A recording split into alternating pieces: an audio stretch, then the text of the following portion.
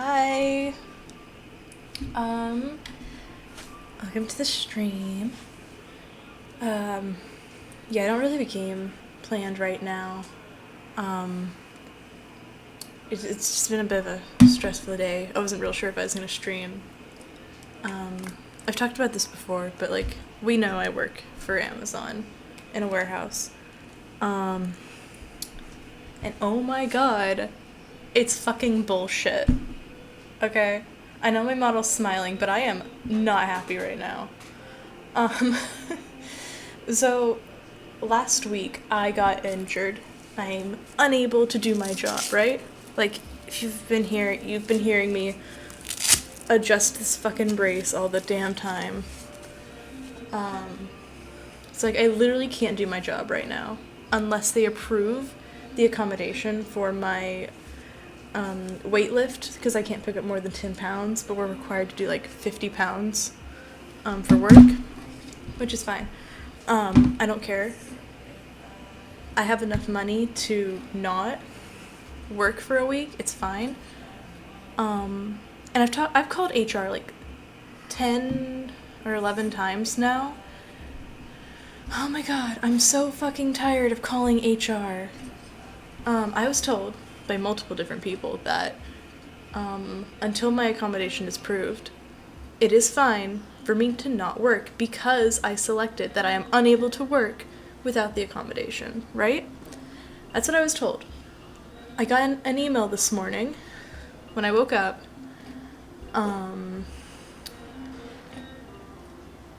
saying that that they are reconsidering my employment due to my absences.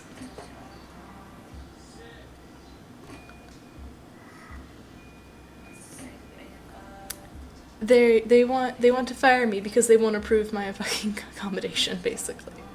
And their email said that if I don't respond to their email by email within 48 hours, they'll probably like fire me, basically.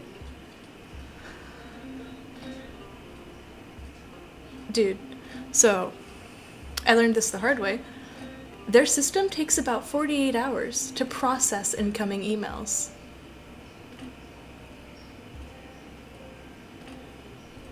And I've talked to HR so many fucking times, I don't want to have to call them again. I'm so tired of it. I'm literally just looking for a new fucking job. I'm so tempted to just turn in my resignation and be like, fuck you. Don't take the job. If you see it, unless you're like a masochist, it's not fucking worth it. Working for Amazon, especially in a warehouse, especially doing what I was doing. I've seen some videos of people, I don't know where they're working, but they've got it a lot easier than I do. They have like these little carts that are robots that will move, and they just have to pull it out of a drawer. Oh my god. That sounds so much easier than the shit I do. Because I'm literally driving around on a forklift that I'm harnessed attached to. That you can fall off of the forklift, by the way. That is entirely possible. And you just have to pray that your harness and your hook are working properly.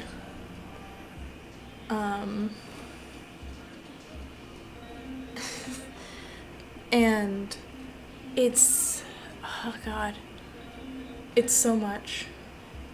And they keep raising the fucking rates that you're supposed to hit, and it's like, at first it's fine, right? But then in July and December, I think that's when they do it. I know they do it in December because that's Christmas. They have peak, and you're working 55 hours a week, 11 and a half hour shifts every for 5 days instead of your usual 10-hour shifts for 4. And oh my god, that literally kills you. I've literally been basically burnt out from it since December. And finding a new job sucks. Because like, I'm getting paid $19.50 an hour with Amazon. which is why I took the job, right? Because I knew, like, beforehand they have such a shit reputation. Believe their reputation. I mean, you won't get fired because you have to piss, but, yeah, no, they continue to overwork their employees to, oh my god. Like, I don't think there's anyone at my facility who's been there for more than 2 years. And most people quit within the first month. That's why their entire system is set up the way it is. You literally get a raise for, like, every 6 months you work there, because it's so hard to keep people working. Because they don't give a shit. Like, management, like, the management that works directly with you, at least at my facility, I think they do care about us, but, like, upper management above them don't give a shit. We're just numbers. That's all we are. I'm so tired of this shit, man. I am so completely and utterly exhausted of having to deal with this stuff. And I've sent so many applications, because I don't want to quit until I have a job, you know? Because that's dangerous, it's dumb, I need to pay my rent. Like, I have a couple months, if I didn't have a job, that I could live off of, but I'd rather not have to do that, you know? So I'd really rather have...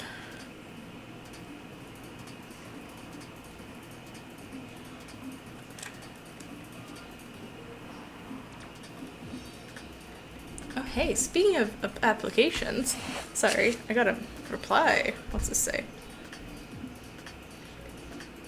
Oh, hell yeah. Between 10 and 3. Oh, God, that's when I sleep. Shit. I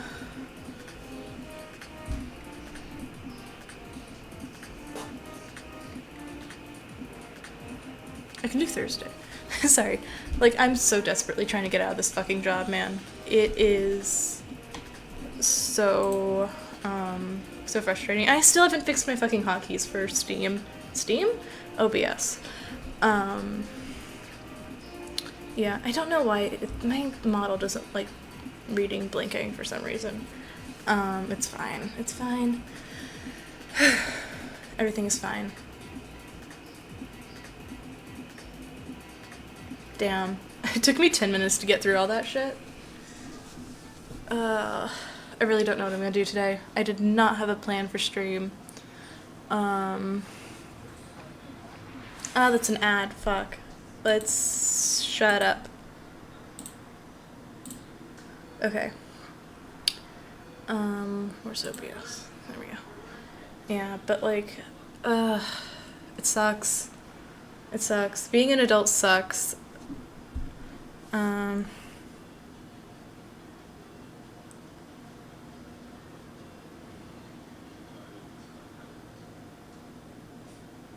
Response.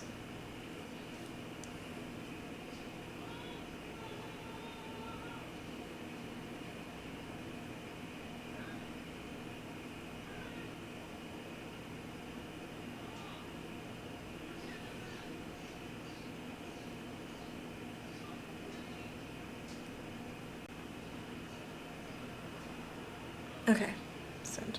I'm so desperate for a new fucking job, man. Like, literally, I am willing to take such a massive pay cut to get out of this shit. It is so not worth it to work for this company. There, we got our music back. It's seriously awful. But like, God, since January, I've just kind of felt trapped here. Because, you know, I am financially dependent on this job, right? That's what a job is, that's how it works. That's obvious, but like, it pays $19.50 an hour. Most jobs around here pay $11 to $15. And for the place I'm renting, I need like $17 an hour to get by. So it's so hard, especially because like, what are your options? ZipRecruiter, Indeed, walking into places when you're nocturnal? Even if walking into places to get a job still worked, which it doesn't, but like if it did, I'm nocturnal because of this fucking job. So I literally would have to get up at some whack ass hours. Well, for me, for like in the middle of my sleeping schedule, basically, to go walk into places, get a job, and it just doesn't work like that anymore. Anyway, but like, goddamn.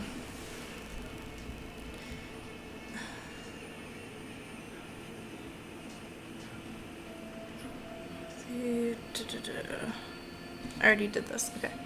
Ooh.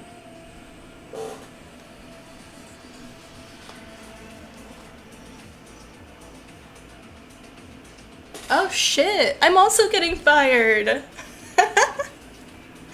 That sucks.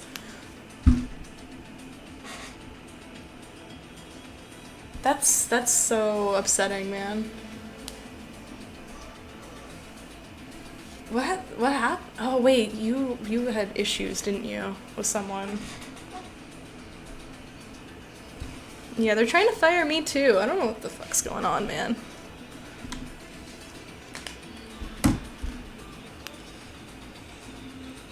Working sucks.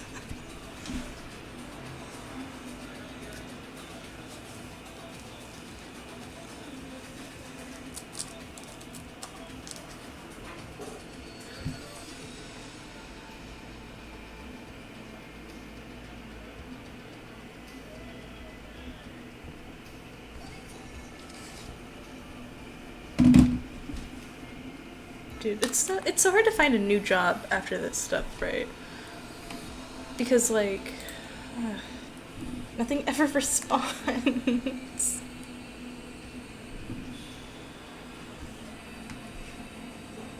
don't know. I don't even. It's. I'm so tired.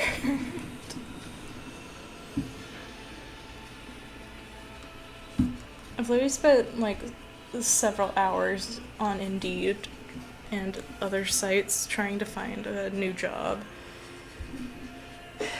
And then it's just. It's like,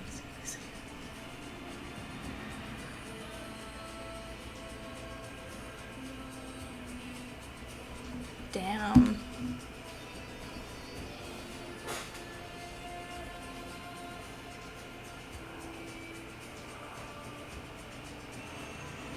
Wait, like they were supposed to tell you something and they didn't? And your supervisor's just lying for them?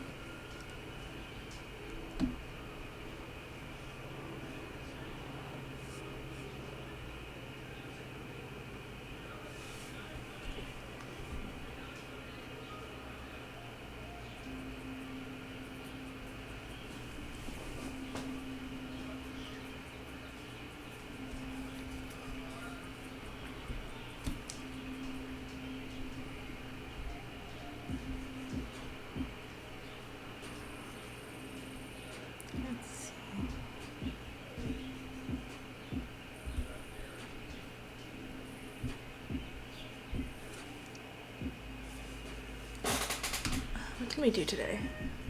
Because I should do something besides sit here.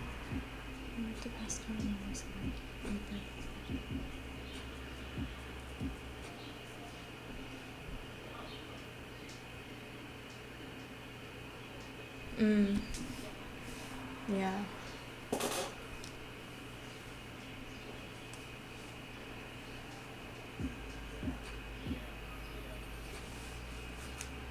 That's so frustrating, man.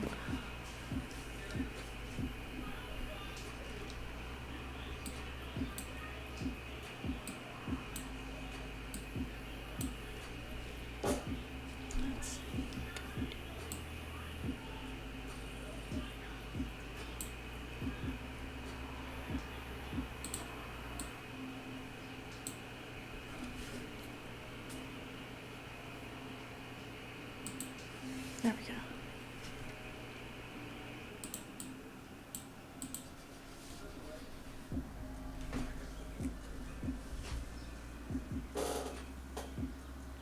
Pay.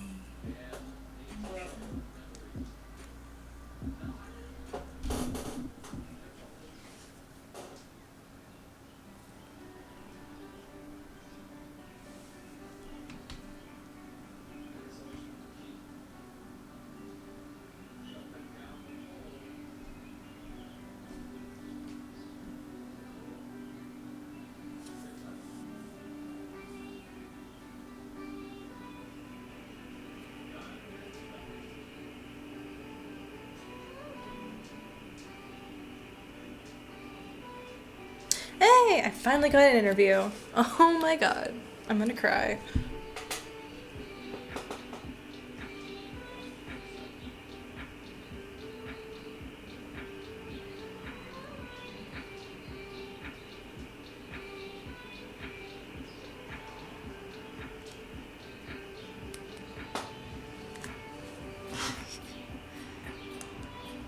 Let's just hope they actually pay as much as they say they do. The last job I got through Indeed said they paid 11 to 15 an hour, and then I got there and they paid me $9 an hour. So yeah, that's something I have to be aware of. God, I hate this place.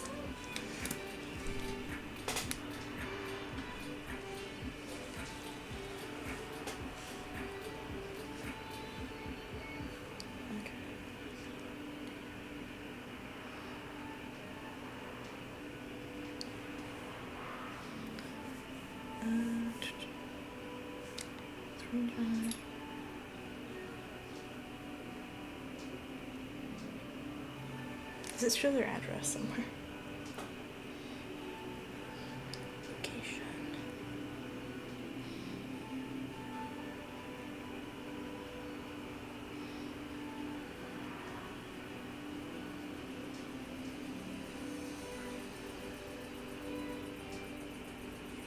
Okay, let's see if we can find a game for today. Because me looking for a job all stream is going to be very boring. What do we got?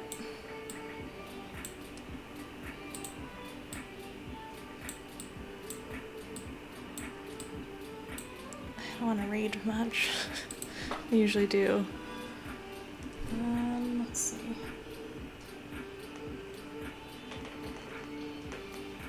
Well,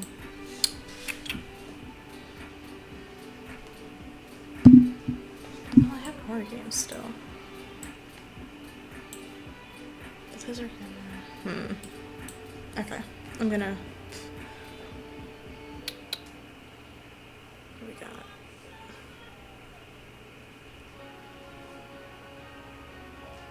Oh yeah, I was supposed to do that. I never did it. Let's see if we can figure it out. I have a tutorial somewhere.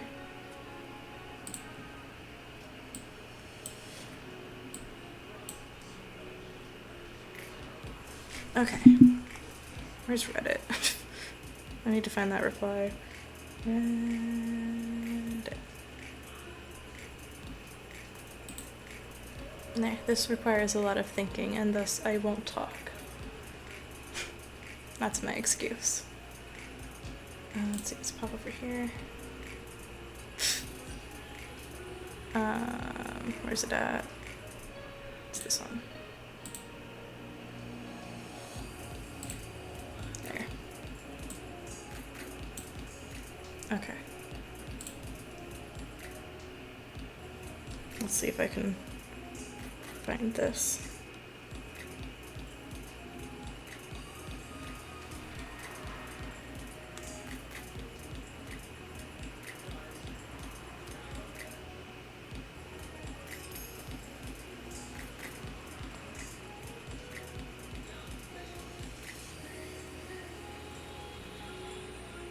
Here it is.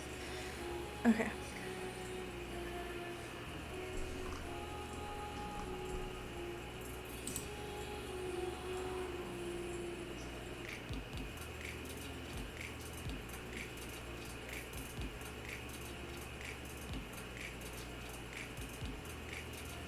Oh, is it this one? File. Plugins. Oh, shit.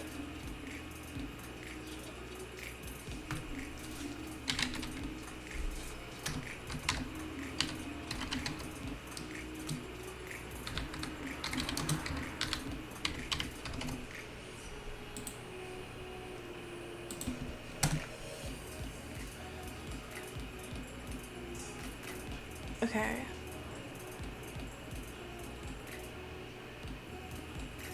Hold up.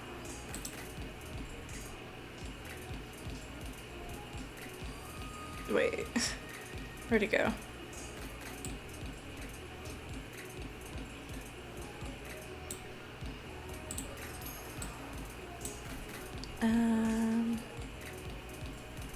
What?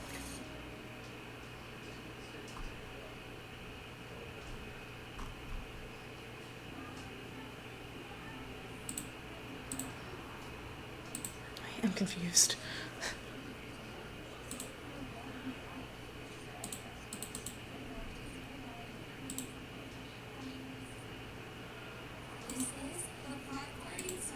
How do we open?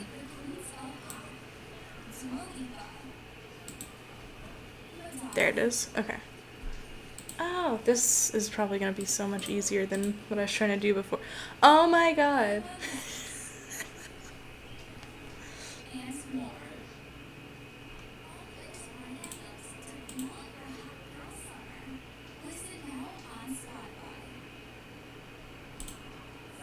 Yeah, equipment. Go. We can have custom goat horns?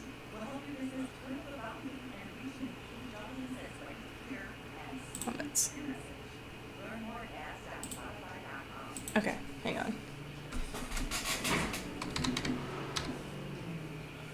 I need to move my phone over here.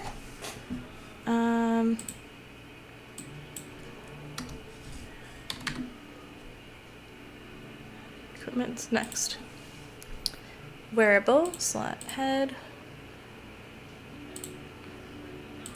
Oh, that's cool. It actually lets you select the halves too. Durability. You know what? We're gonna max that out for this. Repair.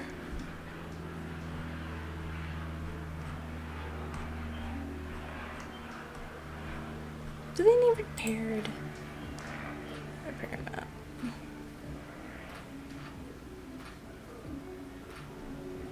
Okay.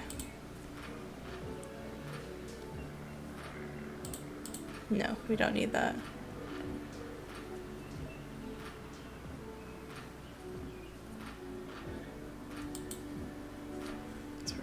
Ah! MC add-on. Pack name.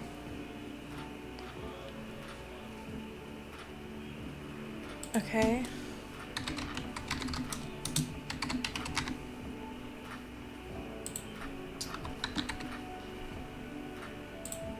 I don't have any images on my PC.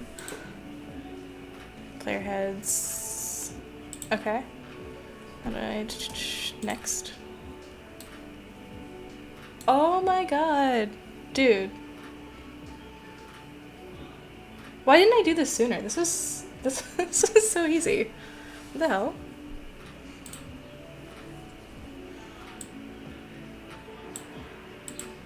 Oh my god. Hang on. I need to pull up people's skins. Dude. Hang on. I'm gonna make this bigger. Okay, now I need to resize it here. Okay.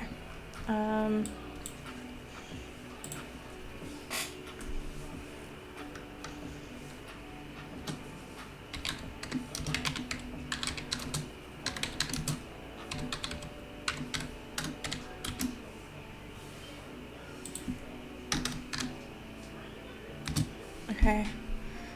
I doubt this is an option.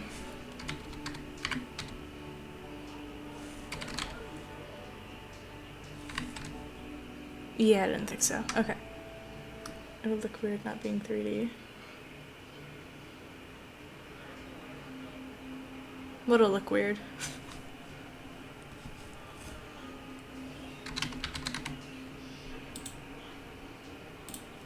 Okay.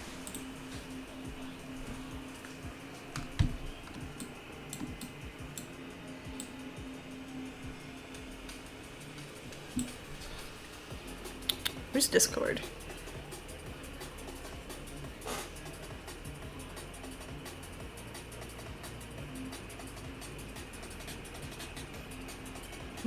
Okay. We have a skins tab somewhere.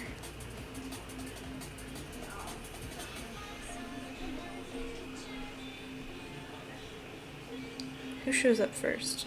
Oh, mine. Okay, that works. Oh, yeah. I'm gonna have to take a little bit of creative liberties with some of the skins. Especially the ones like yours. Mine's a little easier because I did the classic skin for this season. But even then, you can't actually see like half of my hair on just a player head. So it'll be a little strange. Okay. Textures. Test. Yeah, that's fine. Render mode, confirm. I don't need to edit. I just want to edit the texture. Where is it at?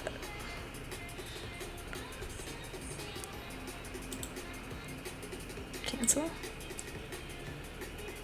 Import texture. Create texture. Texture. Okay. No, that's duplicating it. I want a new one. Blank. Okay. Confirm.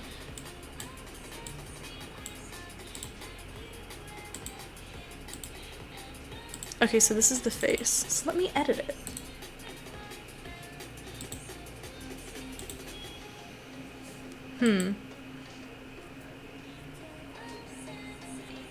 Also, yeah, because like there's also the fact that I'm gonna have to flatten everything. Because there's like 3D details on my character, and I'm just gonna have to make them flat. So it'll look a little strange on everyone. Good paint. Where are you seeing paint? Top right. Oh. Okay. Okay, so we're looking at the face. Okay, so we're gonna go off of my skin. I'm also just gonna have to estimate, like, tones and stuff. Okay. Oh god.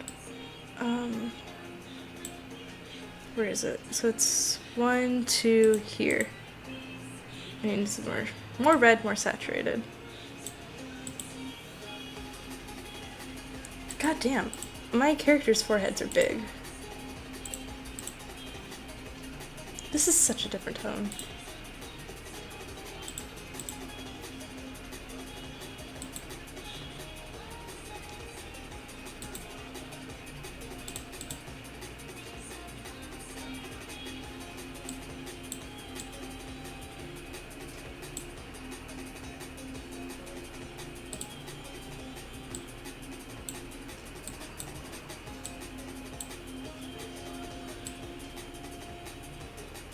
Okay, I'm assuming it's just the lighting that makes it look so desaturated, because it's really as bright as it can get here.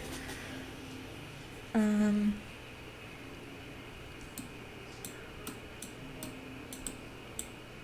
just gonna throw on a little more. Yeah, it's definitely the shading. Just gonna throw in the skin tones. I'm so glad I can edit it in 3D like this. Oh yeah, you can see the texture over here.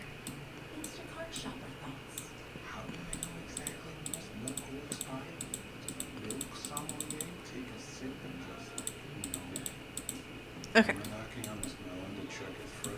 I almost want to save this as a base. Alright, then my eyes are purple. Well, they're not purple, they're this kind of color. Then we got... That's too dark.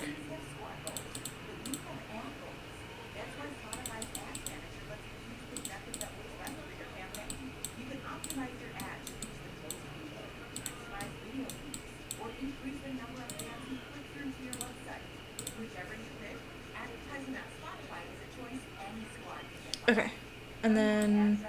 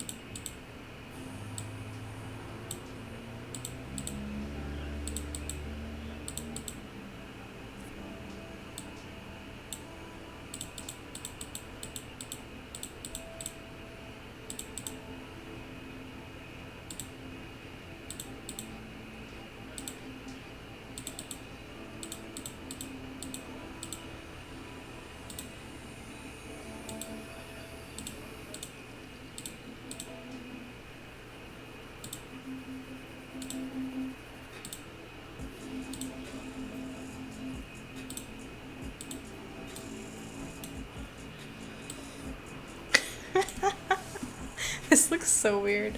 Can I turn off the grid? Well, no, I kind of need the grid though.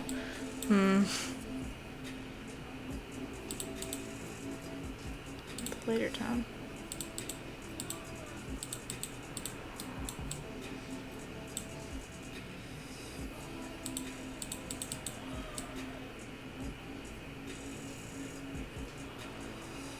Okay, and then we're just gonna do this before texturing it.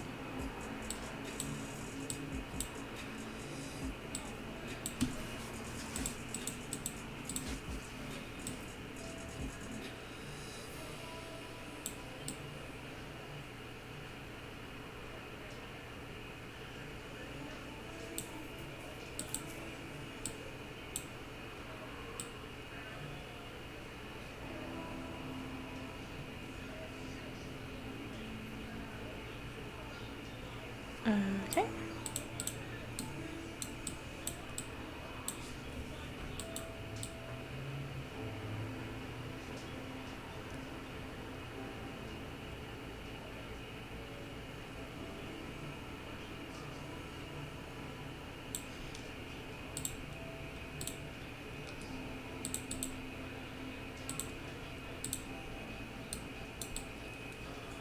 Okay.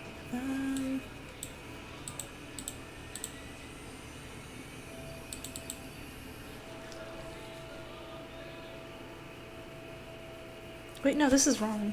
Because this one's supposed to come down to here.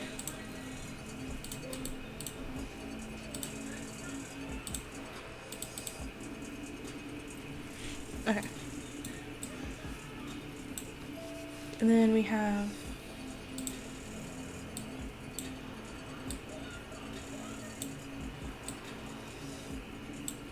what's going on?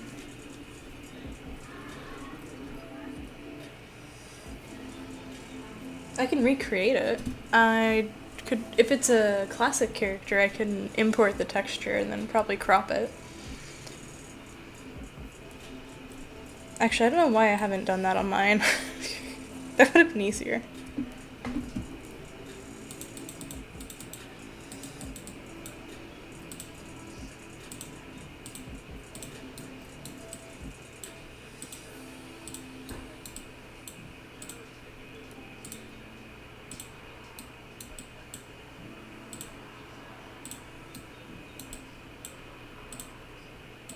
Okay. Shows me on the same site. Let's see. Now I just gotta do the gray texturing.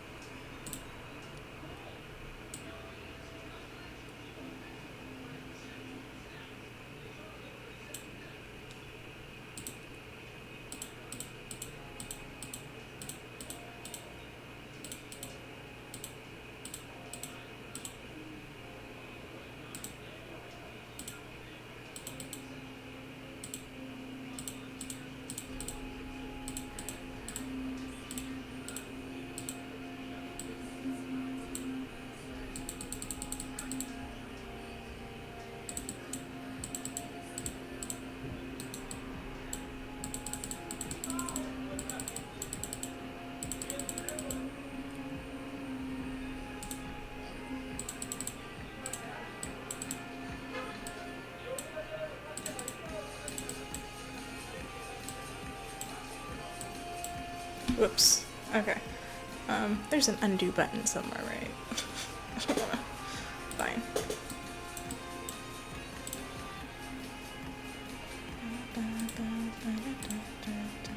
Okay. And then out there.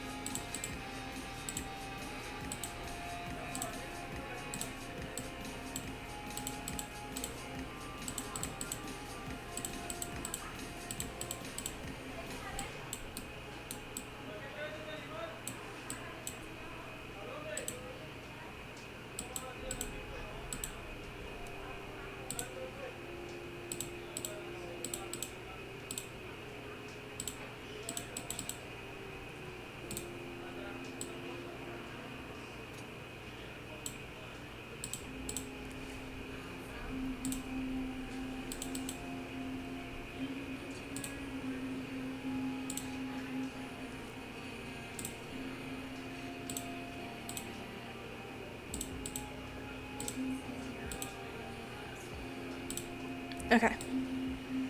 I think that's... Well, no, because these parts should also be purple.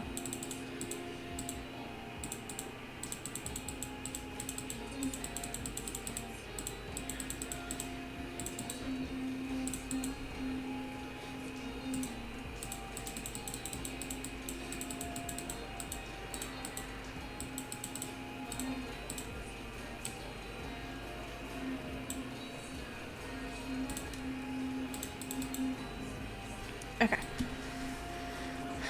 I think I'm gonna call that good. And what was the next step? After you do the texture.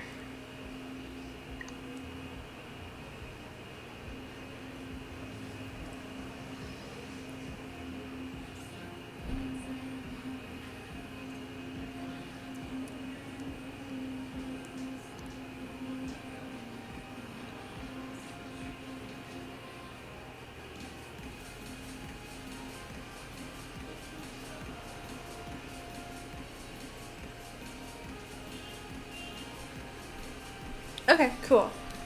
So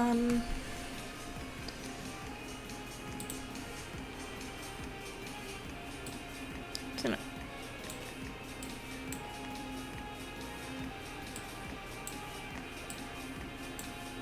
There.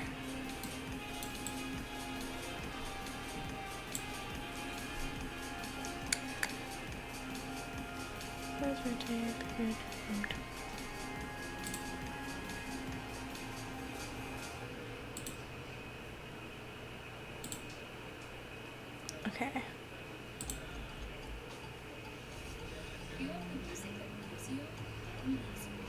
Add-on. Player heads, add-ons.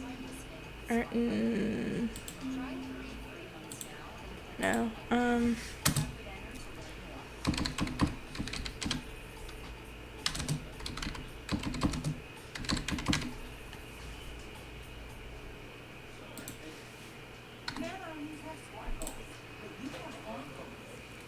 Okay, now we open our files, and this is an ad, I just realized. Wait, where's Spotify? Spotify, can we not have ads? Thanks. Okay. My files.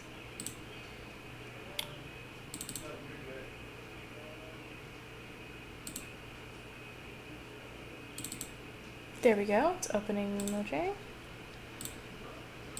I'm gonna go ahead and switch this over to Minecraft.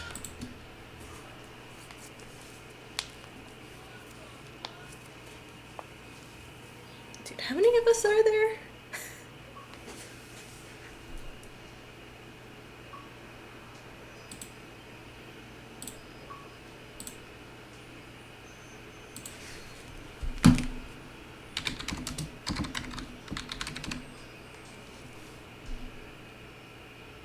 How many of us are actually gonna play? That's a lot of items to create.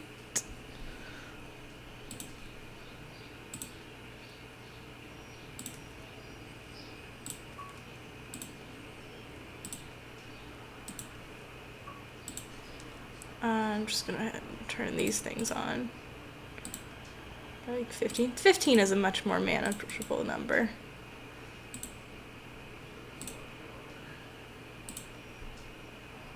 Okay. Do flat world just for testing.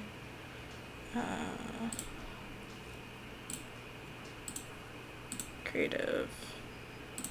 Okay. Let's see if it exists in the game. That's the first thing to worry about, because usually they don't actually show up in game.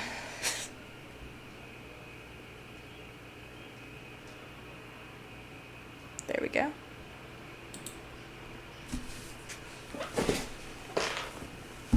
Alright.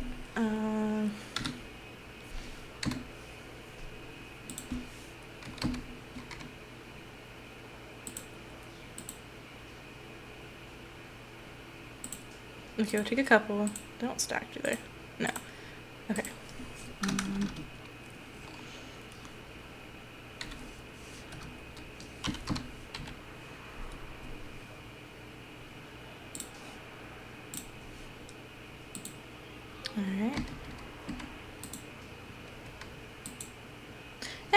Yay!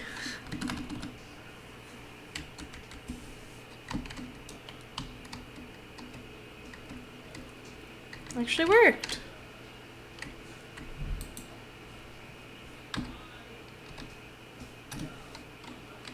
I'm trying to remember my keyboard controls.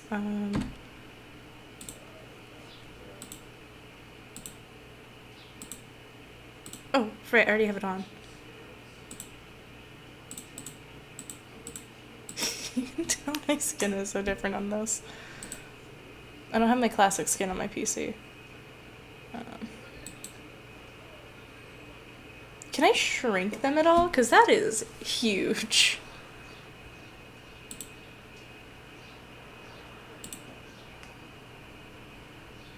Wait, where's a normal helmet?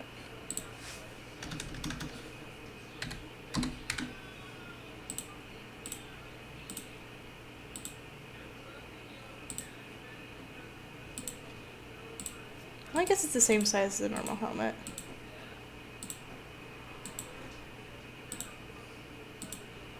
Bobblehead. Yeah. Wait, where's the,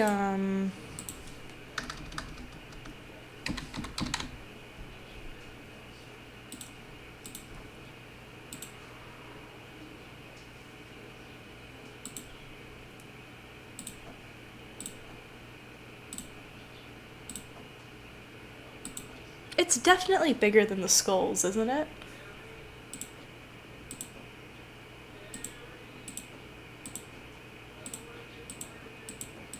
Yeah, it's a whole pixel further down.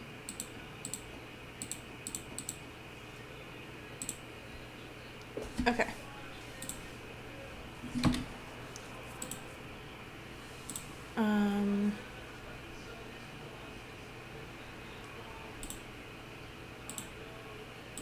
I'll pop this back over here. And move resize. I feel like, what if we just moved it up a pixel?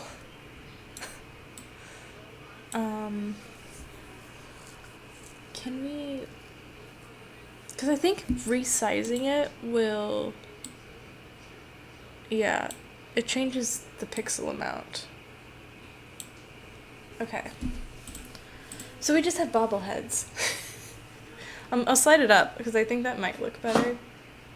But yeah, we just have bobbleheads. Okay, what's this? Oh, shit, okay. Hang on. I can actually fix this. Nice. Now what texture do I want to give it?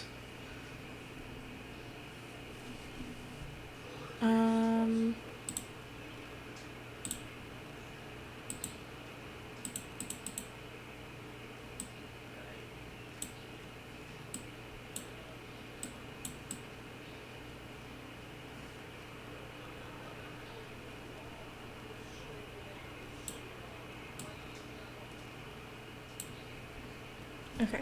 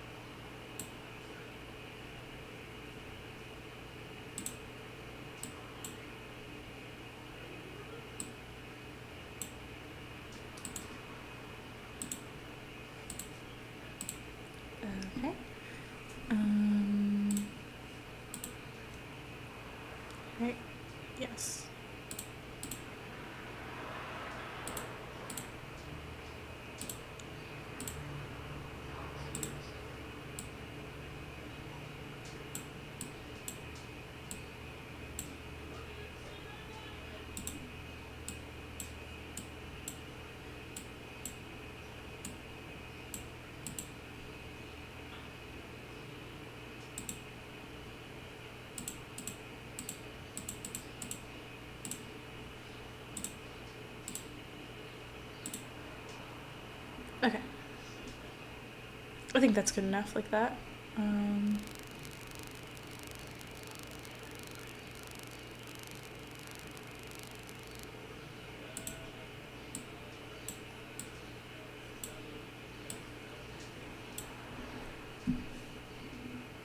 then surely I can rename it somewhere, right?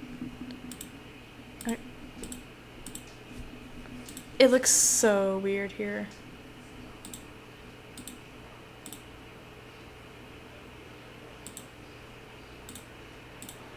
Okay. Let's see. Copy, paste, color picker, I'll show you gradient.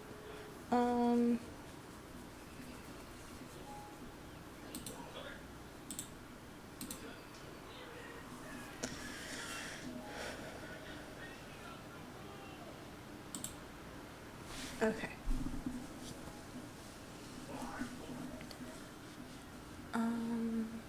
Let's see.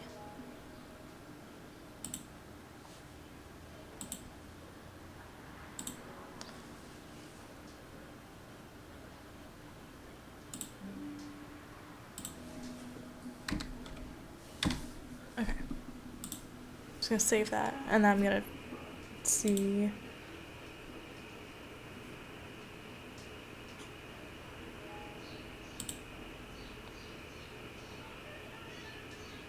That's what I was worried about.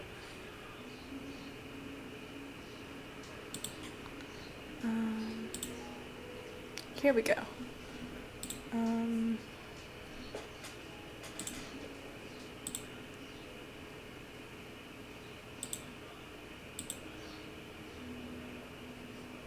What's this I am? Okay.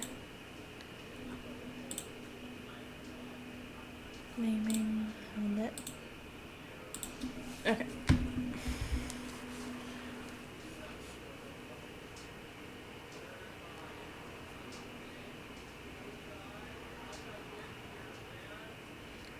Who else? The skins are in here.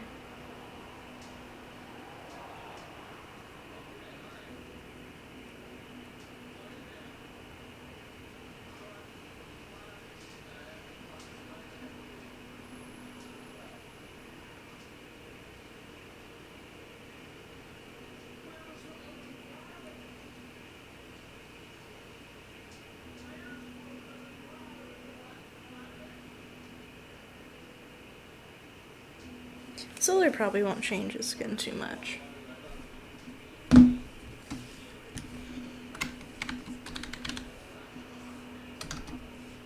Actually, you know what?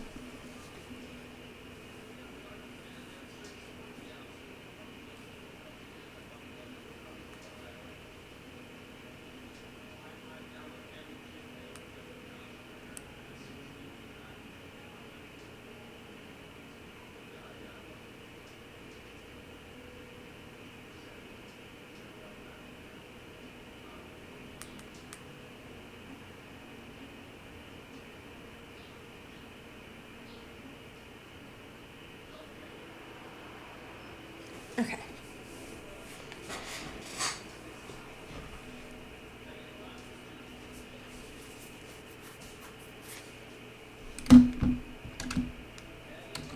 Oh, it updates.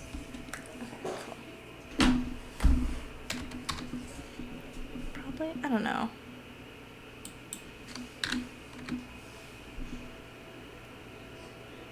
Equipment, helmets, next.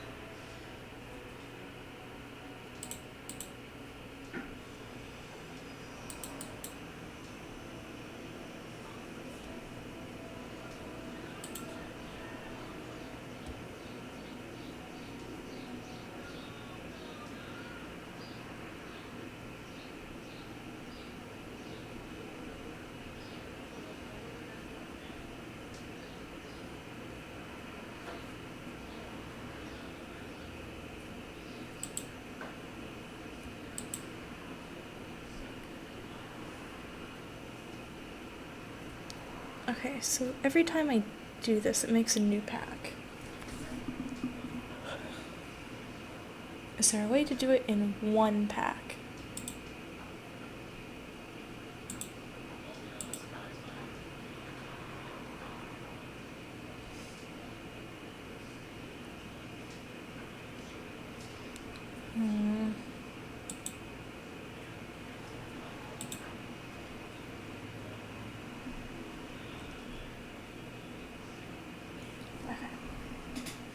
Google help.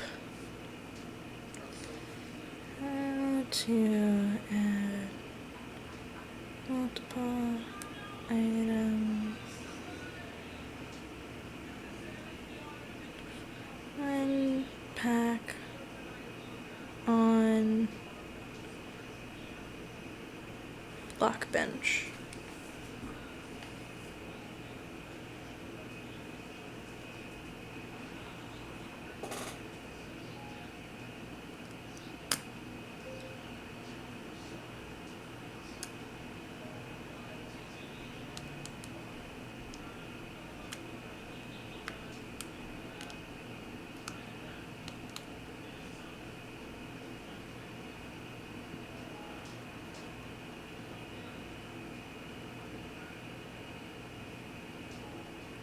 Was it this? Hello everyone, Maniki's here. Next.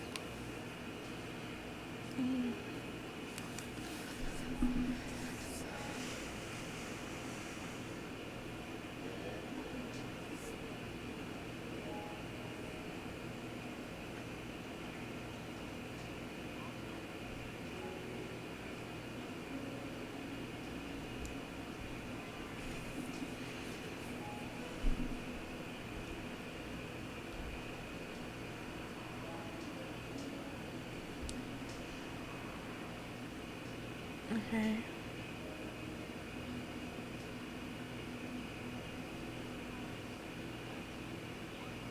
This involves writing code. I can't do that.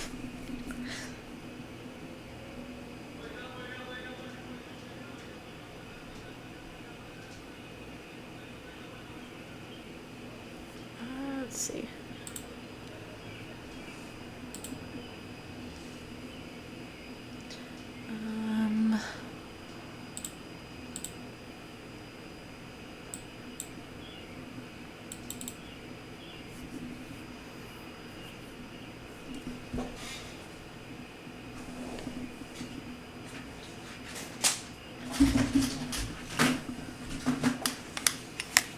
Why is it just loading?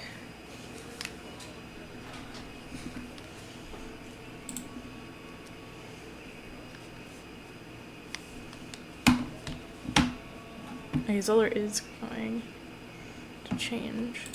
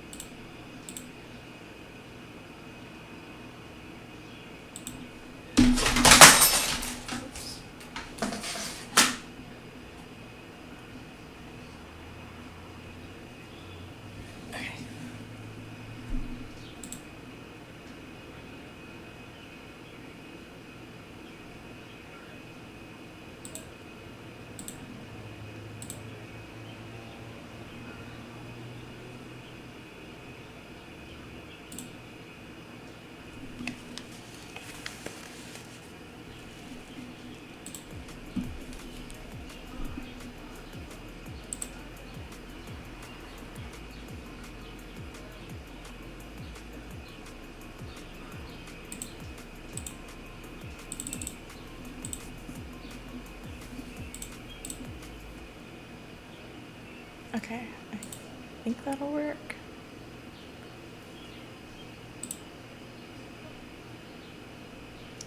Let's see.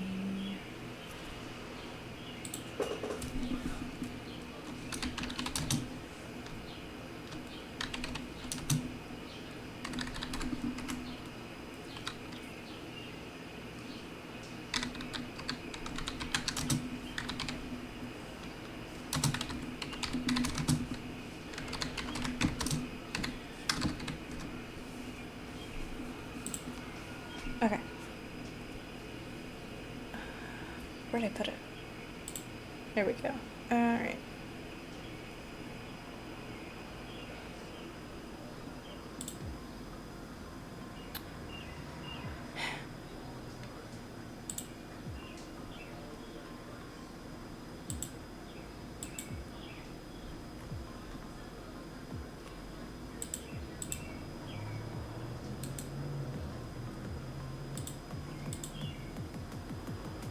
file, maybe?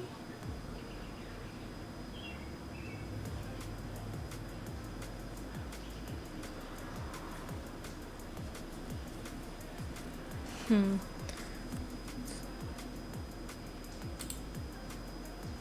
Let's...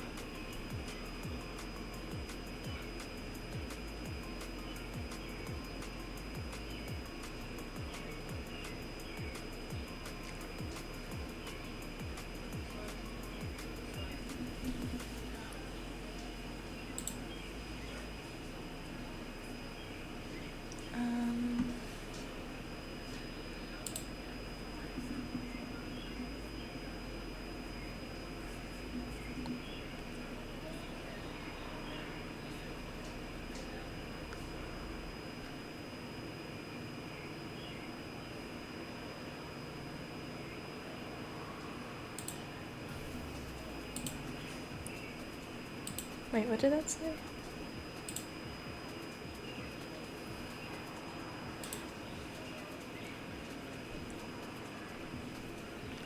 Okay.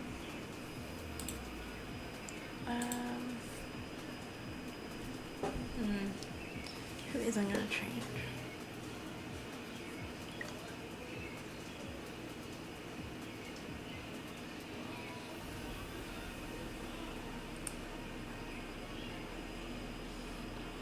Oh, here we go. Zoom in.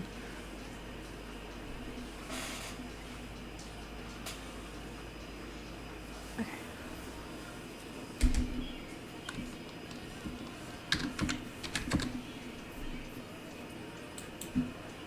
So it's easier to find. Okay, helmet's next.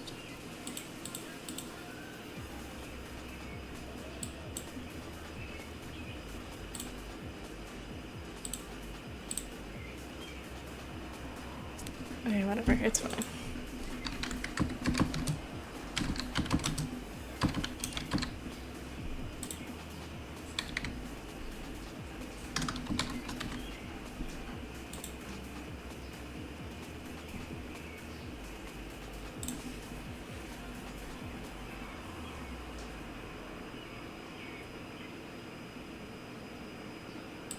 Score.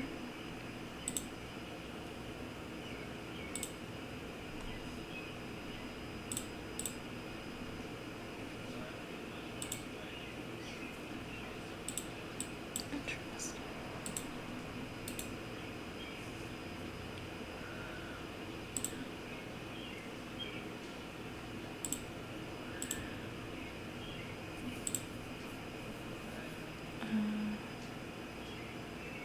Import texture.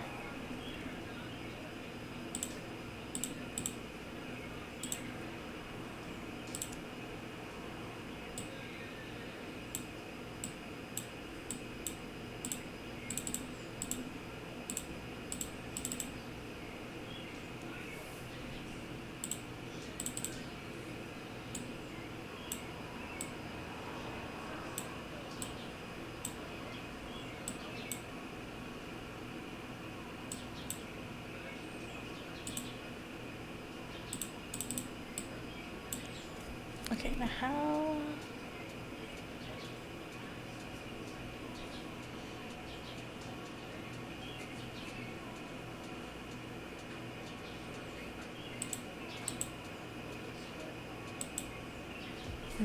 It's not an after.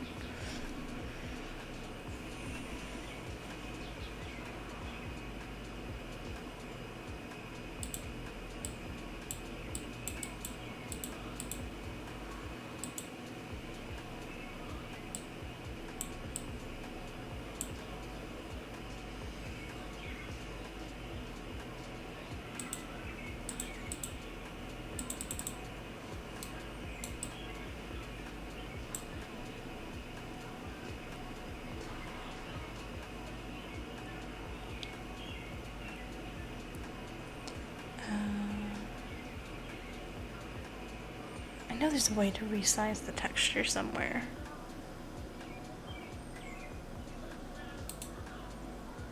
There it is.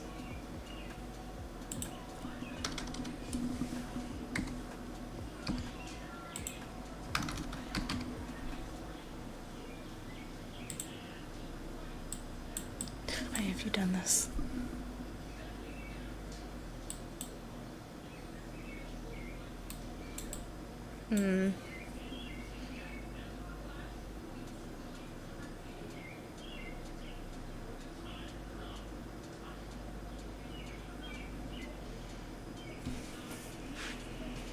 Let's see.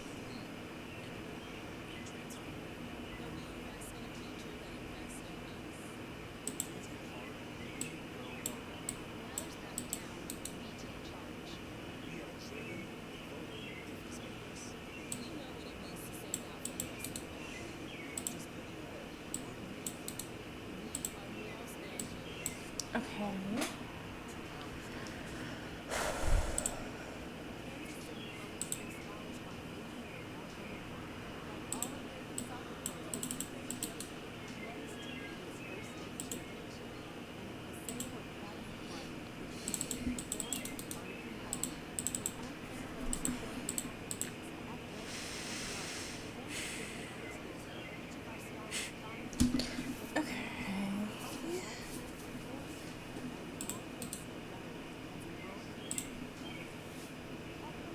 I just need this part.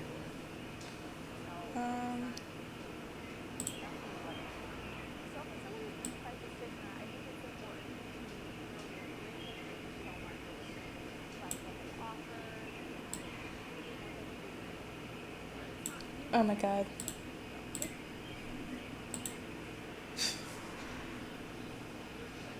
Dude. I'm so used to turning out the ads. Oh my god. I don't even know how many played. They get so much free advertising on my streams.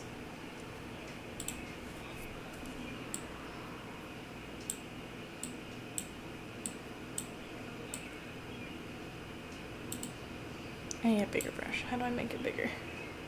Size. Perfect.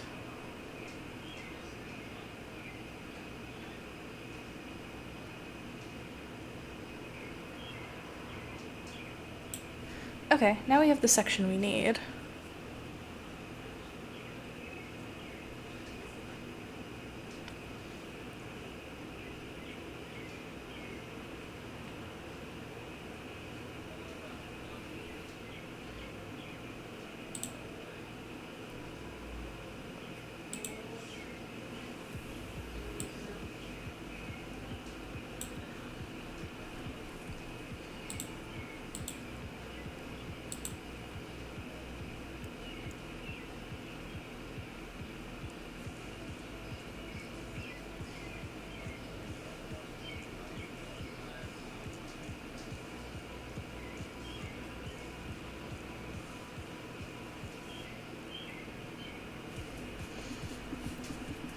Okay,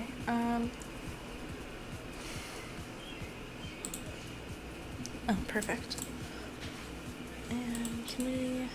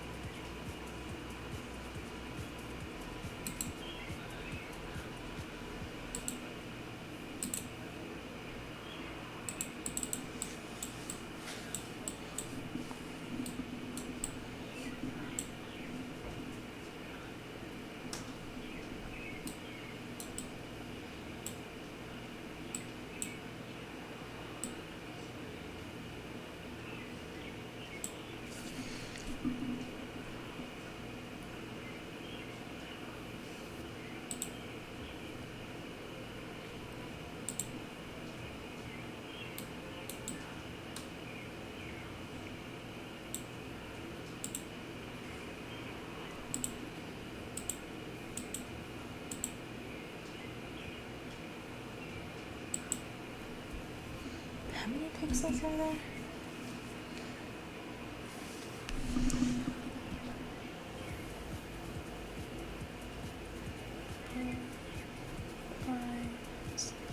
It's 8. We make it 8. Will that help? Wait, that's 6. We want 8.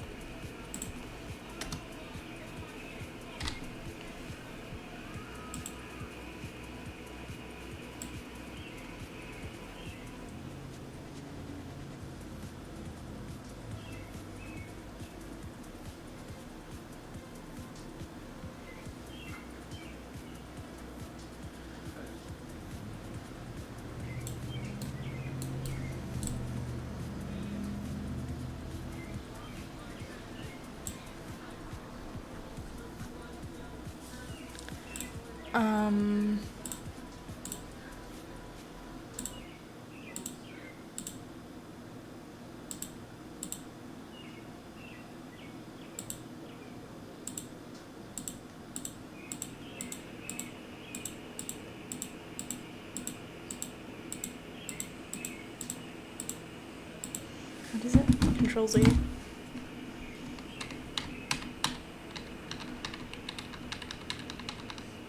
There we go.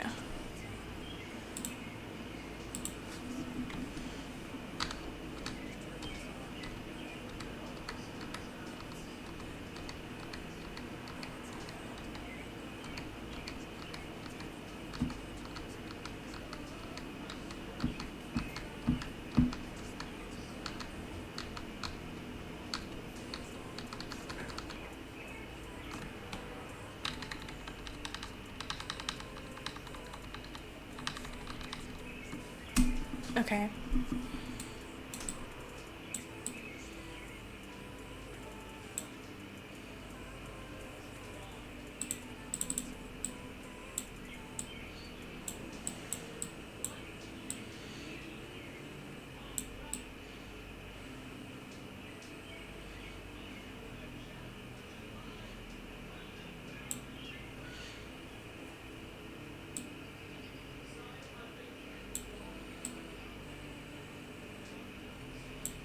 What just happened?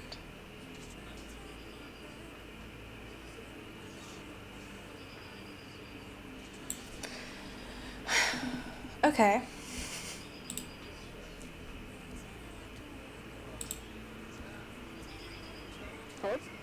Hello? Hi. Hi. What you up to? Streaming. Well, yes. What are you streaming? I am dying inside because so I'm trying to do the the stuff for the player heads. Oh. And Tanjay sent me their texture and I've been fighting with it to get it to fit the model. That's not great. Hold on, I gotta grab my dog. Hey!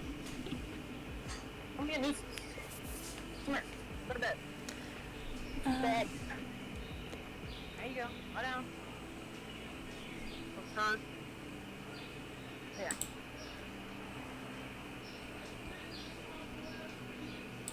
Alright. Texture's being a bitch. Yes. That's fun.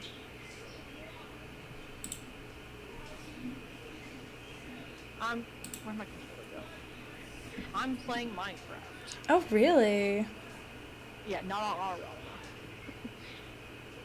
There's not much left to do in our realm. I think I'm still logged out on that island. Me too. And the waypoints have not updated last I checked. Oh, shit. I wanted to get on the other night, and then I was like, actually, I don't feel like trying to get back home. Yeah, that's a pain. Anyways, my friend, Wolf, he has a realm, and he's like, hey, you want to join? I was like, yeah!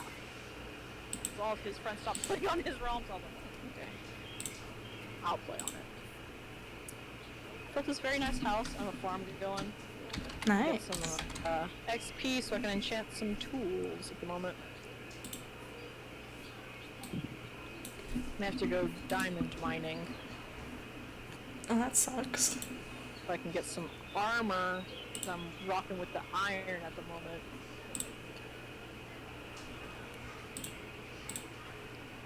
He has a whole set of netherite armor, fully enchanted. Mm-hmm. Doesn't wear. It just sits in his house. Really? Yeah. I'm like, bro. He's like, it's too expensive. I was like, okay, sure.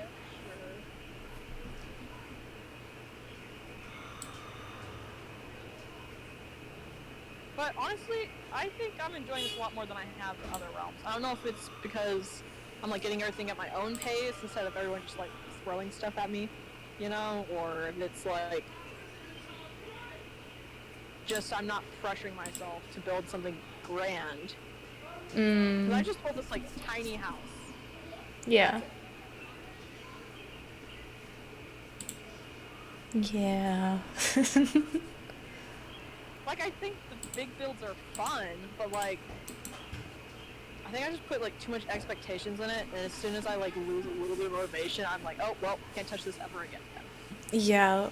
God, I had so many plans for my thing. I mean, to be fair, you got way more work done on yours than I did on mine. I wouldn't say that. You don't think so? You have like this massive castle, and I've got a half-built city and a bunch of tunnels.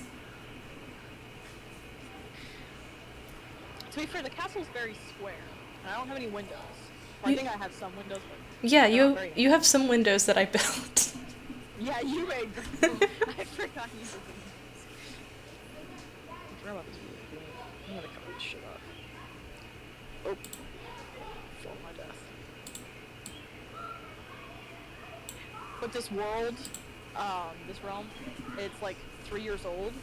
Mm-hmm. So the spawn rate on stuff is like a little janky, and chunk base does not work for it. So I gotta find all my shit the natural way. Oh no. Wolf was building a path from like the village that we're living at currently to a different one. Well, I say village, but it's the area where we're building. He plans to turn it into a village. I'm like, okay, if you say so. Right. There was a dungeon, like I think it was a zombie one, literally 1 block below surface. Damn. Like he mined up some dirt and it was like right there. I wonder if I can't find it and get a screenshot for you. Actually, he probably sent me the screenshot, I think. That's how janky this world's generation is.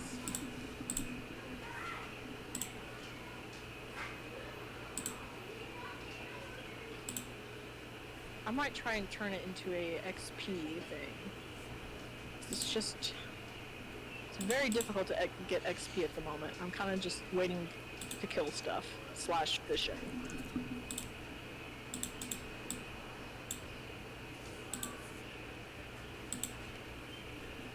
Oh, I did put my current skin in the Minecraft skins chat. Oh, good. I'm being more fun and silly with it. Oh, really? Yeah. You'll see.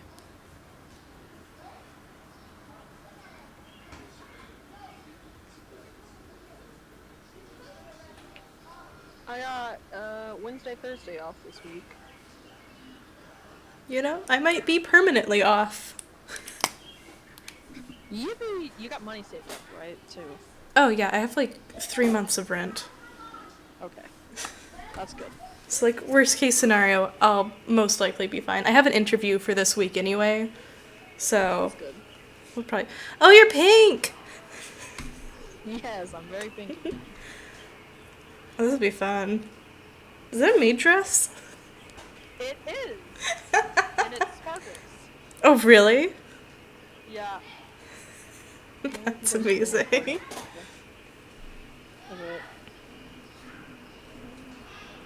I just fished up a saddle. A what? A saddle. Oh, saddle.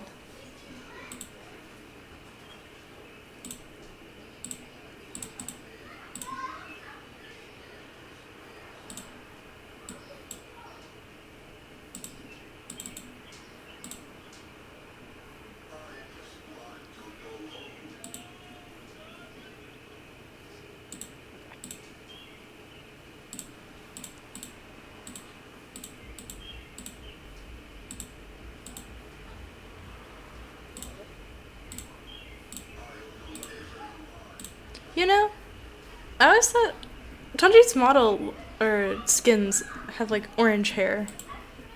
But like, Mm-hmm. I'm starting with the darkest tone in the hair, so it just looks like much more natural ginger tones. Hmm. Okay, I have to keep color selecting stuff because um, I keep making it too desaturated. That's fun. Okay, I'm just gonna fill this in. Hang on. There's no mic. Gone. It's no more. They, Discord made my camera button a poll button. Yeah, they did do that. And it's pissed me off so much. Quit moving my shit around. I get used to one thing and then they move it again.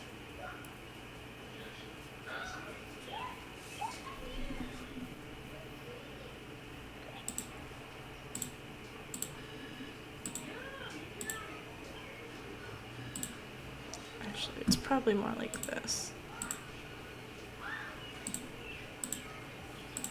Right?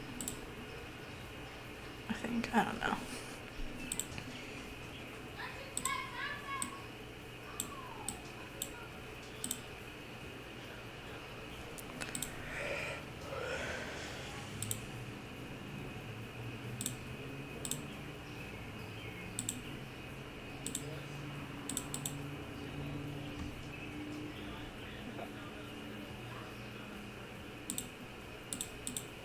I finally figured out how to get videos. Like if I take a screen recording on my PlayStation, I can get it on my phone now. That looks terrifying. Sorry, I just saw your... Yeah, Tanji's unfinished face. There's my skin sparkling.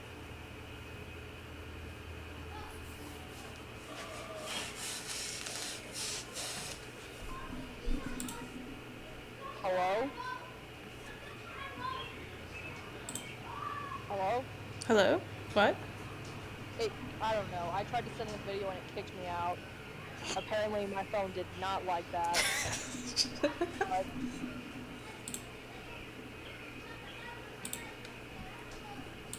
I'll let you go and upset it. so, hey. It kicked me out again. Close Discord as soon as I hit send. That's a little concerning. Yeah, it's super fun and cool. What if I try and that's different. Make a screen recording of the recording. Come on. I don't want to have to do all that. Might be your only option.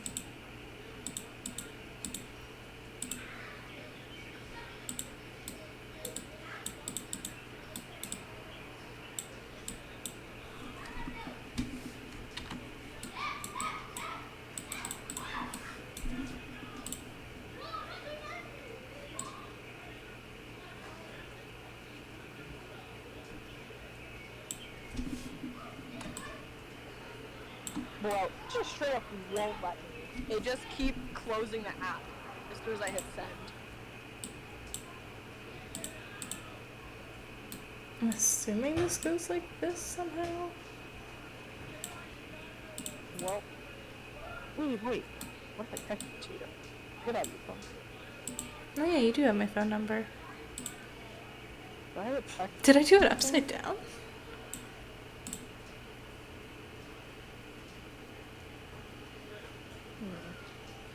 Do I still have a phone Really? number? This is how it's supposed to be?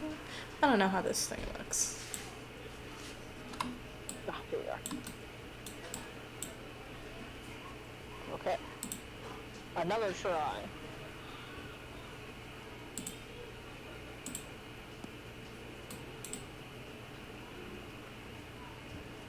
Hello? I got a notification from TikTok. That's not me.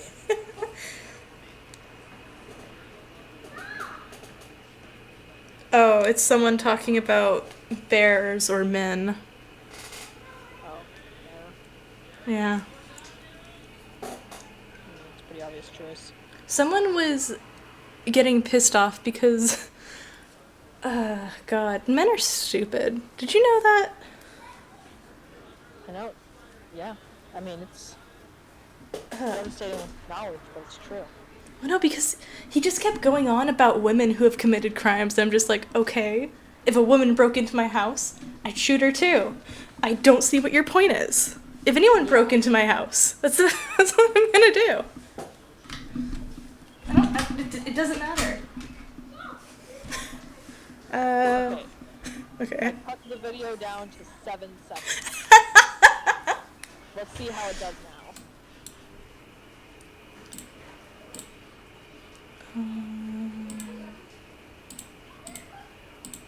Tanji, what do your horns look like in 3D? I can't figure this out from looking at this thing.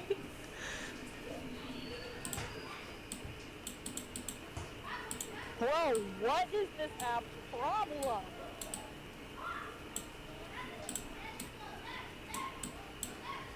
Sick and tired. I just sound like there's children yelling on your end. Children. Oh, yeah. I have neighbors. Oh. I live in an apartment, Peach. Yeah. I don't think I've heard kids yelling before. That's because my window's open. Ah. Oh my god, there's an ad. Okay, speaking of open windows. Uh-huh. So, when I'm driving, I drive with my windows open because Why? my car's air conditioning / heating just doesn't work well. So, Fair. it's hot like this, I just drive with my windows down. Uh-huh. Well, when I drive with my window down, I like to prop my arm up, rest it in the window. Uh-huh. No big deal, right? Except now, one arm is more tan than the other.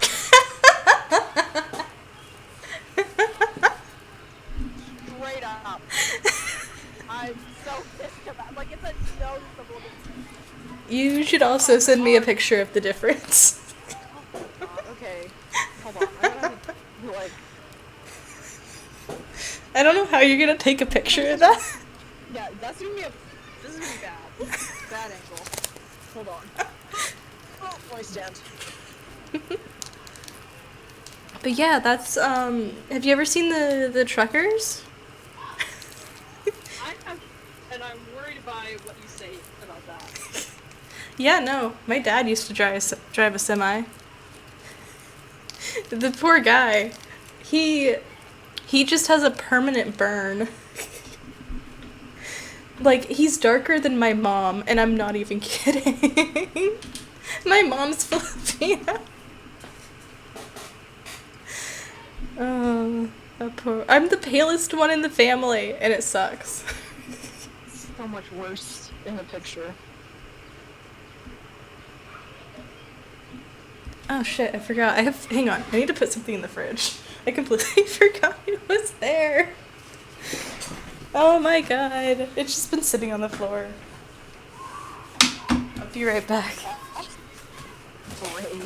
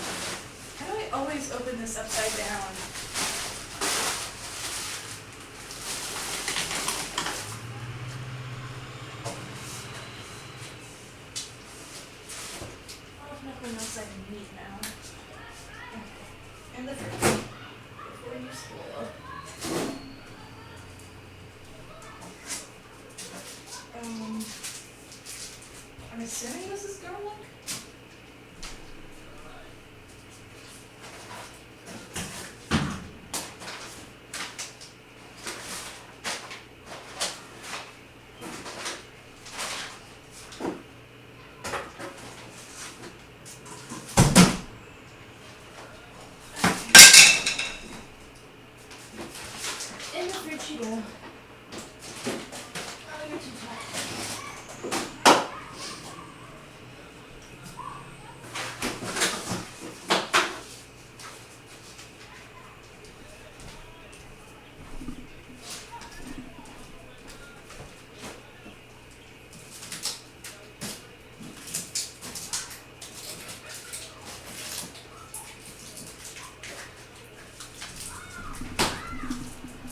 Okay, I have headphones. I've sent the photo. Alright, I've returned. Photo? Oh, there it is. Oh, shit. Yeah. Dude. Yeah. That's, a slight difference. Yeah.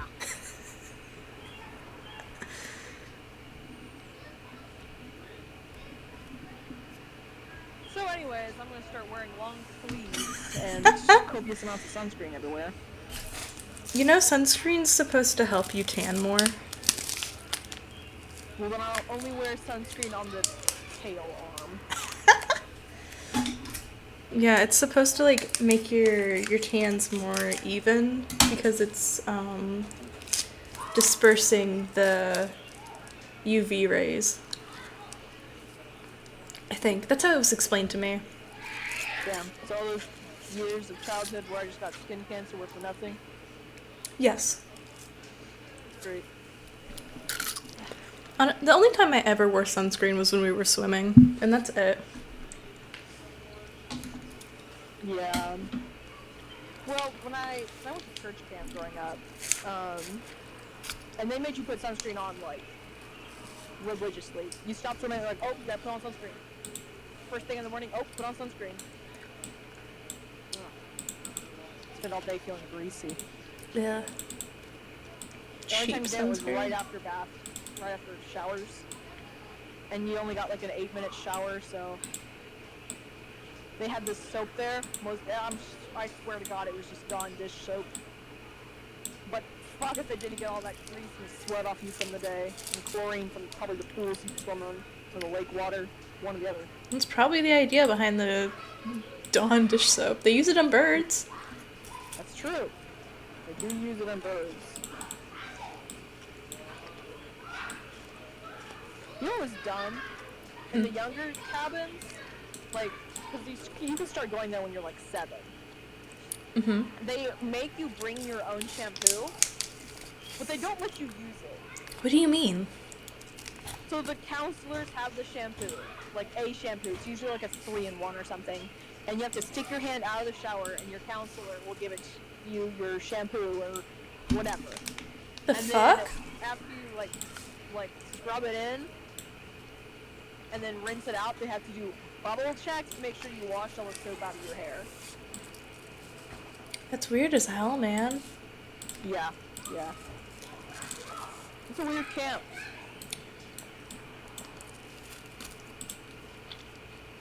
I went there for like 5 years.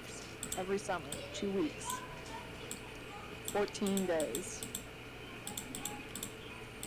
I went to one summer camp my entire life.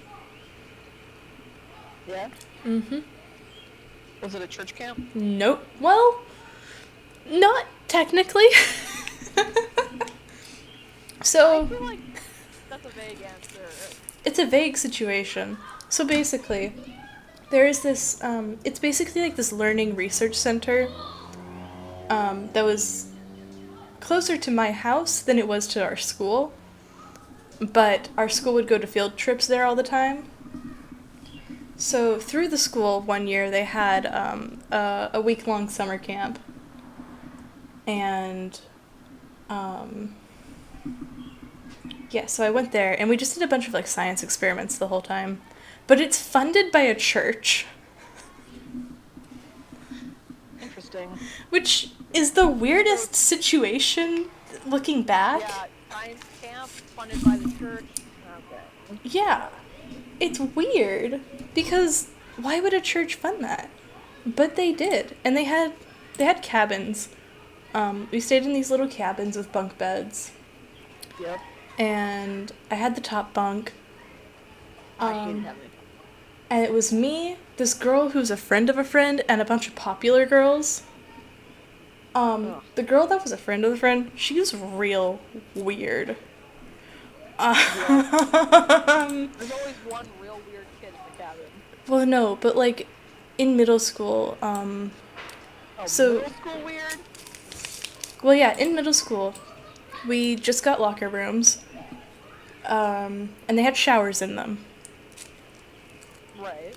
Nobody ever used the showers, but this girl decided one day she was going to take a shower after gym without any preparations to take a shower. So she didn't have a towel. So she walks out of the showers into the main locker room, completely naked, asks for a towel. Nobody has a towel. Nobody takes showers. And she starts dancing. Fully naked in the locker rooms. Whoa. Why is there always one naked bitch in the friend group? 'Cause I had that same motherfucking thing happen. Like, similar, not same.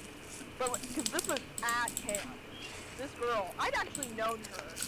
Like, I used to be her neighbor several years ago, and I met her again at camp. Uh-huh. And, so you have to change in the cabins. I mean, you don't have to, but mostly everyone does. You get over it pretty quick. But usually people, if they have to, like, get buck naked, they, like, pull a towel up or whatever, or have their friend in the cabin pull the towel up so they can change behind it. Right. Well, this girl, she gets fully naked first, and then walks around fully naked, like, hey, can someone hold the towel for me while I change? And we're like, girl, what? You're already out. Just change. Oh my god, that's crazy. Yeah, but this girl, she took her pants off. Like, it was night. It was the middle of the night. Nobody was sleeping. The counselor was, like, in the other room asleep, we think. We assume. She never came out and told us to shut up, so... So, the girl who danced in the locker room took off her pants and threw it at one of the popular girls, who then threw it back. And then we just started throwing her pants around the room. Interesting. And eventually, you know, we're kids, we get tired. But the pants stayed with one of the popular girls. That full night, like, she slept with her pants. And oh my god, we were talking about it afterwards in school. And they got so pissed because I said who ended up with the pants. And oh my god, they hated me so much. Fucking Christ. Yeah, so yeah, that was my life.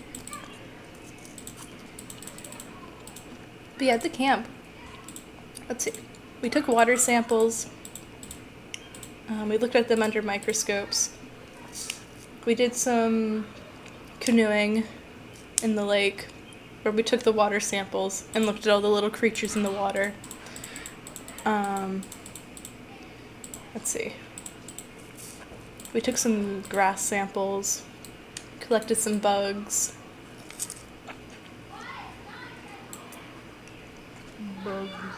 Bugs. We might have done something with an animal. I don't remember. Yeah. But it wasn't like, you know, there wasn't prayer or anything. Dude, I would have walked home if they made me pray.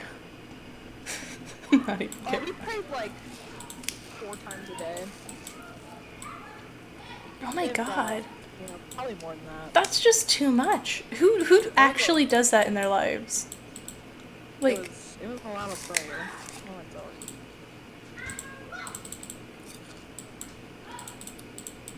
It's a church camp. It's funded by the people who made Walmart, though. That's crazy.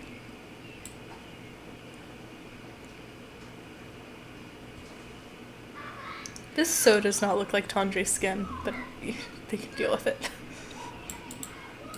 Come make the skin themselves.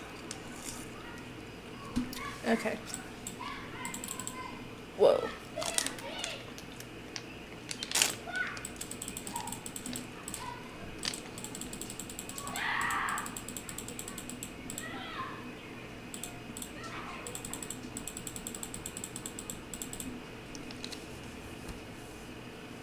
Good enough for me. Oh wait, I missed something. Okay. Where's the skin tone? Do we have sound again?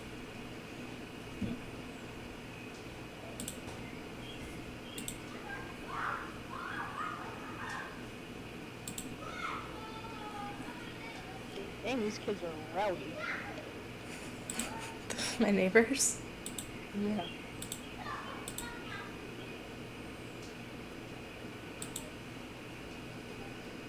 They do this every day.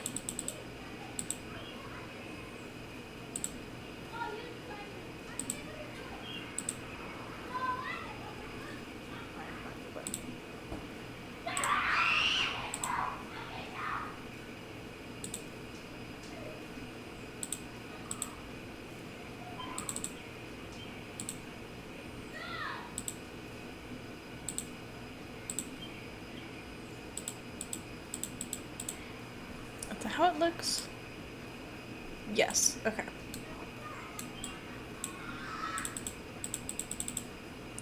Okay, we have Tanjay done. Except for this part.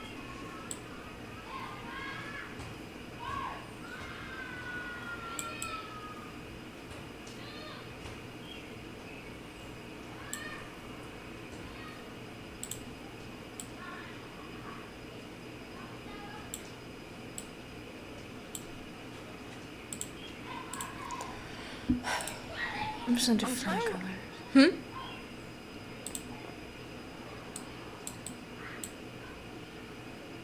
What? I was getting you a above ground post. So at this camp, they also made you like run every. Well, they didn't. During the first half of the day, you have like I don't know, sport events against another. There's 2 teams in the camp. You get separated into them, and Mm-hmm. every day you guys just like fight against each other in different like sporting things. And anyways, to get to those things, wherever your event was held, you had to run there. Uh-huh. And the camp is set up on a peninsula.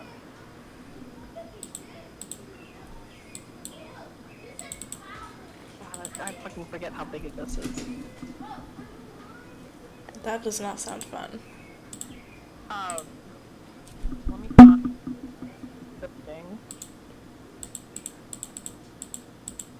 Not that one. No. It's this one.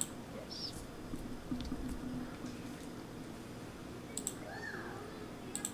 Okay. File.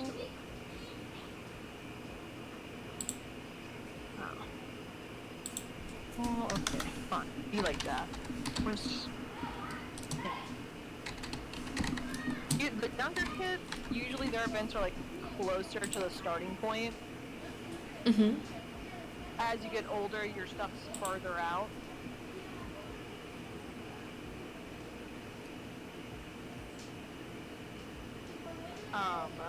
And this place has hills. It's mostly hills, actually. The oldest year, last year that I went, I pretty much every day had to run that. Well, there's no way to explain it except for the picture that you see.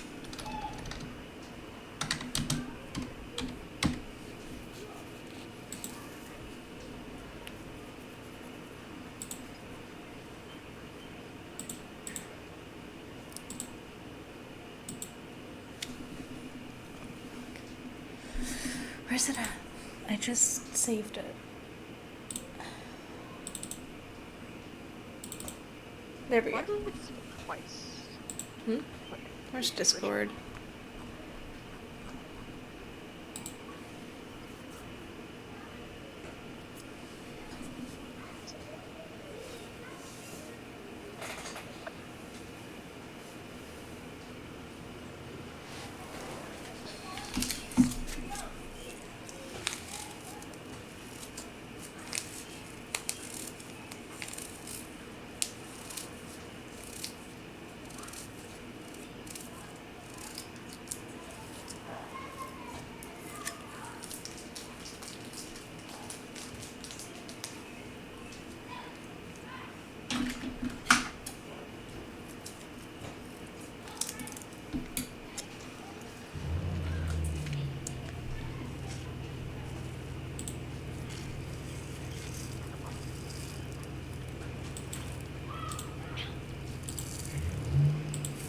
In my last year going there, they also stopped serving real sugar in the dining hall. Like they only had Splenda or whatever.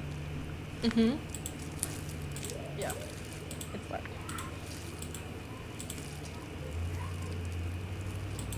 So I lost a lot of weight that summer. 2 weeks with no sugar. I barely ate any of the meat there because it all sucked. And running that far every day.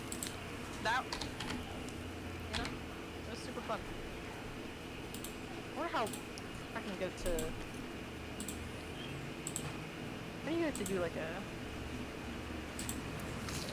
distance. You know? You know what I'm saying? I do not.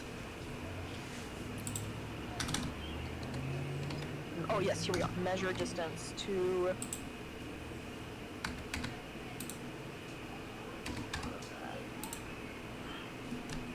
Let's see here. Average.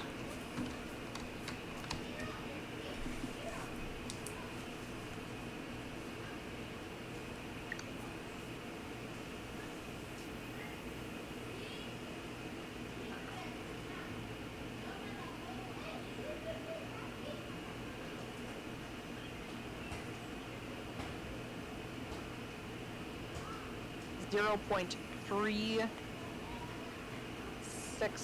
miles.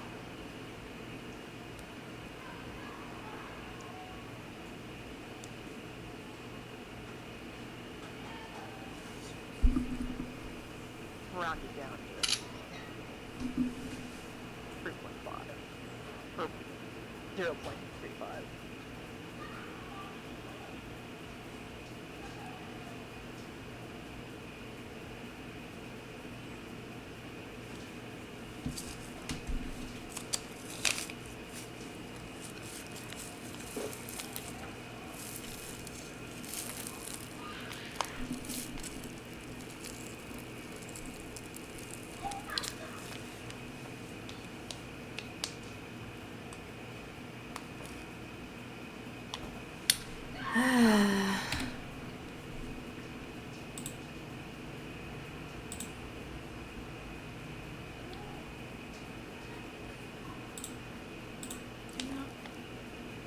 Where's it at? There.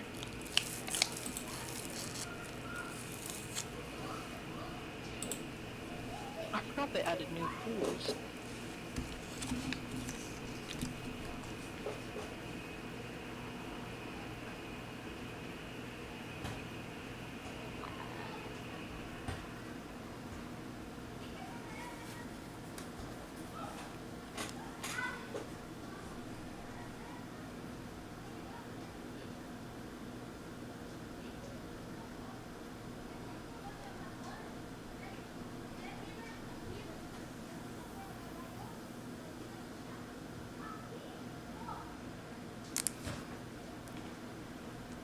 Okay, I need to open Twitch on here. Let's see. Ugh, God.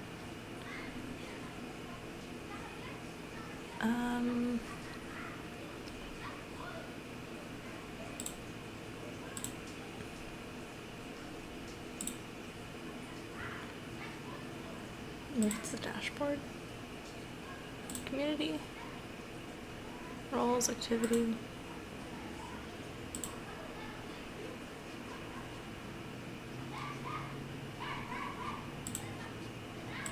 I think I have enough cows in here that I can kill them.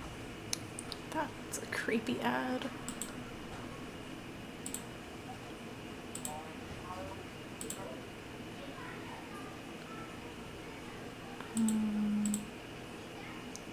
Settings. Clips, permissions, raid, channel, username, skin, bio, URL, moderation.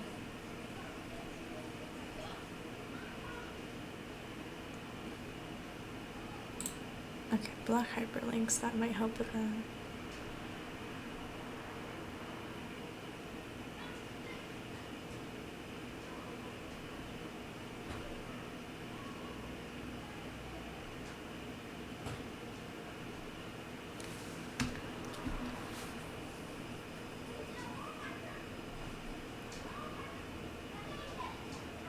There's the rules. Okay.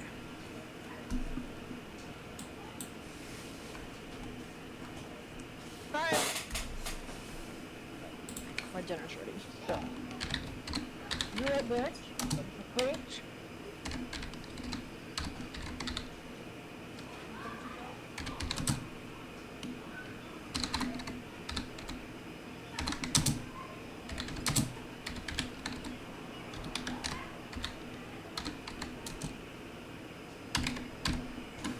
Okay.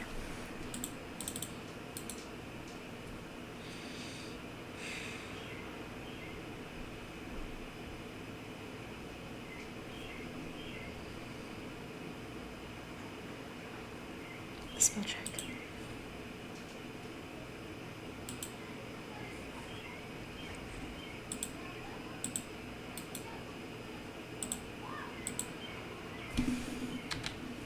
How do I spell this?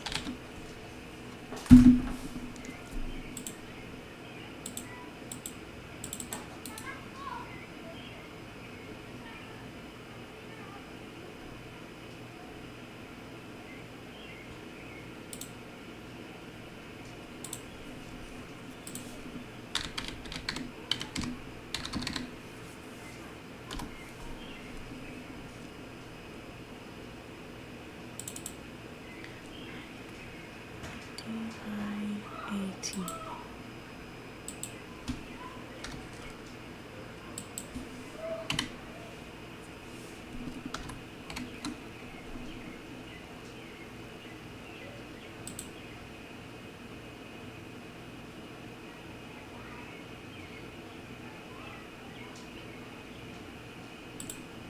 Okay.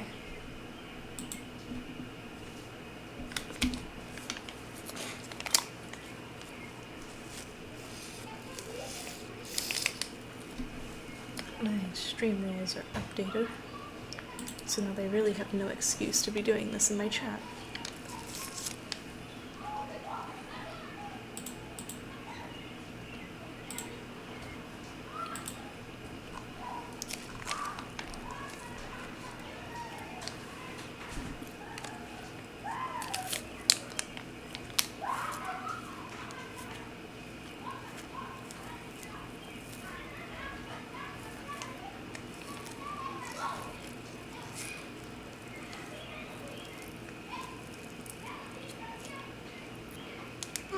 I think I'm actually gonna get off here and eat. Yeah?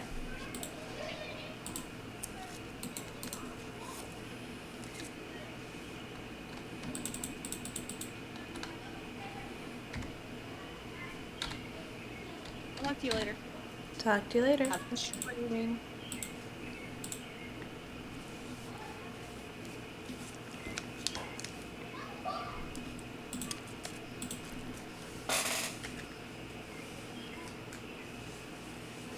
Alright. Piston.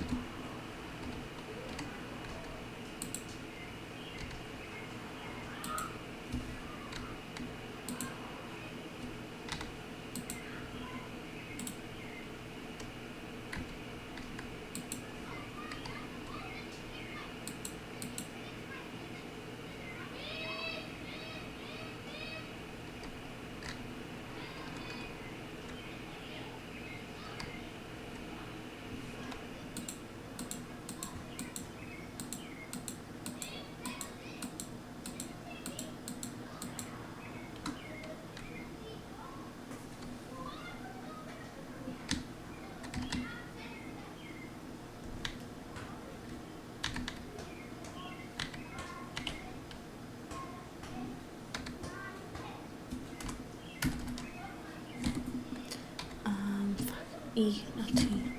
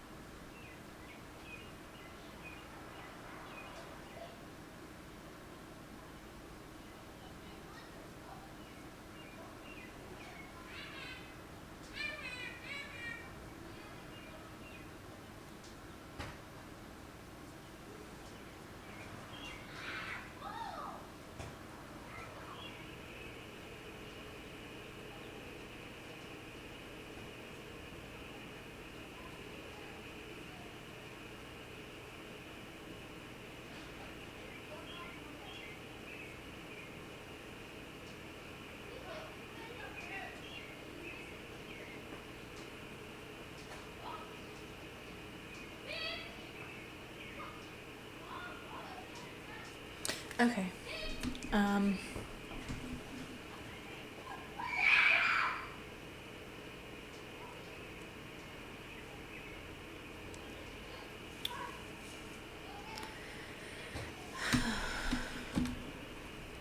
I'm gonna switch back over to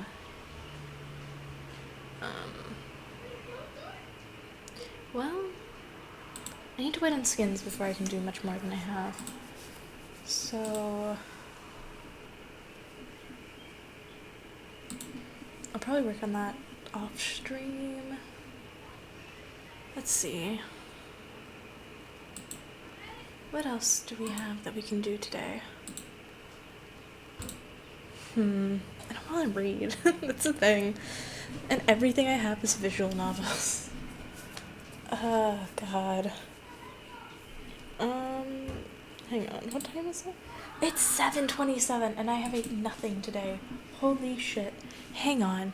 Give me like 5 minutes to grab something to eat. I'll be right back. Just gonna mute so you guys don't have to listen to me bang.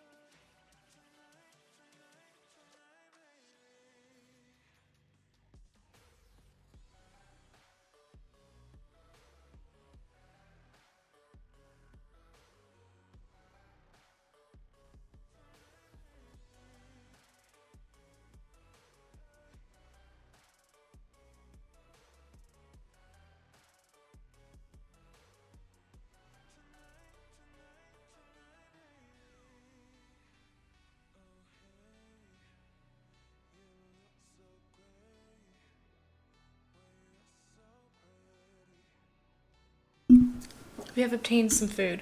Hang on, where did I put my headphones? Also, is there an ad? No, good, okay. Whew, I hope no ads played. Okay. So, we're still looking for a game. What if we just open Danganronpa again? Danganronpa's a good game.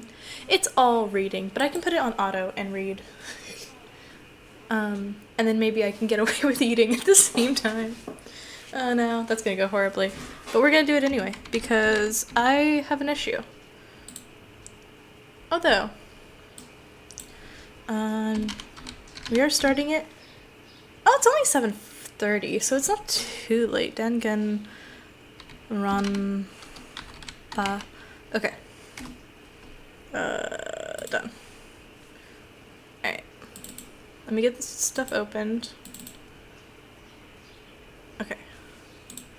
Launch. Leave my mouse alone.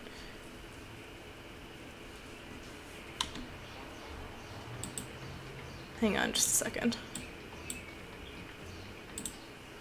I opened.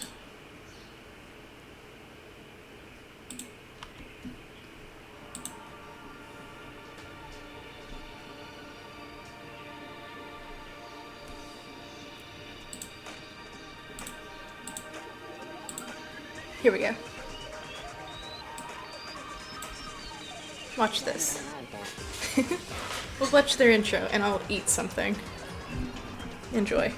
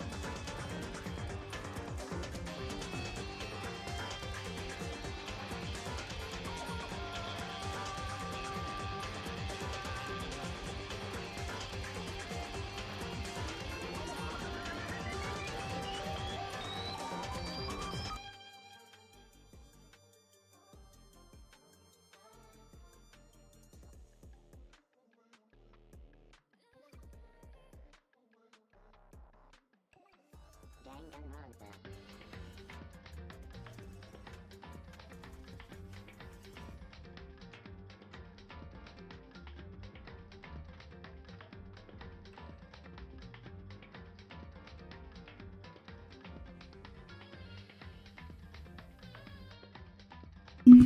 Oh my god. Okay. Oh my god, there's an ad playing. Shut up. I actually don't need Spotify because this game has music. Okay.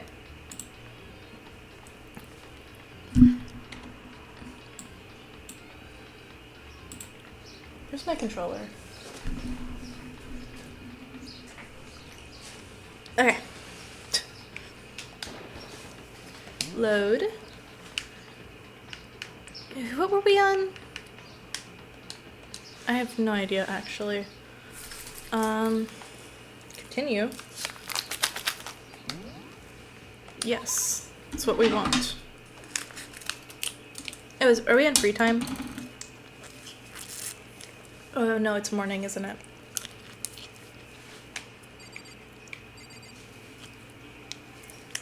So we need to go.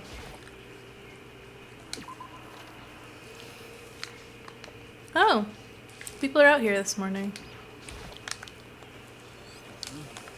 Just wake up, yeah.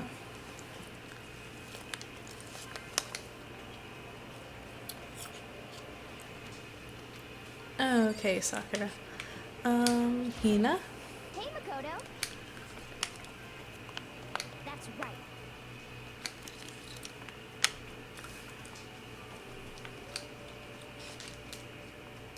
Huh? Ah.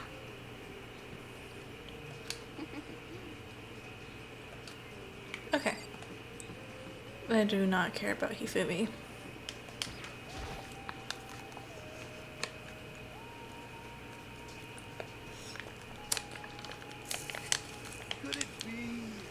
So people here today are the same as yesterday, just 7. Byakuya and Toko are lost cause. Looks like Taka's decided to stop coming for good, too. Well, yeah. I mean, poor guy. He's still traumatized, isn't he? He's just given up. Yep. Can we go visit him? Indeed. No problems. Good. Anyway, What? Who do we have to get permission? I remember this, but I don't remember why. Someone going in and out of the dressing room. That's true. oh, That would be obvious. We need to make a rule about it. well. Hey, He threw me. Oh.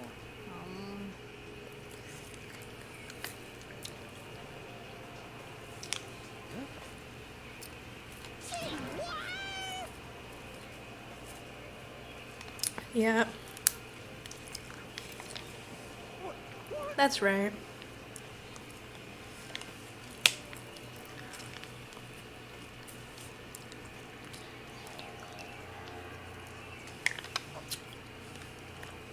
And then headed back to our rooms.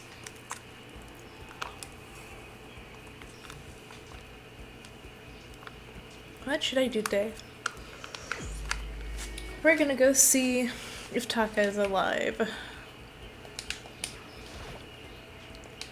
And if not, maybe go visit Celeste, probably. Oh, wait. Just out of curiosity. Okay. Byakuya, Sayaka, Junko, Toko, Celeste, Chihiro, Ai, Sakura, Leon, Yashiro. Wait, am I blind? Waiting for Taka, right?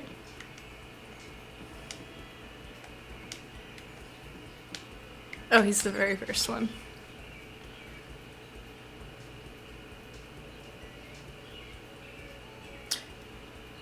What?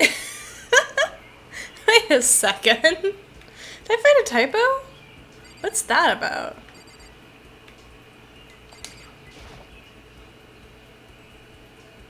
No, it just says her. Okay. Interesting. Did it just say her on all of them? Where's the other guys?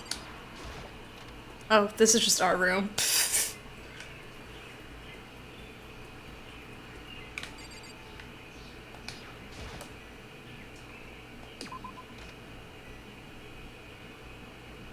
What the hell?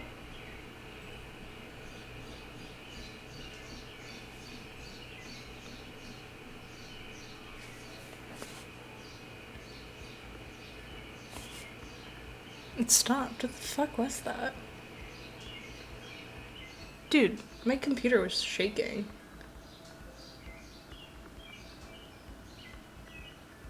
What the fuck are they doing downstairs? Do I even want to know what they're doing? That's the question.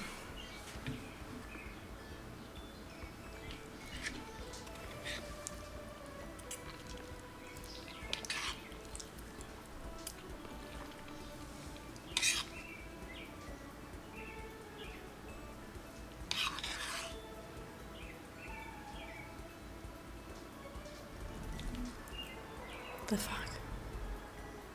What is happening?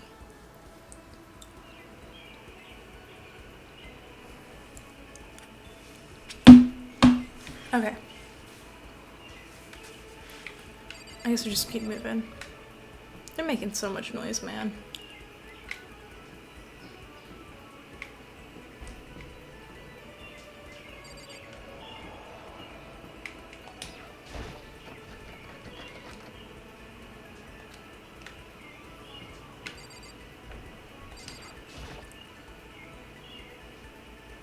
Okay, so it just says her for everyone for some reason.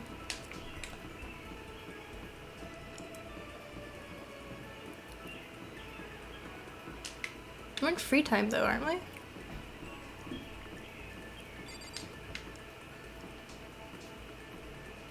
Hmm.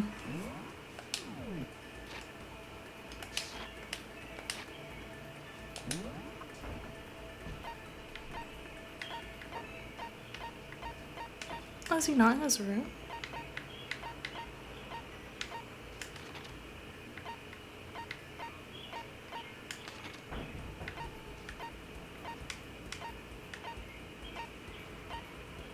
It's 3A, okay.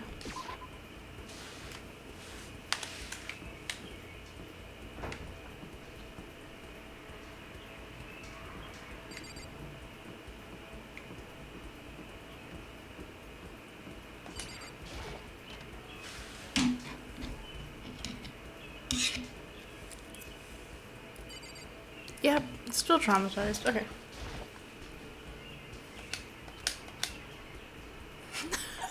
Yeah, keep him company. I kept an eye on the half-conscious Taka. Did it be? Hang on, let me look up what he likes. He'll probably want Nando's jacket, actually. Maybe. Maybe not. I don't know. Taka and Danganronpa gifts.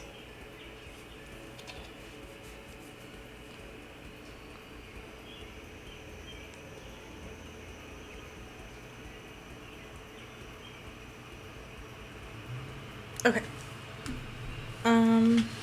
He does not want Nando's jacket. Max gloves. Red scarf, adorable reactions collection, chin drill.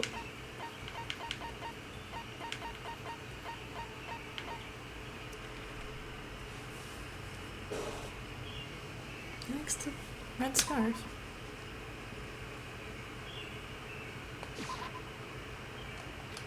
No response.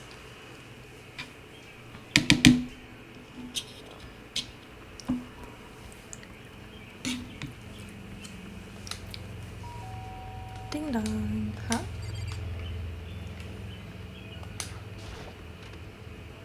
Taka. Yes. Yeah, not really.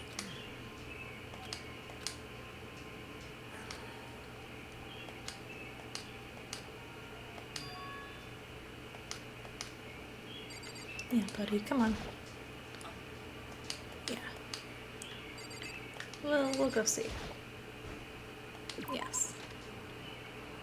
Oh, perfect, Kyoko. Just a second. Hey.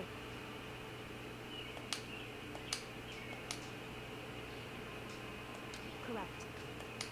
Oh shit, we're not even gonna tell her?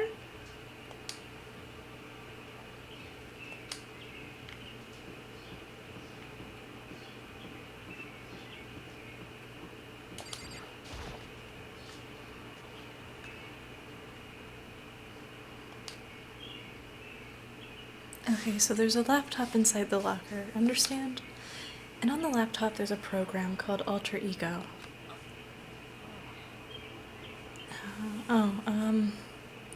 Well, you just tell me what you want to say and I'll type it in for you. Do you hate Mondo, and since I couldn't stop him, do you hate me? Aww. Aww. Please? Oh, okay. I typed the questions exactly as Taka had asked them. And then? Do you hold yourself responsible? If Master could talk now, I think what he would say... Please live your life for the both of us. It's impossible for me now, but you can survive and escape. All of you. Hey Taka, I was about to say more, but then quickly closed my mouth. The one asking those questions is Taka, right? Analyzing all available data, that's the only conclusion I can come to. Master told me how close Taco and Mondo had become, and that's why he must feel responsible. Aww.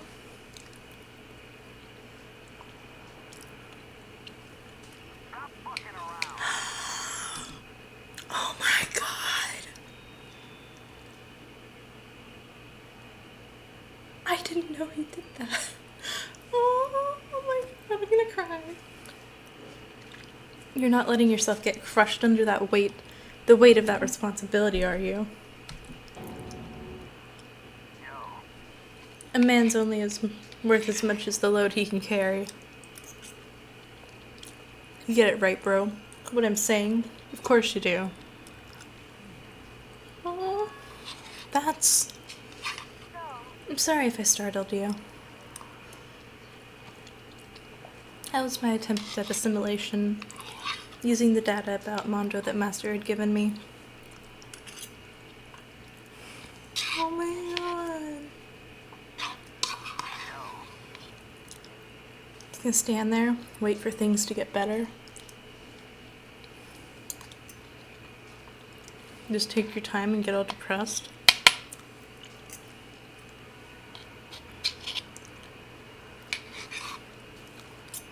Oh my god. Might work for some people.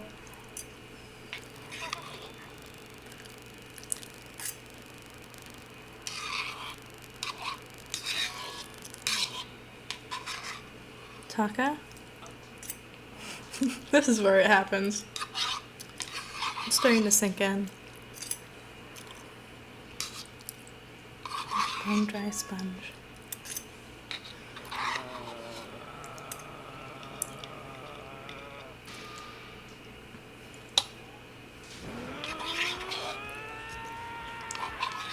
There he goes.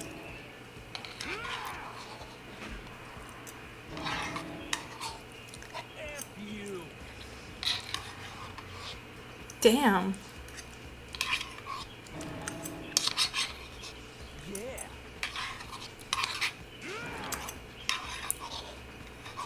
He still can't curse. Okay, Taka, just calm down. What do you want to be called then? It's not your name anymore? Well, I can't exactly call you me, now can I?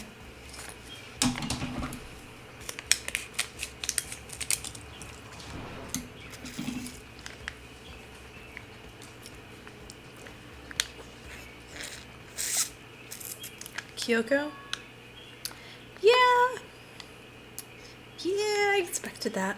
Just a second.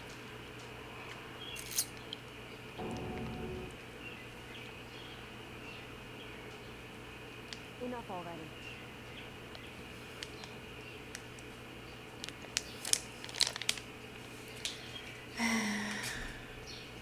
Correct. Yes, ma'am. I wanted to tell her. I did, but the game wouldn't let me.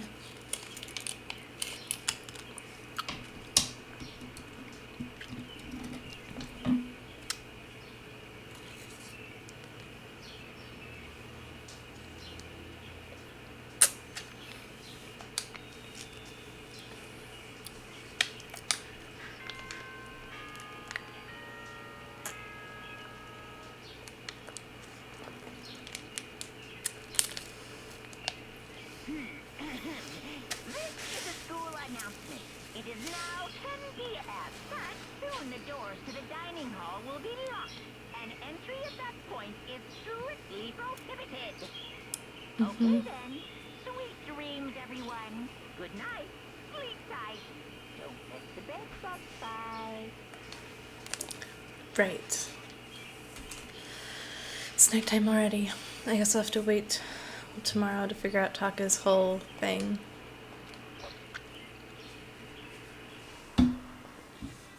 Monokuma Theater.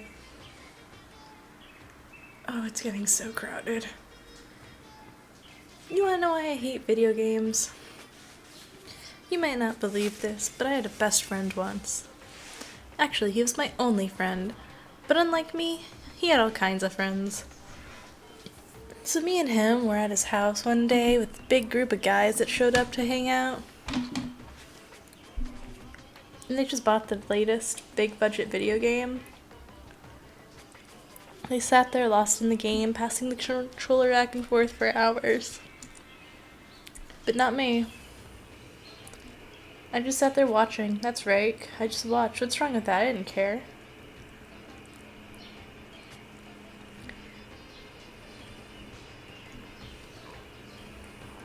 Even though I never actually played it. And I don't plan on ever playing it in the future either. Damn. Okay. Ba-da.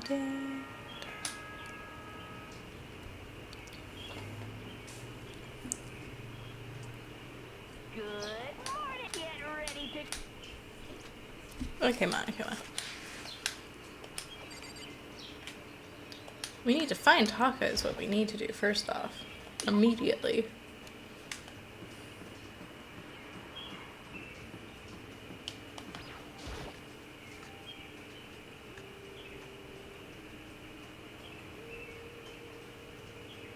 You know? To where? Hey, come on. Oh, right.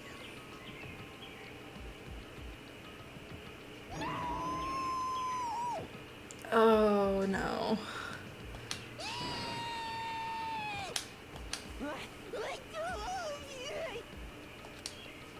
Yufumi pointed at Kyoko? Kyoko, what's going on? I never said I was going to kill him. I simply asked him a question. I'd like to know why he made the same mistake twice. The same mistake? What'd he do?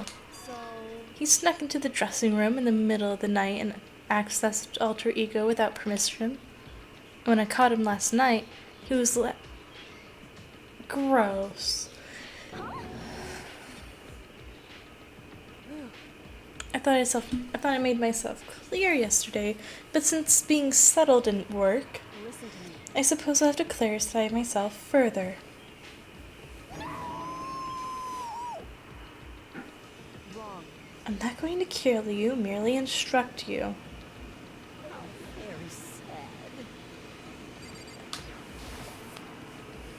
What? I just want to hear him explain himself.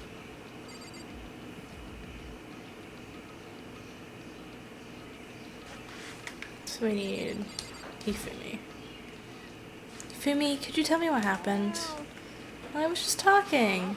Which was prohibited, was it not? I mean, you see, talking to her was just so much fun, and I can't believe I'm even about to ask this, but Hifumi, you're not gonna tell us you fell in love or something, are you? That's... Well, it would seem. Oh, God. According to the spirits. How about that? Nothing. Yep. Oh, God, I hate that. I feel as if... And don't bother telling me angels exists. Oh, you're totally in love. Things end up like this. At the beginning, I just want to say, oh, you're kidding. That's disgusting.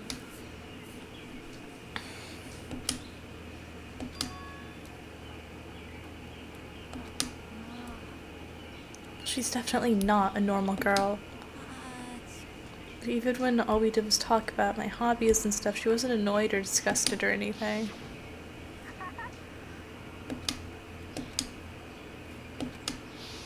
I suppose. Oh my god.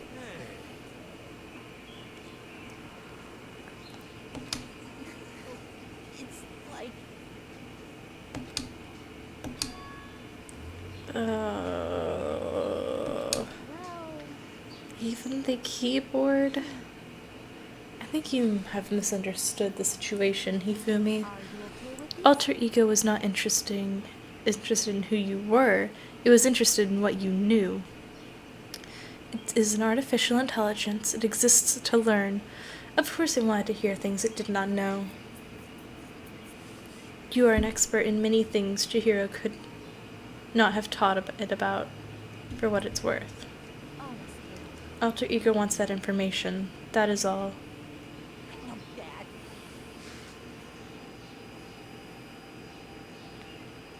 You're saying it's totally... Yes, it's What? Oh, there he goes. Yo.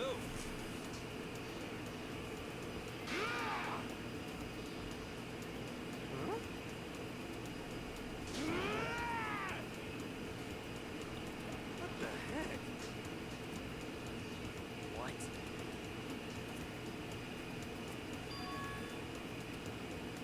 Kyondo. Oh my god. What the heck kind of fusion is this? What happened to you, Taka? Actually, I told everyone what happened the day before. Well, So because of what Alter Ego said to him. You sure it's Alter Ego's fault? Maybe Mondo's ghost showed up and possessed him.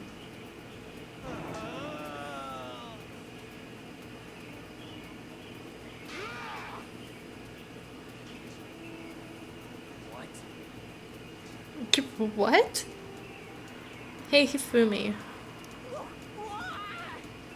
Yeah. I don't know what you're thinking, but... F you. Bro. Oh god. Yeah.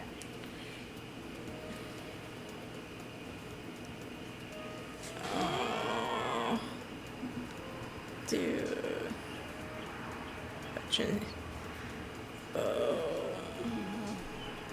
This is just so awkward to watch. They're both crazy. So it seems.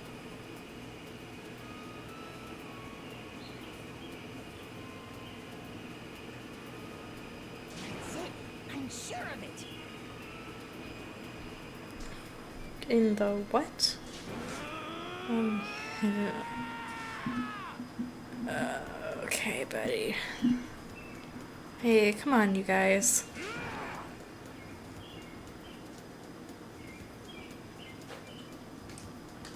Okay.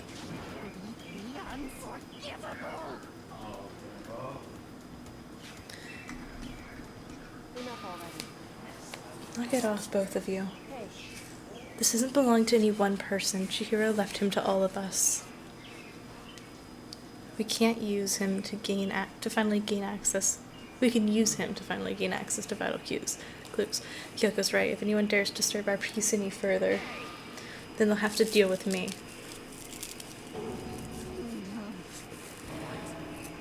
Ooh. anyway. It's even enough to calm down Taka. Have I made myself clear?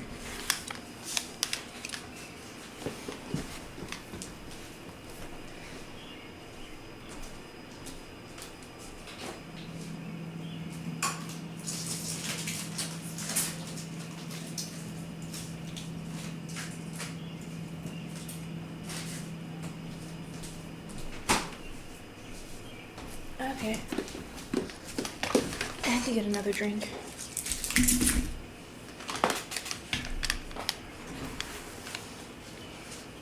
Continuing. I can't hear you. Yes. Got it. So then, Okay then, let's get out of here. We can't afford to linger too long. Are you sure it's okay to let him off with a warning? Yes, I have a plan. It'll be fine. After watching Hifumi and Taka leave dejected, we all went back to our rooms. It's still morning, but because everything that's happened, I'm tired already. Well, I'll just have to put myself. What should I do with the rest of my day? Leave the bedroom first.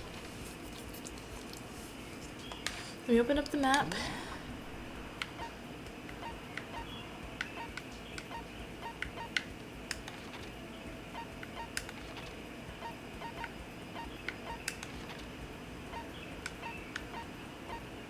Still there, okay.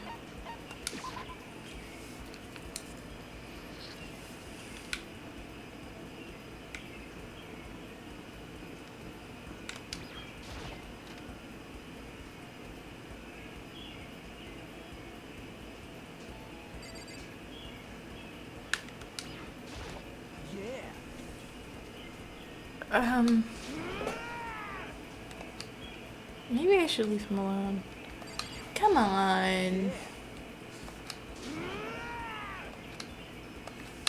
Fine, we won't hang out with Taka.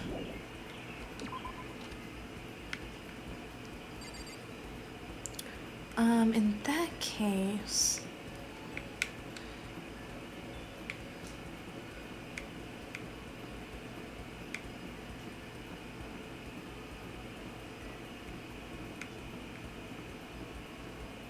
I should just look at the map.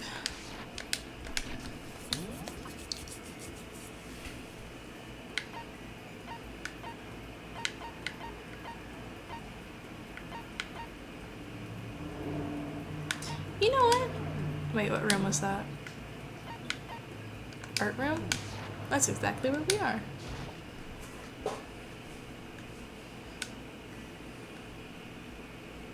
Hello, Mr. Smartass.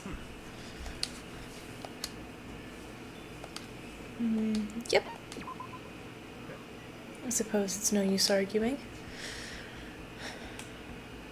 Dang. Okay, let me look up Byakuya's gifts.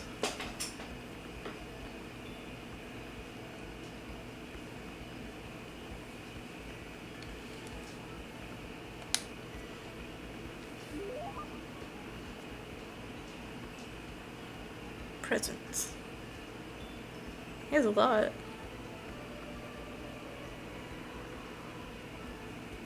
I don't know if I have any of these actually. Yes.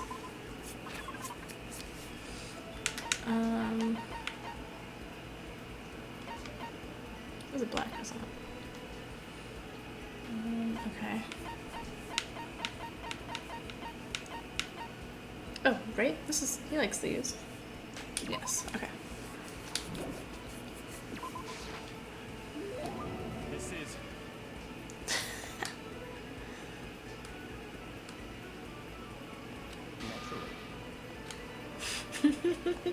I love how they get so pissed. And it's just like, I'm glad we made him happy. I have a question for you.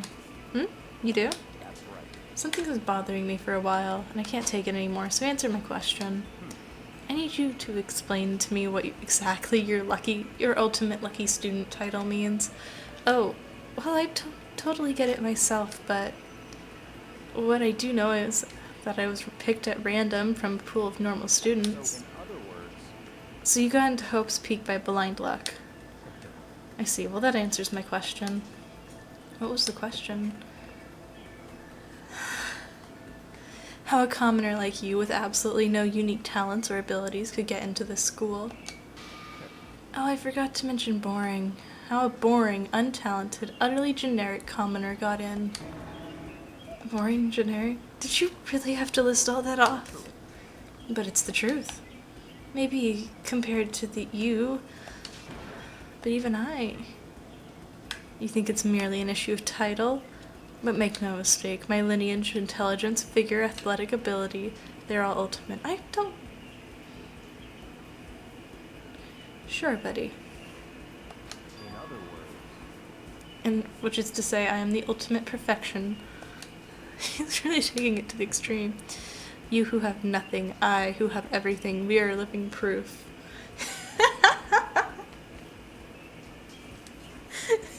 He is. He is. You who have nothing, I who have everything, we are living proof that not all men are created equal. You have my pity, Makoto. Life can be very cruel indeed. And because I pity you so much, perhaps someday I'll allow you to hear my tale of glory. Consider it a blessing, a gift from me to you, to allow you to bask in my glory. God damn. He is so arrogant. Having finished his mean-spirited lecture, Byakuya left me standing there in silence. I learned one thing about Byakuya today. Anytime I talk to him, I need to be prepared for extreme psychological trauma. Cool and composed. That was really easy to get that skill. Does he have other skills, or should I just hang out for content? Availability.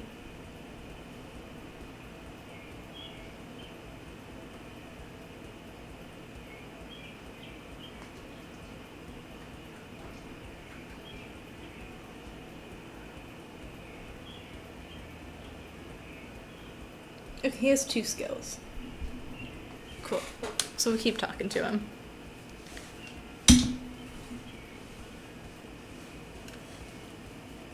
I still have some time.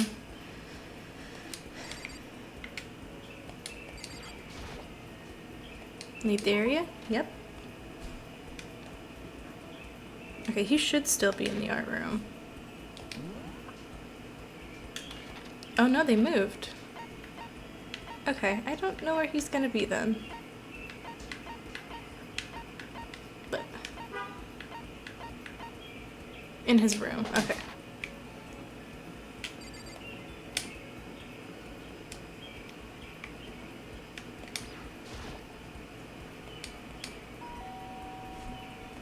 What do you want? I wondered who it was coming to talk to me. It turns out it's the always useless, ever incompetent Makoto. Should I hang out with him?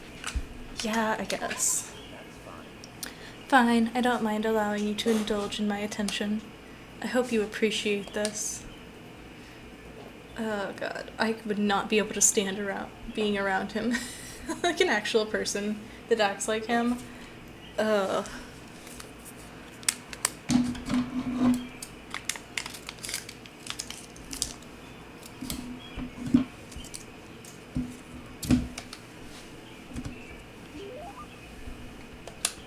Would you like to give him a present? Yes. I'm gonna give him the exact same thing we gave him earlier today.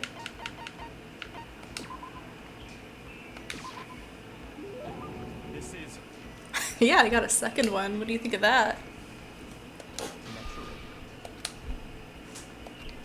So, in other words, Just to be clear, that is only one of my many talents.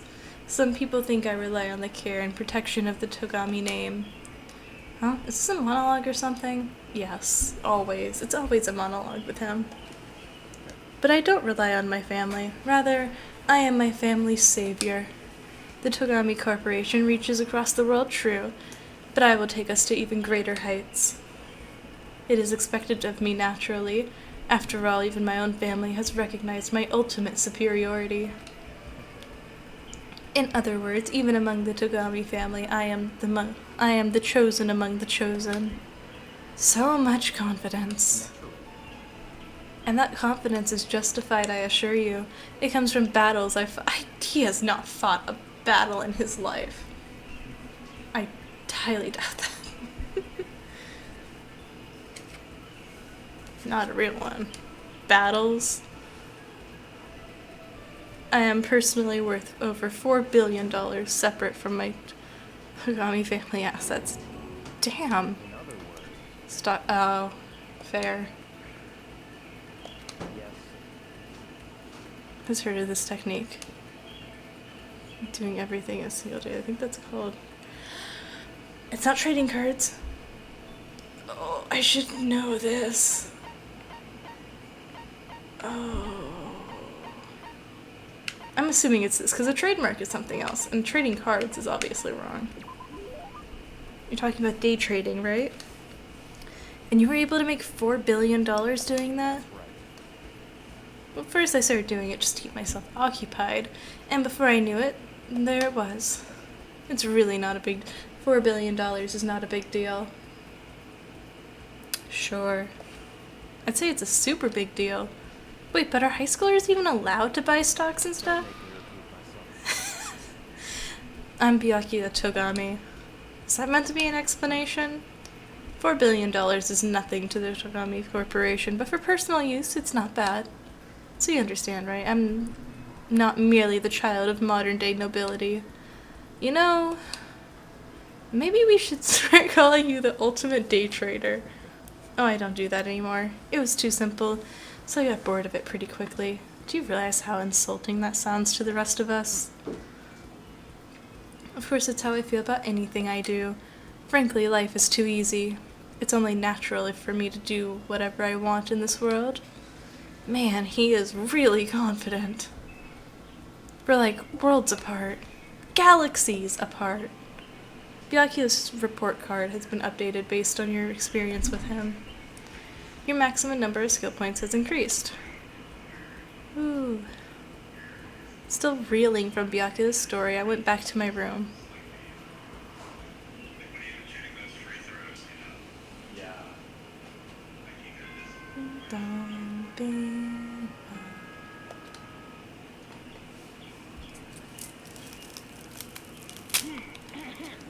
This is a school announcement. It is now 10 p.m. As such, it is officially nighttime. Soon the doors to the dining hall will be locked, and entry at that point is strictly prohibited. Okay then. Sweet dreams, everyone. Good night. Sleep tight. Don't miss the bed, bye.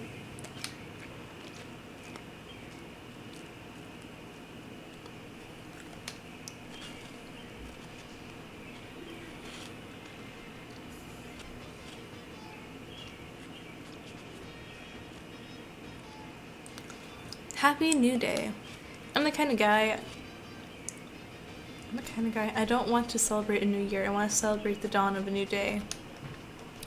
Because every new day deserves to be celebrated, so. Once again, Happy New Day! Okay.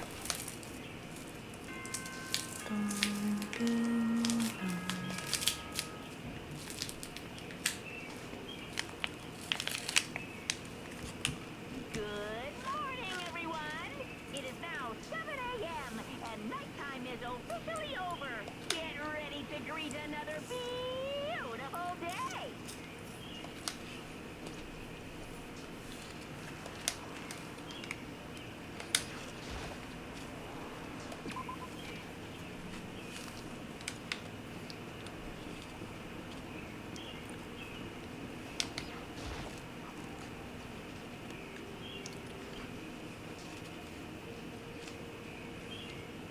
Oh, Taka and Kyoko are not here. Kyoko's not there. You know? I have no idea about Taka. so, You don't have to get so mad. You know? They're rivals in love. What are you gonna do?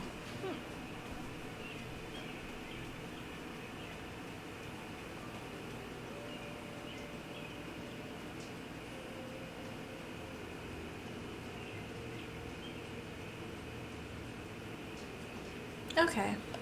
But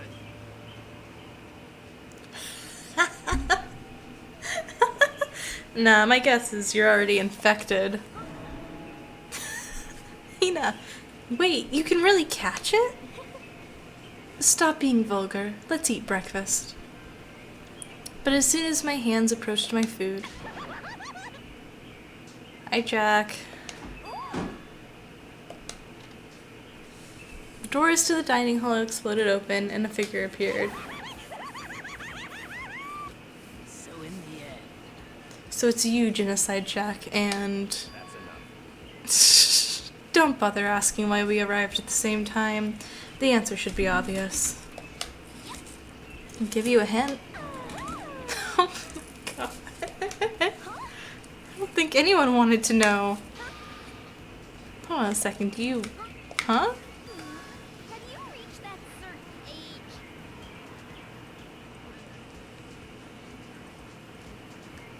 Is that... You SOB! I don't even want to read that. You're starting to freak me out. No forgiveness. Oh shit. There's enough Sakura. So, what do you want? Surely you're not here to join us for breakfast. Of course not. I came to hear a story. A story? A story that nobody's bothered to tell me yet. Are you talking about Alter Ego? Sorry, we can't talk about that right now. Why not? Because of certain circumstances. Up until now, you haven't given a crap about anything, and now you're all concerned? I don't buy it. I've just made a decision. When we get out of here, I'm going to feed your body to the vultures. What kind of messed up dictator are you? But isn't this a democracy? Or would you exclude those who don't fit your tyrannical majority? That's not what we're doing. Well, whatever. If nothing else, tell me what's going on with Taka. I just saw him yesterday and happened to notice something seemed off. So I was curious. Taka has become utterly useless. Celeste, you don't just say it like that. Did his spirit collapse or something? Was he unable to withstand this environment? I mean, kinda. Those men who clothe themselves in the chief fabric of justice are often the first to fall. But perhaps that'll make things more interesting.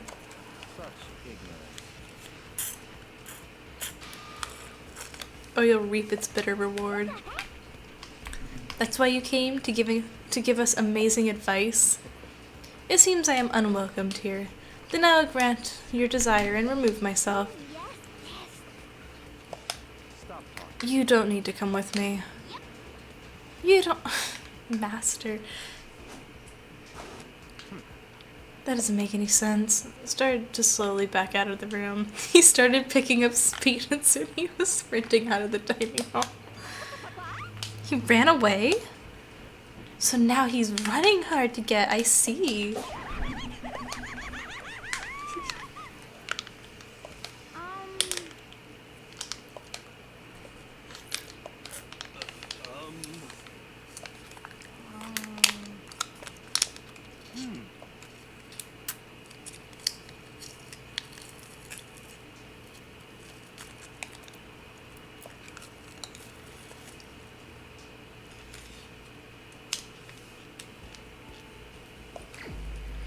Free time.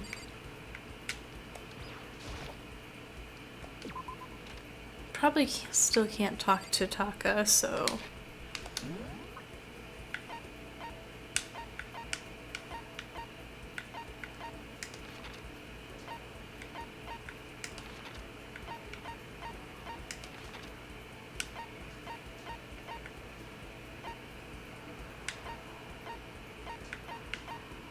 Okay. We're gonna come over here. And go this way.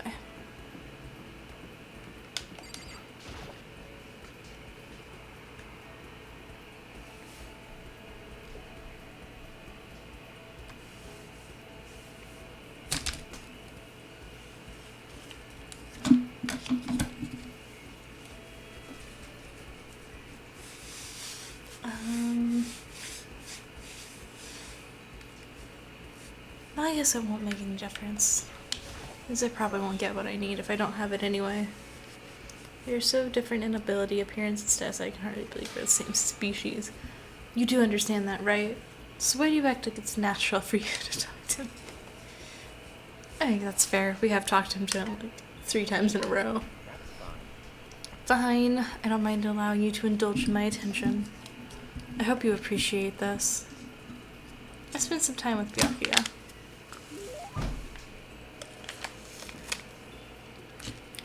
Yes.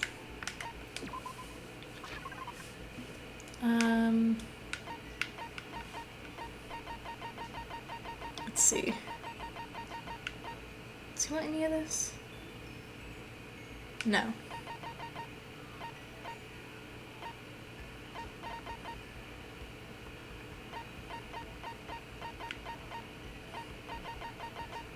Someone's graduation album. Pagan? Is this it? Oh, he does want this. Okay, cool. I don't know why he wants this. Now this is a rare moment. Coming from a noble family, I'm never exposed to such vulgarity. Okay. Interesting. I think I'll keep it. Listen, Makoto, I wanted to ask you something. What could Byakuya want to talk to me about? I have a bad feeling about this. Oh, sure. What's up?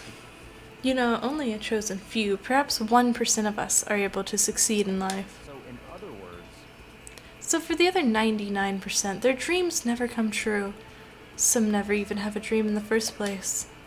Spending every waking hour toiling to scrap together a meager living just by barely getting by. I don't understand. Is there any meaning to a life like that? Why are you asking me? Because you're part of that 99%, of course. Why did you even feel the need to ask? I knew he was going to insult me somehow. Up until now, I've never been around anyone like that, so I'm interested. So tell me, how does it feel to live a life without hope, without potential ambition or dreams? Come on! I don't have ambition or dreams. I've never felt that way. Well, that's a lie. He literally talks about not having that at the beginning of the game. I mean, sure, maybe I'll never be as rich as you or anything, but do you have to go around saying that to everyone? Can you only be happy by being better than others?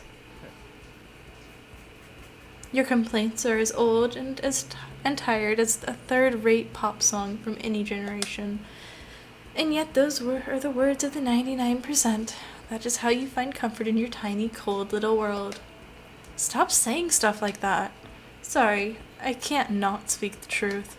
No matter how much you push and struggle, people like you will never be in the position to change the world. You could all disappear tomorrow and nothing would change. Your existence is of no consequence. Whether that's true or not, it doesn't matter. Even if you live a totally normal, unimportant life, you can still find happiness in that. If I can live a life that I'm satisfied with, that's all that matters. If I spent all my time comparing my life to other people's, I'd never be happy. Sure, maybe you can do that. You were guaranteed success from the day you were born, so... Uh-oh. Hold it. From the day I was born? You have no idea. Oh, shit. You don't have a clue about what you're talking about. What? Those who are chosen from birth have no concept of what it truly means. What does he mean? I've gone to battle and emerged. He said that. That's the second time he's talked about battle. And emerged victorious. That is why I'm the chosen. What are you talking about?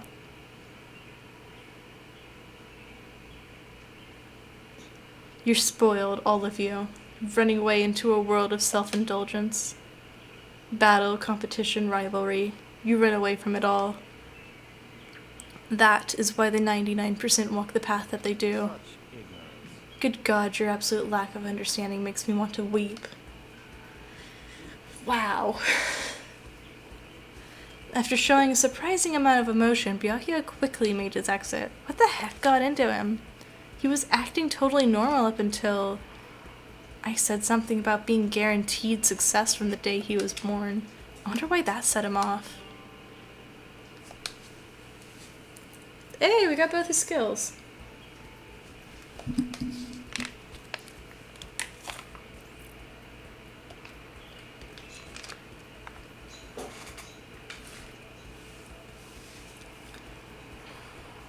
I still have some time. I can't just sit around doing nothing. I should... Okay. I'm just gonna see. Does this tell me? Show dialogue.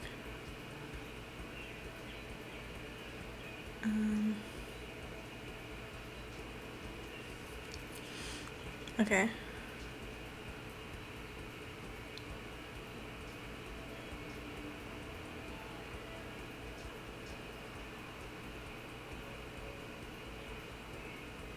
Free event. How many free event? Oh my god. How many does he have?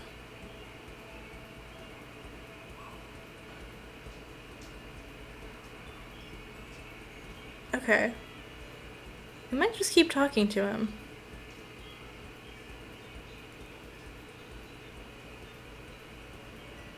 Is this the one we just did? Yes, okay. And then so he has 1, 2. 2 more events. Okay. So we'll keep talking to him. Although I do need to go make sure I get some more, whatever they're called, the gifts.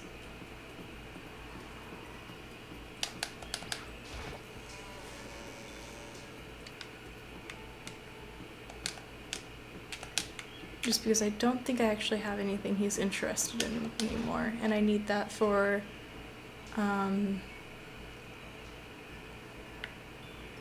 okay, time for some gambling.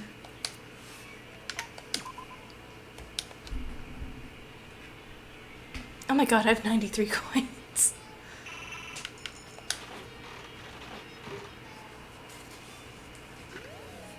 Got an item.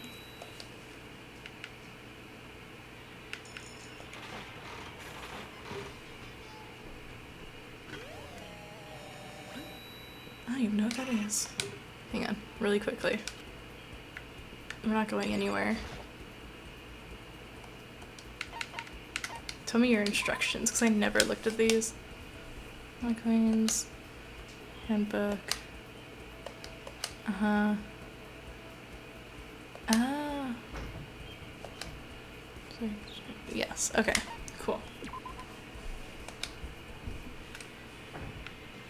So we'll put in like 10 coins just one time and see what happens.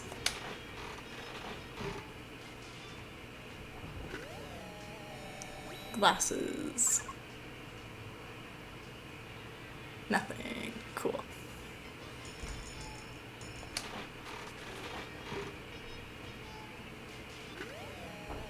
Is that the coffee we need? Nice.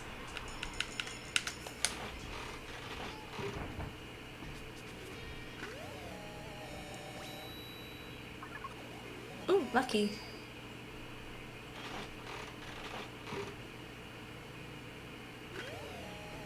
A doll.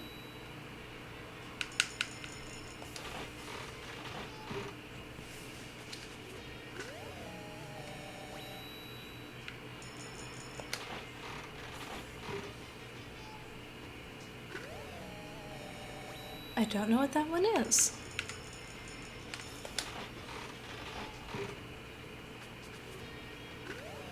Hey, nice scarf. Multiple people like that. Hey, some kind of plant. Is it a dandelion?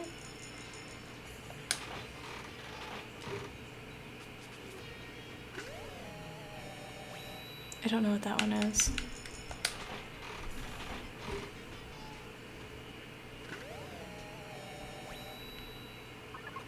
Lucky! Nice.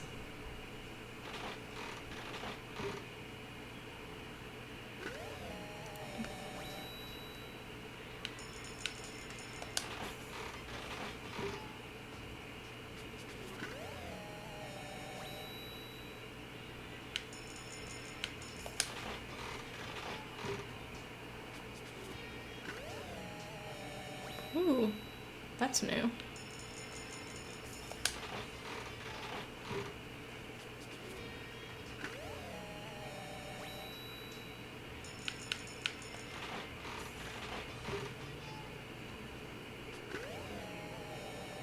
I don't know what that one is.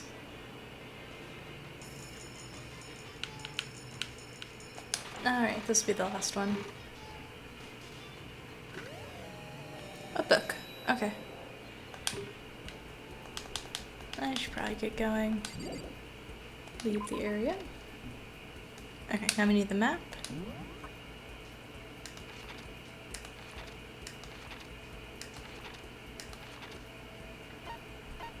Everyone's about. Come on. He's in his room. Okay.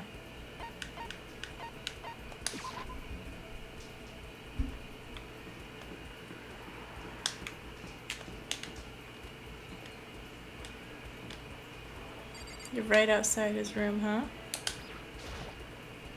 I guess I should press the doorbell. What do you want? I wondered who was coming to talk to me. It turns out it's the always useless, ever incompetent Makoto. Should I hang out with Byakuya for a while? Go see. Yes, spend some time with him. Fine, I don't mind allowing you to indulge in my attention. Maybe we can figure out what he was talking about last time.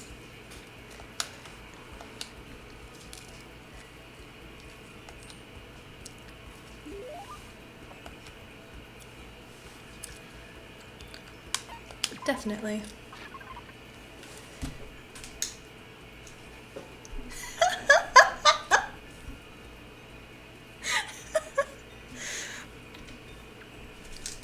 Allow that. It blocked you for misogyny.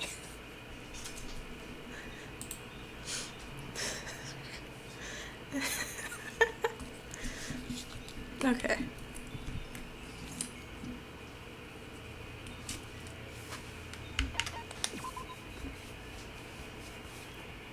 Give that. I see. Now this is a rare moment. Is coffee vulgar? I would assume it isn't. It's coffee.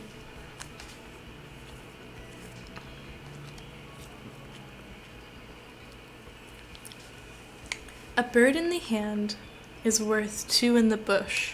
What? What? It's a proverb. It means if you can only obtain something inferior, that's still better than longing for something better. Yeah, I know what it means, but so what? So in other words, To put another way, if all you have nearby is a loser, that's better than a proper assistant far away. Makoto, be my secretary. Does he want us around now? What? A useless commoner like you could never hope to earn more than, say, 100,000. Or, yeah, it's 100,000.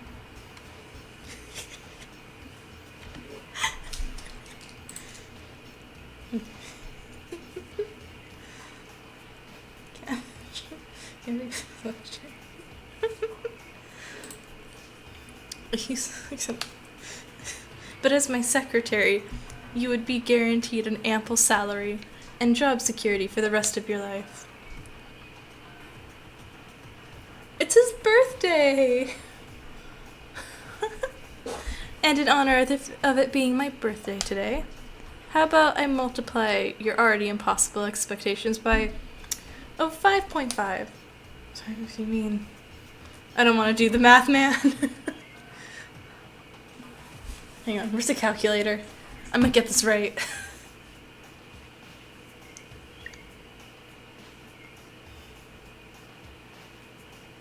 Calculator.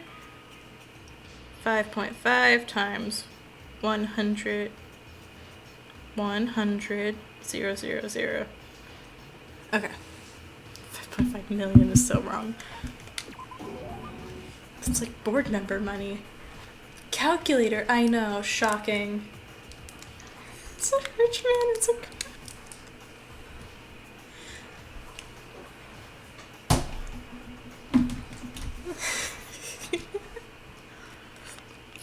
Dude, he was talking about his physique being perfection in one of them. It's just like, what? It's like, of course as my secretary, you wouldn't be a mere servant. At some point I would want you to become an actual assistant, taking on the lead in important projects. It's like, assuming you produce acceptable results, you could even become a core part of the Togami Corporation. so in other words, You have no reason to refuse. I mean, it's a great opportunity, you know? For all reasons, it would be a great opportunity if someone threw this at you. But also it means working for Byakuya.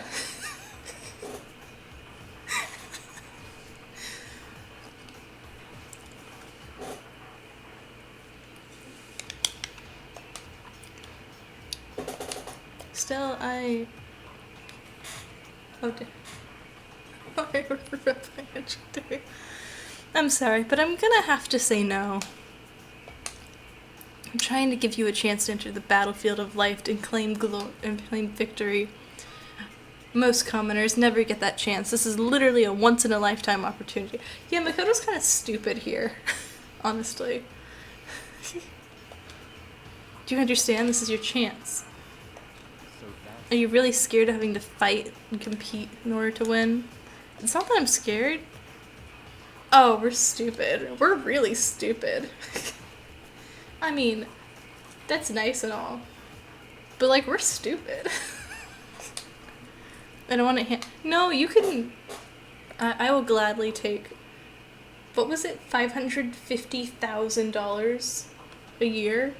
Every year? I mean, realistically, to be a secretary, you're just... The hardest part of your job is going to be putting up with his bullshit.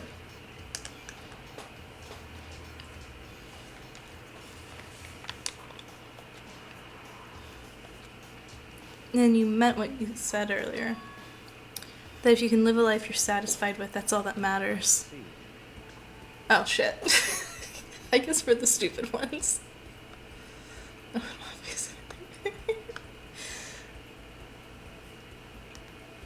I'm glad to see you passed my test. Huh? Your test? That's right.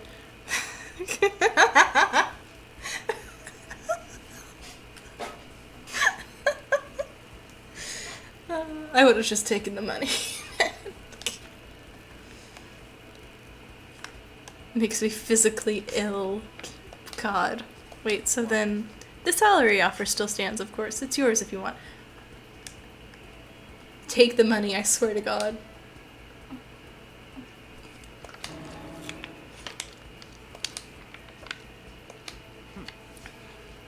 But I must say, I don't understand you. Neither do I.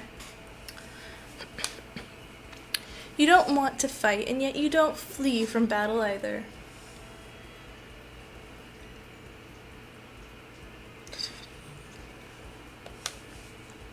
It's like I said, for me, happiness comes from living the life I want to live. Easy to say. interesting. Now you have to enforce your will until the very end. And if you can do that, if you can make it to the end, I'm afraid I'll be forced to acknowledge you. And that's exactly what I'll do. Someday, absolutely. I don't expect much from you. I'll be waiting.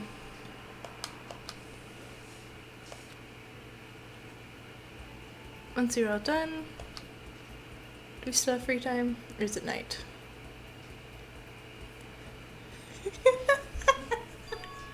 He does. Huh? There's something by the door. Is a slip of paper? That's scary. Last time people were slipping papers under doors, someone died. It's like someone must have slipped it in. Meet in the dining hall. The handwriting is really good. Who takes the time to put the little lines on the ends of letters when they're writing?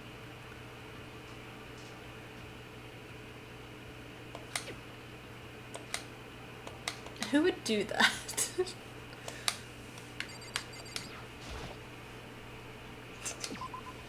Yeah. Anyone around? Nope. It's night.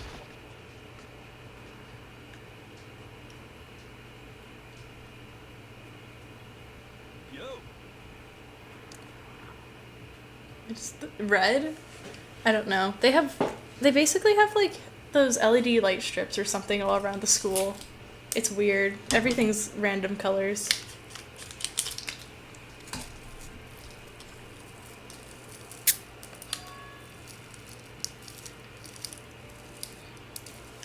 That is so not Hero's handwriting. You know? There's no fucking way that's Hero's handwriting. The fuck? This man writes like that? I don't believe it. No. Well, that explains it. Who taught you that? And why did you want to meet with me? Oh, I just did what Hyoko asked me. Hyoko? I'm just an errand boy in this. Anyway, what do you say to a late night bath session, huh? Okay, let's do it. No, I was... How do we not understand every time someone says bath, they're talking about alter ego? Serious.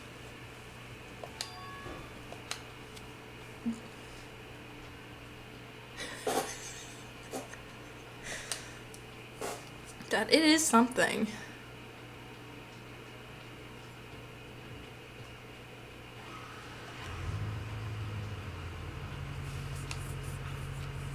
It looks so heavy. He has so much hair. Oh, looks like everyone's there. F you.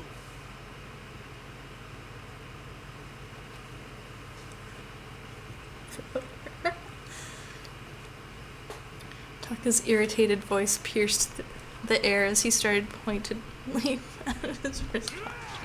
It's almost 10 o'clock, you know that, bedtime. The good little boys and girls. What'd you say? You want me to make you cry, little girl? Jeez. Well, maybe it's a good thing. Maybe he's finally starting to grow a personality.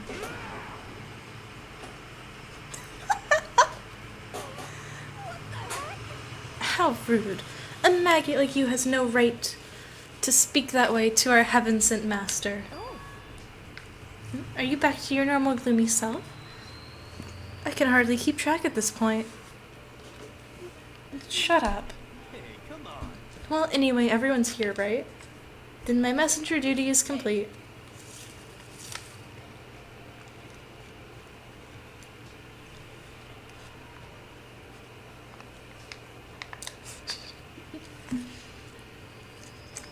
You wanted us all to meet here, right, Hyoko? So what are we doing here? How about that? Isn't it obvious? It's gotta have something to do with alter ego, right? That's right. Yeah, totally. Did he finally find a clue? What is it? A way out? The mastermind's true identity? Okay. Start talking, Kyoko.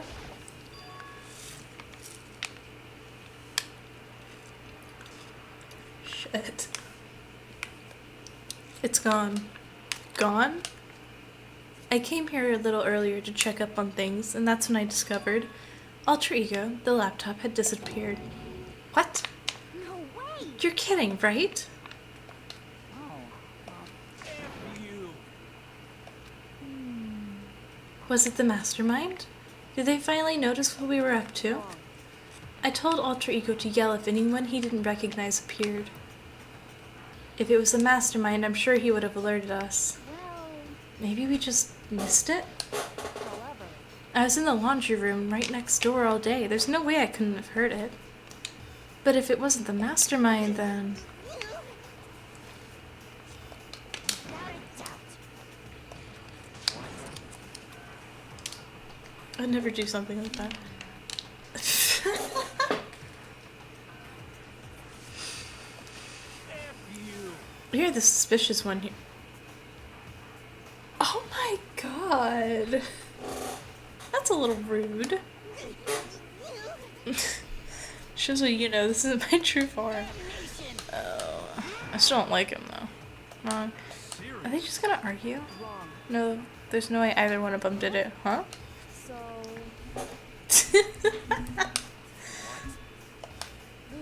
It was a countermeasure against the clear danger that one of them might come for it. But I never heard any yell. Exactly, which means it wasn't them. Then who was it? This Everyone's very unique. That is like their whole thing, being unique and the best at what they do. So that's it. The fundamental circumstances are becoming clear. If it wasn't the mastermind and it wasn't Taka or Hifumi, then quite simply it was someone else. Interesting. Makoto, Celeste, Sakura, Hina, Toko, or myself. One of us must be the thief. That's terrible. Why would any one of us want to steal alter ego? How about this for a reason? There's a traitor among us.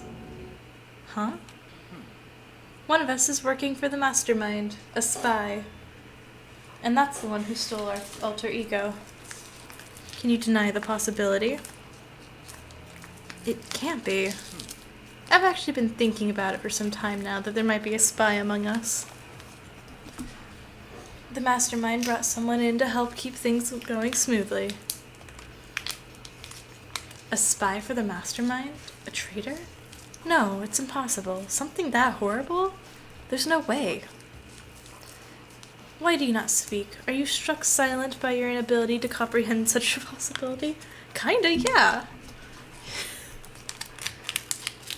You know, I think he is actually in that exact position.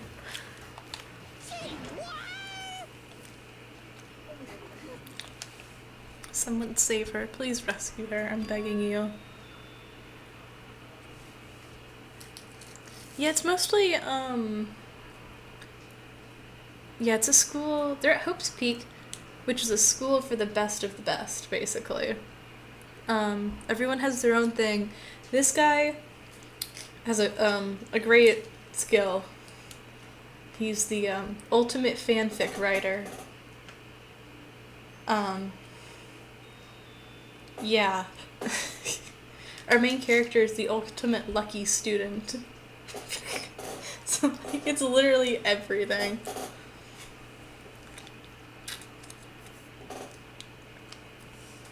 Well, sort of. And it's not like abilities like superpowers, it's like abilities like skills. And they just have their one thing they're really good at.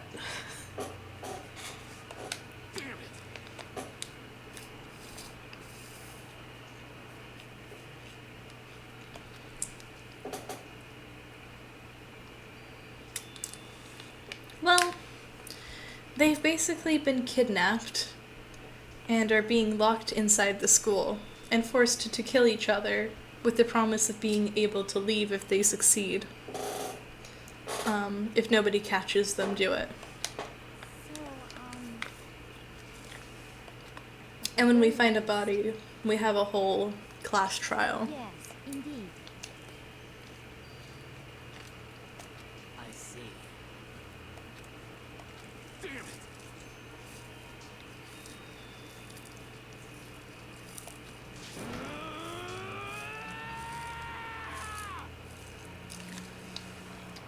Entertainment. Like, literally, that's the thing. They do it for the entertainment of others. I swear I will save her!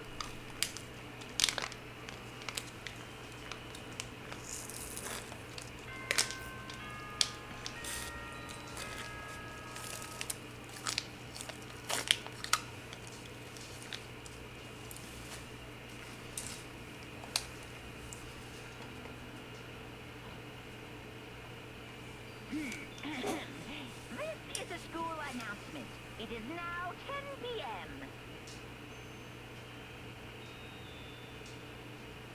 As such, it is officially nighttime. Yeah. This bear is the one making them do it. Soon the doors to the dining hall will be locked, and entry at that point is strictly prohibited. You can see all his security cameras behind him here. Okay then. Sweet dreams, everyone. Good night. Sleep tight. Don't let the bed bug bite. Oh, yeah, so one of the big school rules is you can't do any kind of, violence or retaliation against him. If you do, you die. Like, he blew up. He has there's multiple of him. One of them blew up. Then Junko stepped on him. She had like 16 spears go through her. It's not a good idea to just do that. Yeah, yeah. There is nothing to be done.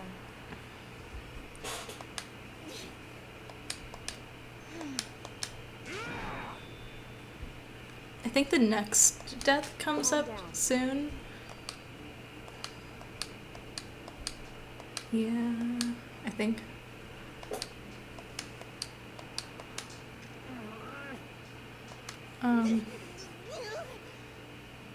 Yes. Exactly. Yeah. This is fine.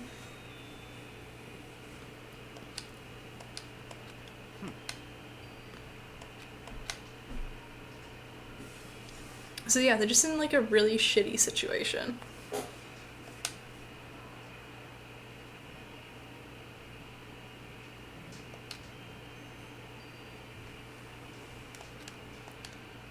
And that hope was taken away.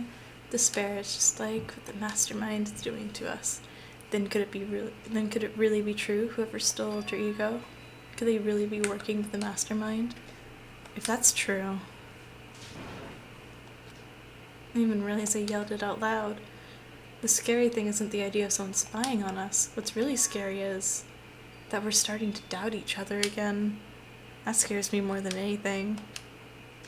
We do this like every other day, man. Starting to doubt each other. We go like 2 days before somebody dies.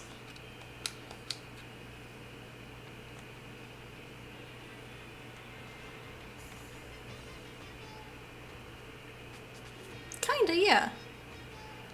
Murder is a word whose definition changes with time, with place, with society.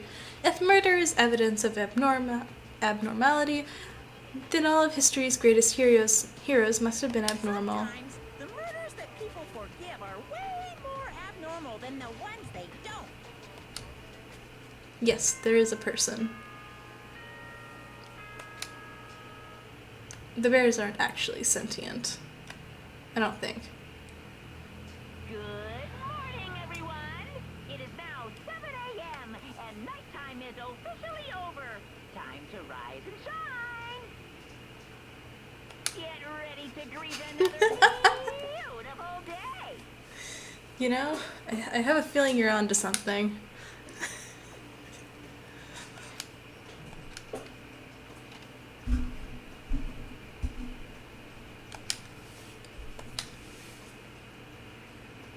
Is anyone in here? Oh, people showed up.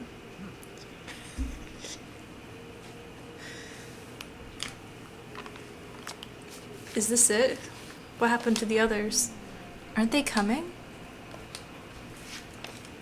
There was only 3 people in the dining room, so including me, only 4 people?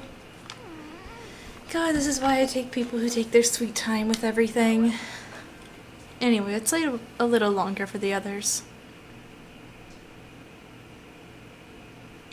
So we decided to wait in case anyone else showed up. But no matter how long we waited. So it's 8 o'clock and we've been waiting here a full hour. Why haven't the others come? Hero and Celeste never missed a day till now. And what I'm really worried about is Hifumi and Taka. They were more eager than anyone to go look for alter ego, and they're not here. Something must have happened, huh? I was careless. I was too distracted by alter ego. But Monokuma gave us a motive. There was no way something wouldn't happen eventually. Monokuma's motive. $10 million! I prepared this graduation present for whichever lucky student makes it out of here alive.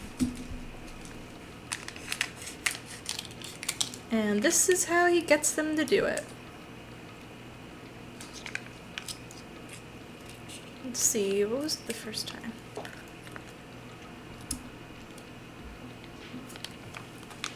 What do you think? It's $10 million bucks. 10 million smackaroos. The first time he showed them videos of the people they cared about being killed. as a motive.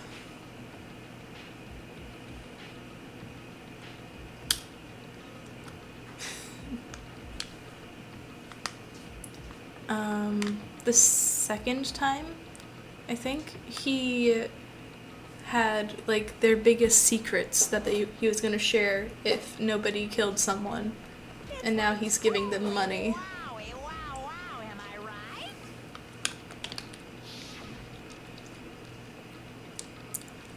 Oh, you have no idea.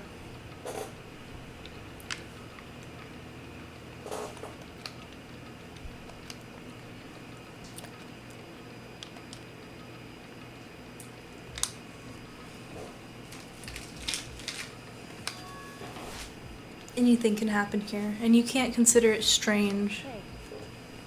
We need to go look for the people who never showed up. Without another word, we left the dining hall.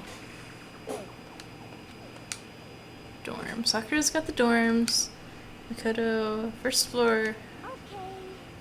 Anyway. Alright. So...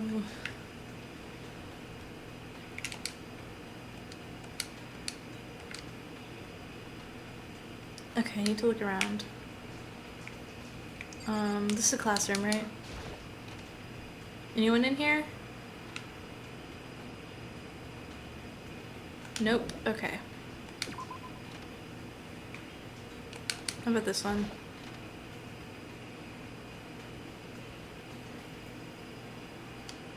Still nope. Alright.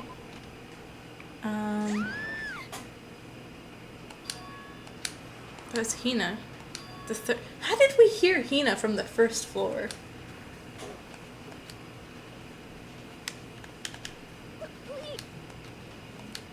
The rec room door, and I looked inside. I saw... I better get the others right. I'm gonna go get them. Okay. The rec room. What did you see in there? The first thing I saw when I got to the rec room was... But why did she scream and run from Celeste? It was Celeste and she was hurt.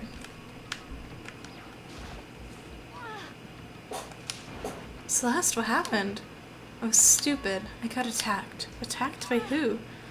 I am not sure. Some sort of strange man. Strange man? A suspicious person whose existence is so unusual I can't help but call him strange. Without a doubt, so it was some strange, suspicious individual. And the man that attacked me with the hammer on the ground there. What is this? It's some kind of wooden hammer or something? Strange design. There's some writing on the head. Justice Hammer 1?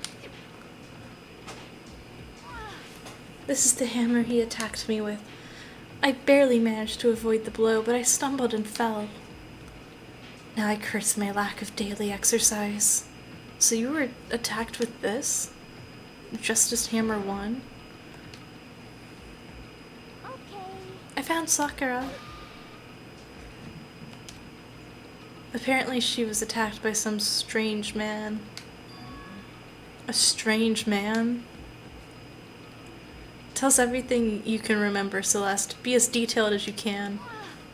Well, it all happened earlier this morning. I woke up a little before 7 a.m. Nighttime was not yet over. But I knew it was about to end, so I decided it'd be okay if I decided to take a little stroll around the first floor.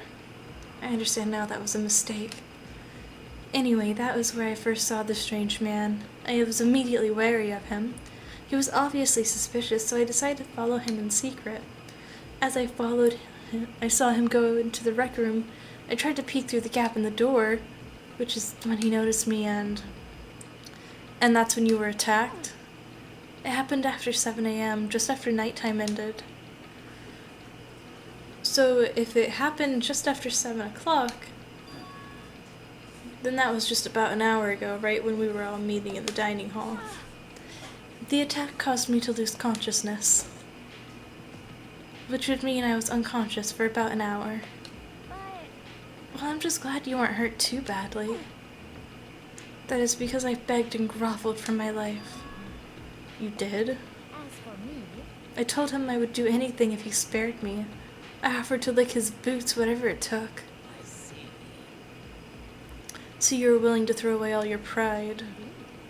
It is a necessary skill for survival. Anyway, the important thing now is that we go search for the suspicious individual. If we do not hurry, this could be a serious problem. Celeste, what do you mean by a serious problem? When I looked in the rec room, I saw that the suspicious man was not alone. He had with him Hifumi. Hifumi? After he attacked me, he dragged Hifumi away. You mean Hifumi was kidnapped? Shouldn't we start looking for him then? Listen, Celeste, did anything in particular stand out about this strange guy? Did anything stand out? Well, rather than trying to explain it, it would probably be faster if I simply showed you. Showed us? This is Hifumi's hand-me-down, his digital camera. You don't mean... I was able to photograph this suspicious individual without him realizing. Seriously? Let's see it. I would tell you not to be shocked, but I fear it would do you no good. With that strange comment in mind, we all looked at the camera. Huh? What? Well, you're definitely right about the strange part. His face is totally covered. Is that a robot costume? As I said, a very strange and suspicious individual, yes? So this weird robot guy dragged Hifumi away? And I took this right after being attacked. In other words, a full hour ago. Which is why if we don't hurry, it would become a serious problem. I believe I understand what happened. Well, no, there's much I don't understand, but the point is someone dressed like that dragged Hifumi away. And it happened over an hour ago. just a second. This is bad. We have to hurry. Celeste, do you know where this mysterious man went? Let's see. When they left the rec room, they headed left. I see. If that's true, they were headed towards the stairs leading down to the second floor. He must be down there, right? The second floor. That's where Kyoko is supposed to be. Huh? Speaking of which, why isn't Kyoko here? Sorry, I didn't have time to go look for her. This is bad. If the strange man did head to the second floor, Kyoko might run into him. We have to hurry. Kyoko's in danger. As soon as the words were out of my mouth, we all rushed out of the room and down to the second floor. Hey, you two. What's going on? What's all the fuss? Oh, she's back. What are you saying? Does it freaking look like we're playing a game? Listen, have either of you seen Kyoko or Hifumi? You gotta be kidding. Nope, sure haven't. Are they on this floor? We just got here ourselves. I heard some kind of uproar, so I came running. Oh. No, you're just stalking me. Anyway, can you guys help us look for them? Why? What happened? There's no time now. We'll explain later. Oh, fine. It sounds like something interesting is going on. Hifumi! Kyoko! If you can hear me, say something! Her voice echoed down the hall in vain. Oh, Did you hear something? Maybe. I think it came from the library. The library? Okay, let's go. There's so many words. When we opened the door to the library,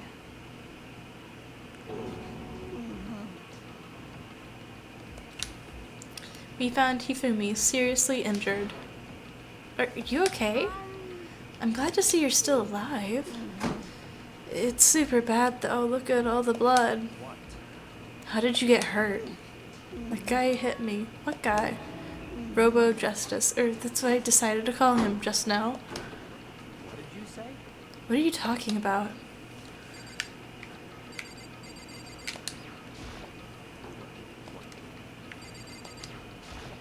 Not what I wanted.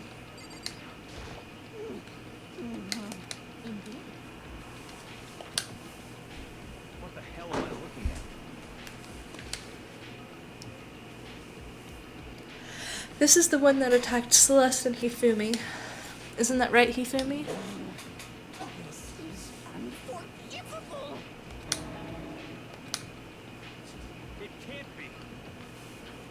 Robo Justice, huh? Damn. This just keeps getting stranger and stranger.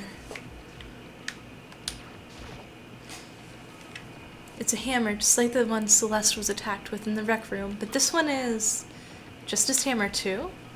And on top of that, this one is actually a little bigger than the first one. He attacked me with that hammer. He bonked me right on the head with it. A hammer that big? I'm surprised you're still okay. I'm not okay. Look at all this blood. Protein helps heal wounds, you know. Would you like some? I have never heard such a thing. Are you sure it isn't just you? It's him. A robot of justice, huh? Now things are really starting to get interesting.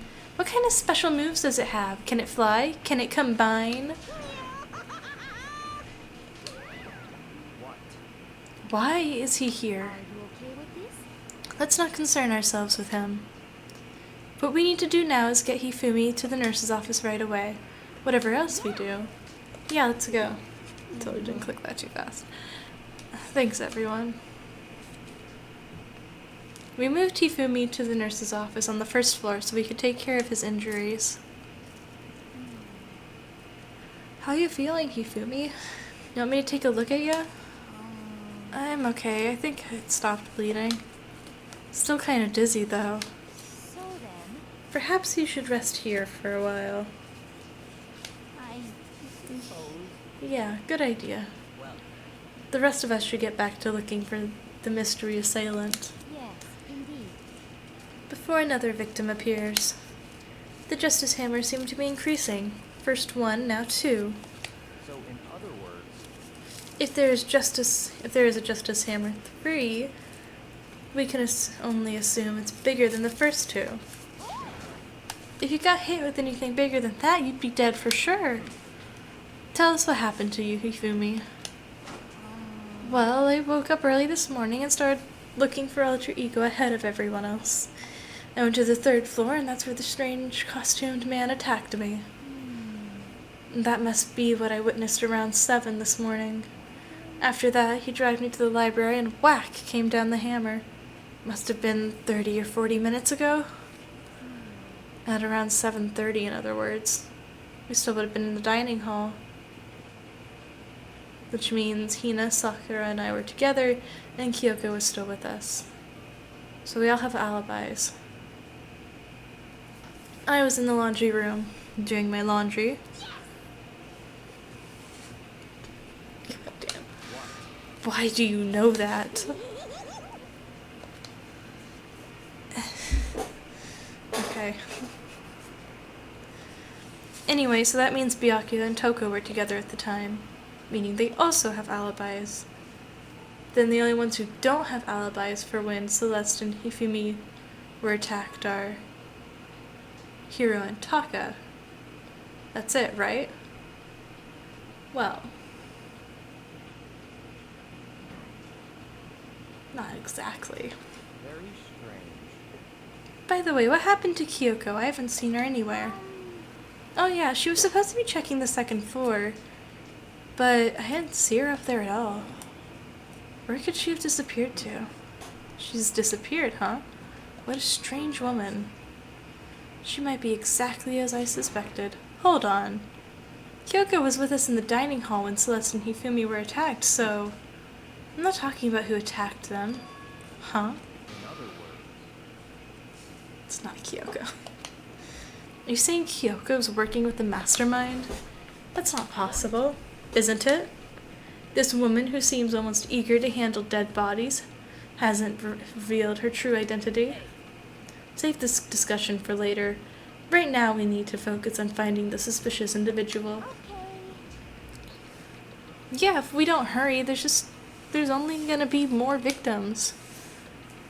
That might be why Kyoko and Taka and Hiro haven't shown up yet. She's right, we have to do something about that mystery man first.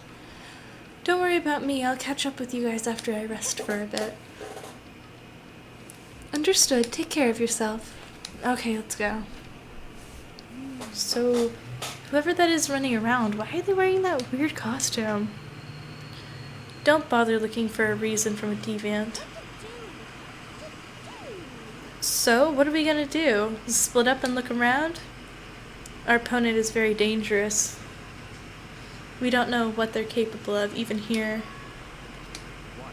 What's wrong? I saw a shadow, something moving around at the top of the stairs. Really? Up on the second floor, then. You bastard, you won't get away from me. We all shot towards the stairs. He must be around here somewhere. Let's split up and corner him.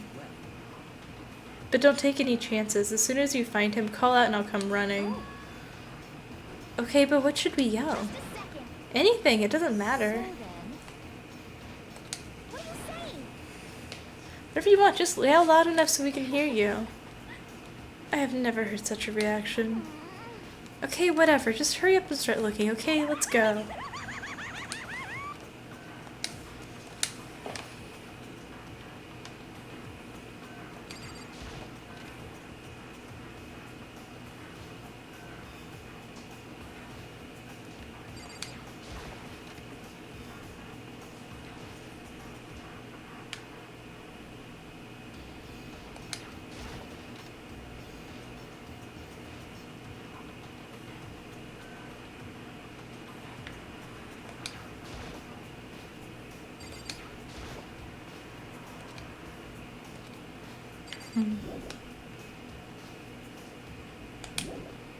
Okay.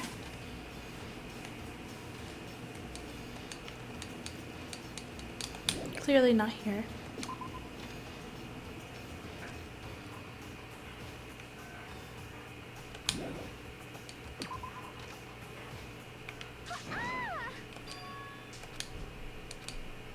Came from the floor.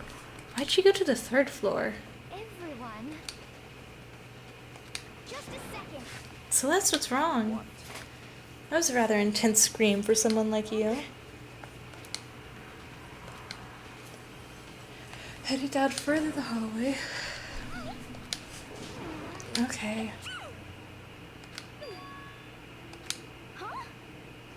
Well, it's really true. That doesn't matter right now.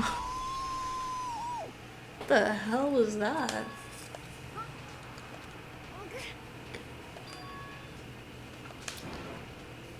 What? Damn, we're just running all over the place. It's all clear now. So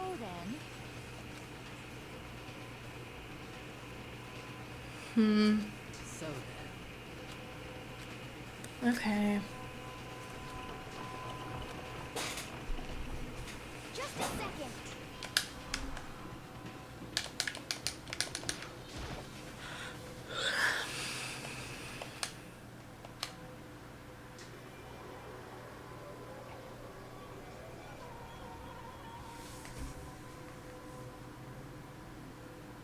Everything was covered in red, and at the center of all this red was Hifumi? No! Well, he's not dead, is he? What?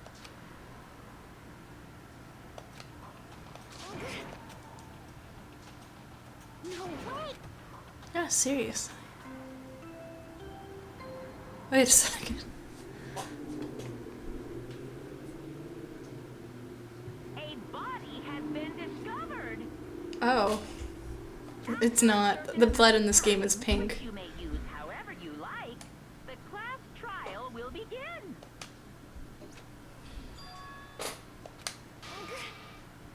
There is at one point, I forget which game it's in, but they use red for like one death.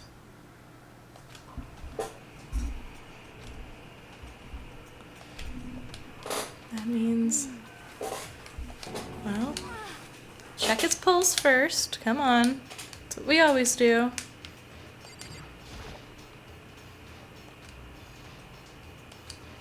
No, you check his pulse. What are we trying to confirm?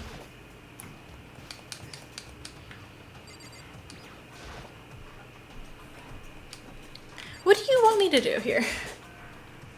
Before I do anything, I have to confirm.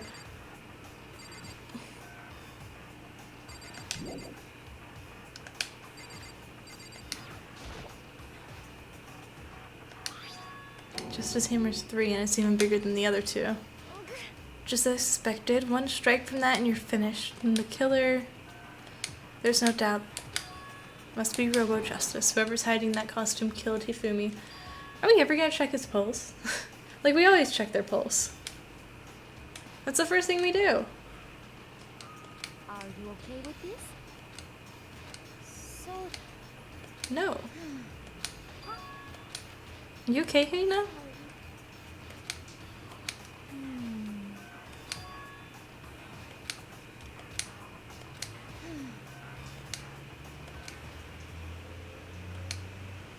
Okay.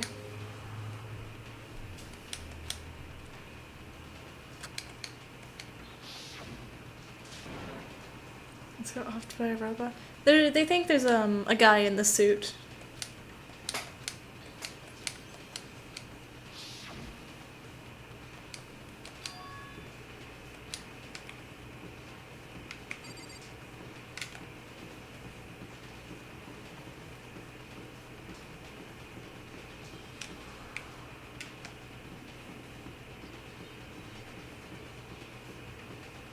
I really don't know where I'm going right now. This is as far back as you can get, isn't it? Nope. Okay. Time to move there in the back. I left through the doorway, and when I did, I found another nightmare. The second nightmare of the day was waiting to greet me.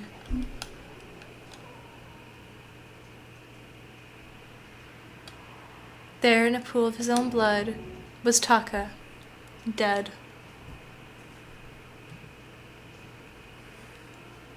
Deadly life.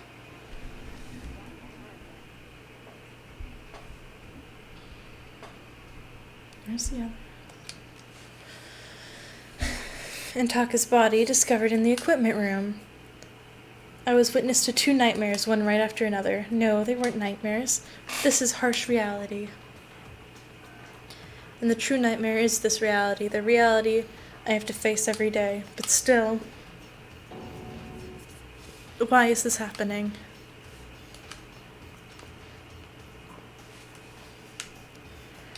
Oh, she's down. Toko, don't tell me. She's fine, she just fainted. The blood? Oh, that's right. When Toko is Toko, she has a fear of blood.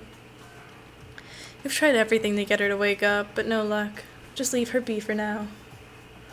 Like he said, we should just leave her alone for now. Okay, Byakuya, what happened? Nothing? Nothing. Another hammer? Now it's just his hammer 4, and it's even bigger than before. Is that suspicious individual responsible for killing Taka too? But why is it Justice Hammer 4, huh? What do you mean? Celeste was attacked with Justice Hammer 1, and then Hifumi was hit with Justice Hammer 2. But this time it's Justice Hammer 4. What happened to 3? What's the matter? Well, when you mentioned Justice Hammer 3, you just reminded me. Out with it. Do you know something? Actually, Taka's not the only one that's been killed. Hifumi's dead too. Hifumi's been killed? Yeah. Which is why you came to get us. You better go check it out. They're so stupid. They're leaving the body alone. We always have someone guard the crime scene, and they're just gonna leave the body there.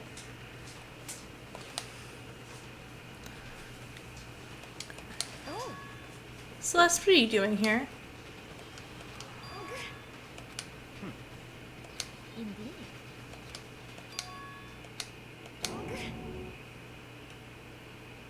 This is why we guard the crime scenes. God. What did you say? Come on. Are you serious? What the heck is happening here? Not everyone. Oh my god. We already have one missing body and nobody's thinking to guard Taka. What the fuck?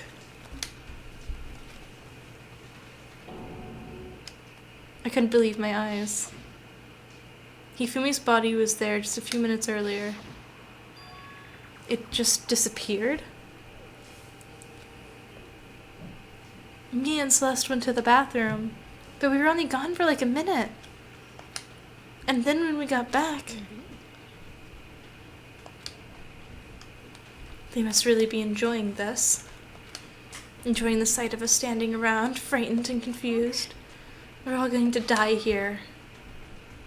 There's a limit on how many people you can kill. You can only kill 2 people. Always Monokuma will step in.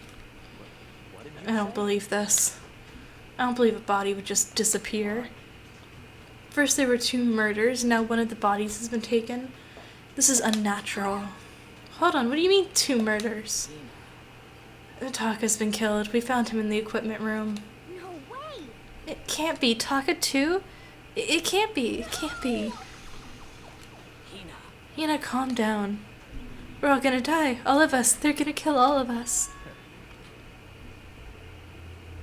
Nobody. They can't keep killing. They already hit their max. Huh? I completely forgot she's still unconscious in the equipment room. You left her at the scene of a crime? You didn't have a choice. You passed out and refused to wake up. So she's still unconscious? Wait, so you knew she was still up there and said nothing? Why? That annoying little insect clings to me wherever I go. We'd be better off without her.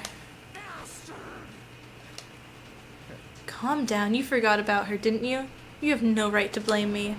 Everyone stop fighting. Right now we need to hurry back. I can't take this anymore. I don't want anyone else to die. Byakuya, if something happened to Toko, I'll never forgive you. So much dialogue. We shot out of the nurse's office and bolted up the stairs, heading to the 3rd floor. We ran back to the equipment room at full speed. And when we got there... Toko. Thank God you're okay, but right away I noticed there was something very different here. I told you so! This has never happened. Every time we had someone guarding the crime scenes. The moment someone isn't guarding the crime scene, the bodies all disappear. Taka's body, which should have been right there, had disappeared. This can't be happening. Are we hallucinating all this or something? No, it's not a hallucination. I know I saw it before, and what I'm seeing now isn't what I saw then. What? Are you saying Taka's disappeared too? Stop saying disappeared.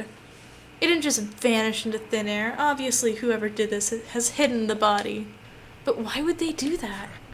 I couldn't possibly begin to imagine. Anyway, our costume suspect is clearly continuing his crime spree.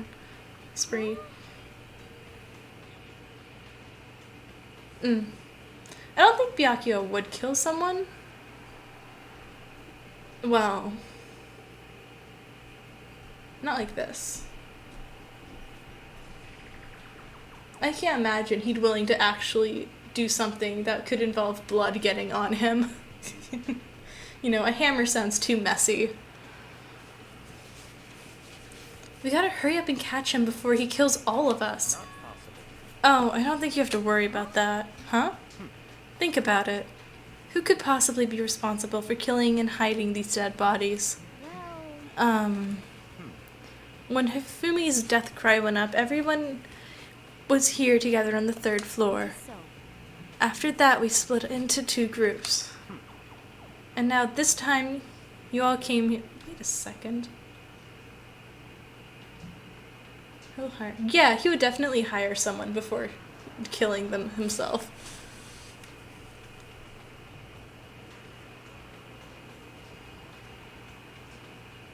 But like, there was 2 bodies.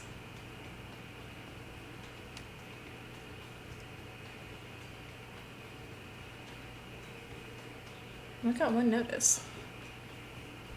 And now this time, you all came here as a group from the nurse's office. In other words, the only ones who could have done it... Kyoko couldn't have done it. Because she was with us earlier. Hiro has been missing all day. Can't imagine he'd be able to kill someone. He's way too paranoid.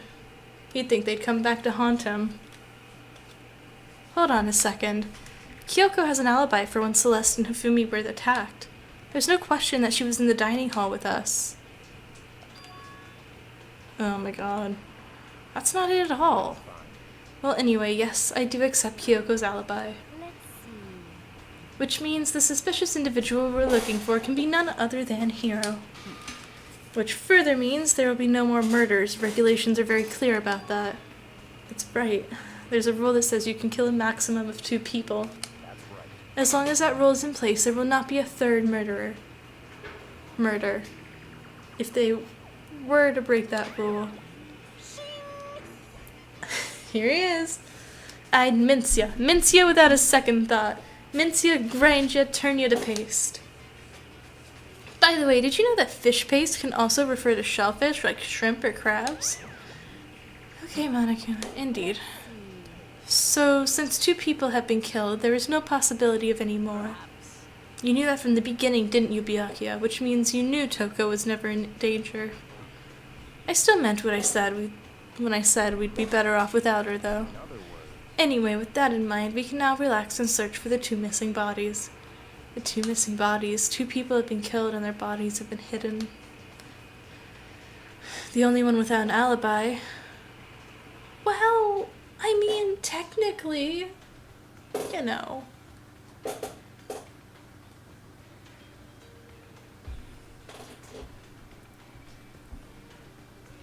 Hiro isn't the only one. But is he really the killer? What about Kyoko? If she's not involved in the case, where did she go? Oh, it's nothing. Whatever, we need to finish this.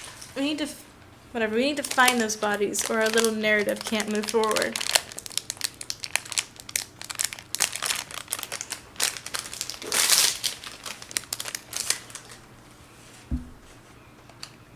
So then, Very well, let us split up and begin searching. There is no need to be afraid. No more murders will take place during this case.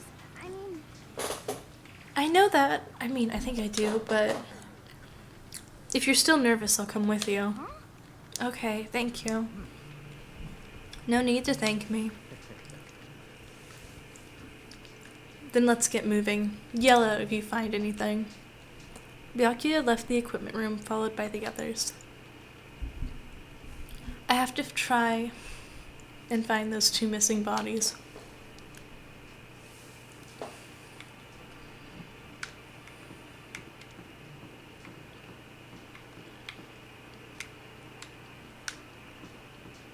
Where would someone hide bodies?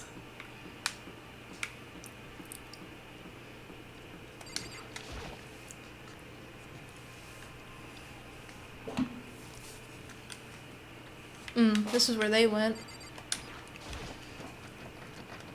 Huh? The door must be locked. Okay. I'm not seeing any dead bodies in here.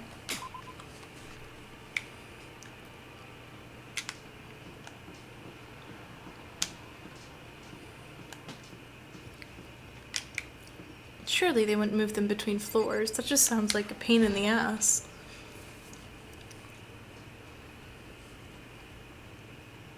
Not the rec room either. Okay. It'd probably be a big room, wouldn't it? To hide bodies? And we've gone in a loop. Okay.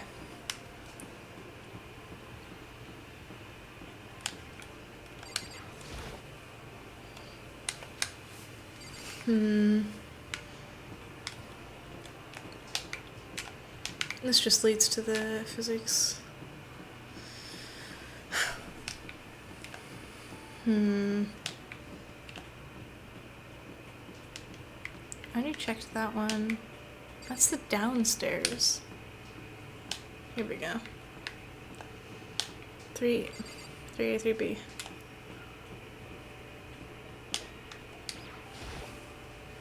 I better look. Okay, so I guess it is on this floor. Is it in the classrooms?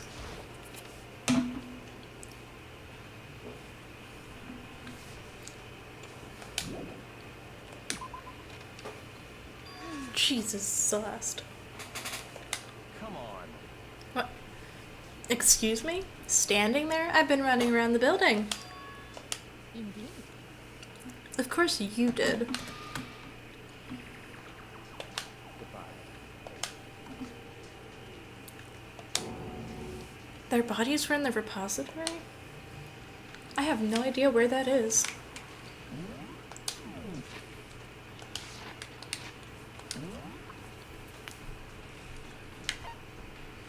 Equipment room, physics lab,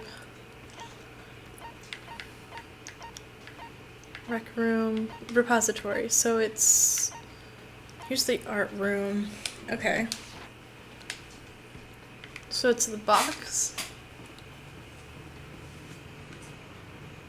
Wait, do you mean it's that locked room I tried to get into before?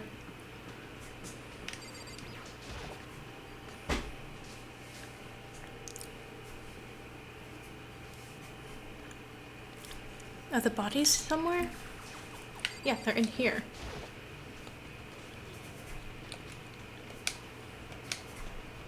That's wild, because it was locked 5 seconds ago. And when I entered, I saw... Why are we freaking out? We knew they were there. They just told us they were there.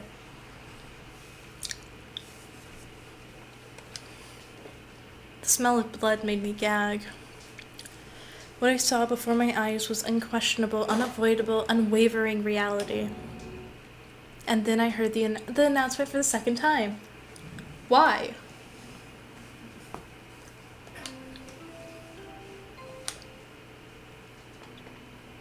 Already found these bodies. Why is it doing it again? A body has been after a certain No amount of time. And so here we are. The Monokuma file!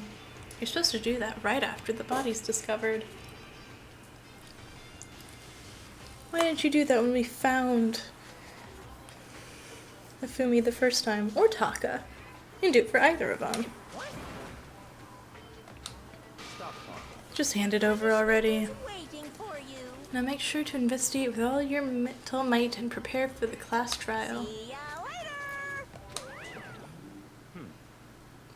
Well now then, now that we've found the bodies, all that's left to uncover is the culprit. Hold on. How can you be so calm? I mean, they're dead, you know. That's terrible. Dead, gone forever, they're never coming back.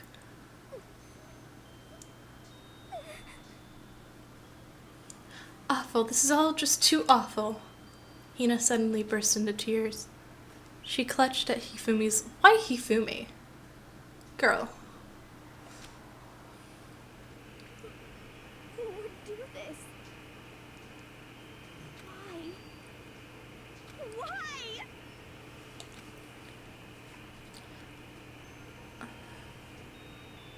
Wait a second. Large, wet tears fell from her eyes. The tears landed on Hifumi's cheeks. If this were some world of make-believe, that might have been when Hifumi opened his eyes. But this wasn't a movie.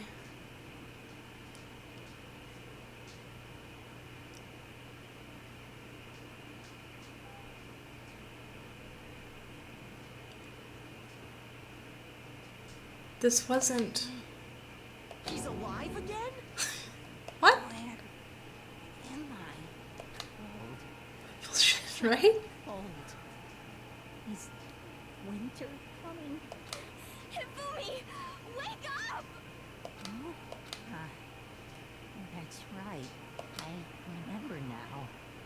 Hope's Peak. Come on, you gotta wake up! I remember everything before I met you all.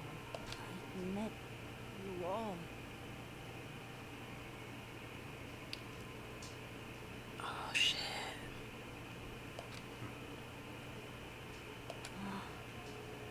The light. It's like the tail of a hunt. Hey, Hifumi! Who was it? Who attacked you? Who tried to kill you? Who killed me? That's right.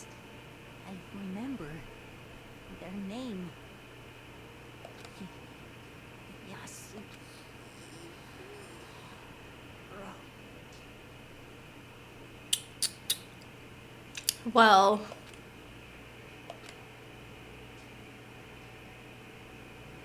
his eyes closed, and they never opened again.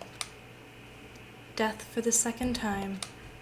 Absolute, undeniable death. No matter how many more of Hina's tears splashed on his face, there was no second miracle. Reality set in again. This isn't some stereotypical fantasy world.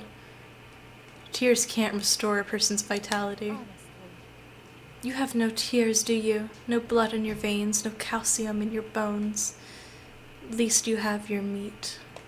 Stop talking. You're just angry. Going out of his way to return just to leave us with unnecessary dying words. Now this game has become exceedingly boring. He said Yasuhiro, right? Then perhaps... He didn't say that. Manishi says that. So, in other words, And with that, the case is solved. No, it's not. It's never that easy. Assaulting people and even killing Taka and Hifumi. And then going so far as to hide their bodies. A criminal that hides his face behind a mask and uses a bunch of giant wooden hammers. Is that what Hiro is? If it's true, I can't forgive him. No way I can ever forgive him.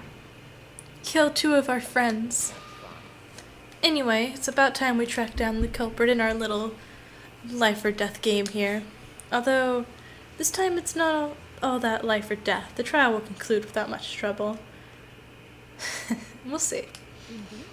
Yes, it does look that way. It's going to begin again. We have to go through this one more time. I have to accept it. I have no choice but to go through with this to make sure everyone survives. I just have to do it.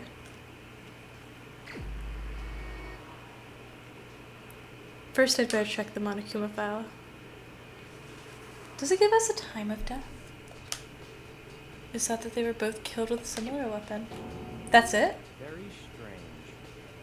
We got way less information this time than before. No, I wanted a little something else. We should know what happened. We should know more about what happened in the Monokuma file, could anyway.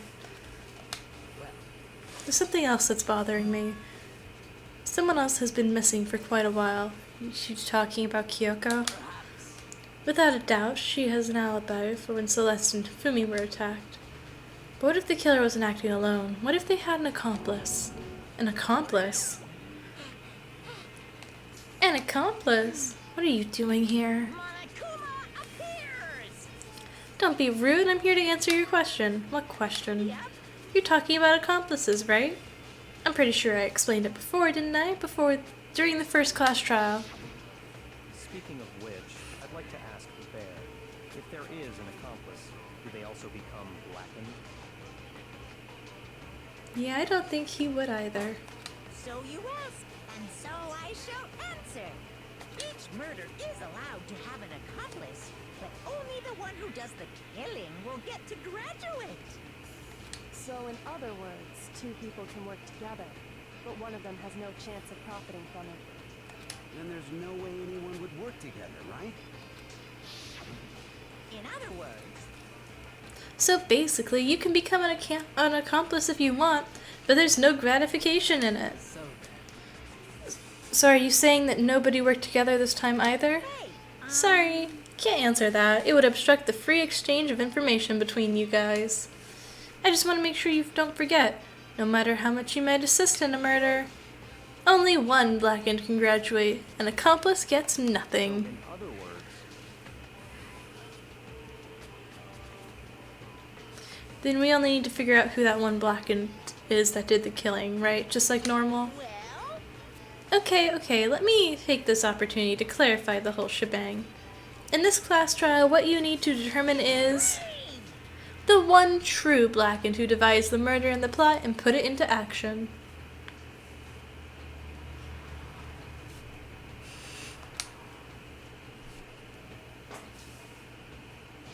The true blackened, so just one person?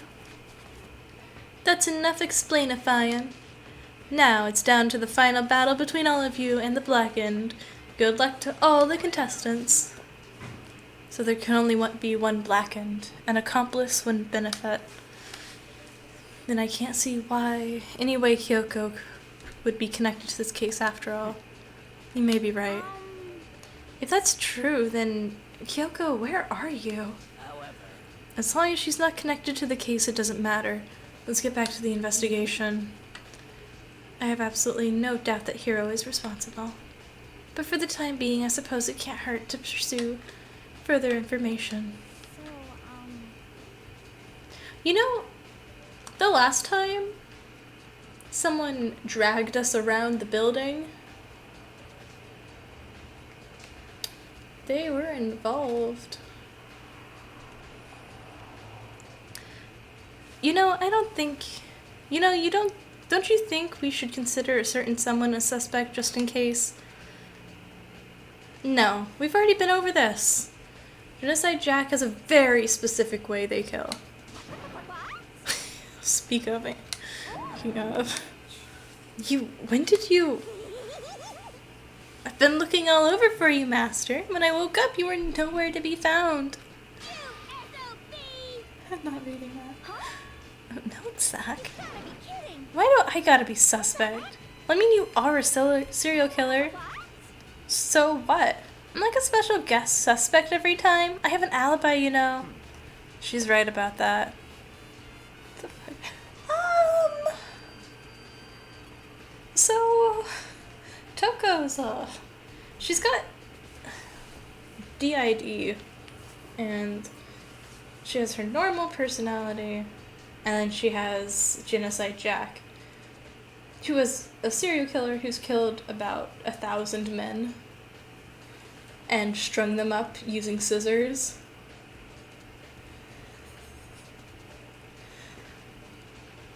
When we heard Hifumi scream, she was with me. And when the bodies disappeared, she's still lying unconscious in the equipment room. Plus Taka's body is... Damn, that sucks.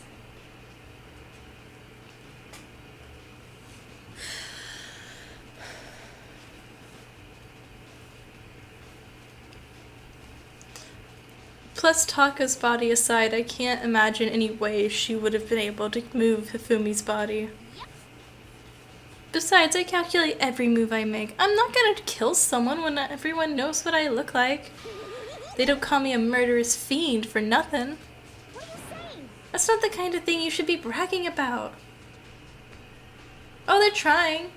They just don't know who she is. Nobody has seen her at the crime scenes. All they know is, all the cops know is she probably has DID and is most likely a student.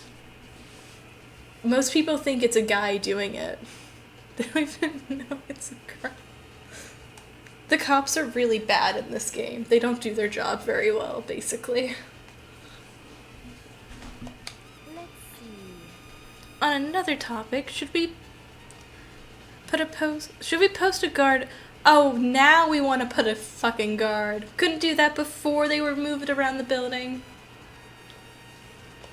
So then. Hina and I can handle that. You don't mind, do you, Hina? Sure, it'd be totally useless in the investigation anyway. Then that's that. Let's begin. This whole thing is so strange. All but one of us has an alibi. They keep saying that, but that's not true. But maybe it's just me, but I don't think it's going to be as straightforward as it seems. Yeah, no, the detectives are great. The cops are not. There's 2 detectives? Well, no, 3 if you watch the anime. I think there's 3 that you ever hear about in Danganronpa.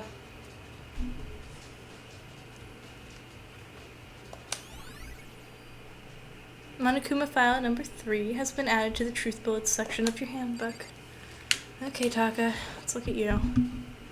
Taka, he'll never move again. According to the Monokuma file, Taka died from a blow to the head.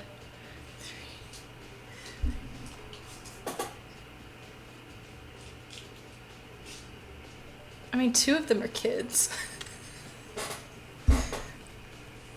think one of them's an old man, and the other two are kids that you ever hear about in the course of these 3 games, and the anime with it.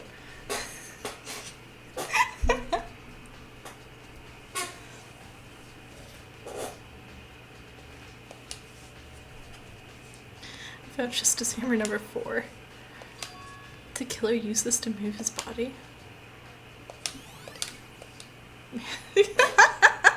Oh, dude, you should see what the world actually looks like in this game. All you've seen is the inside of the school.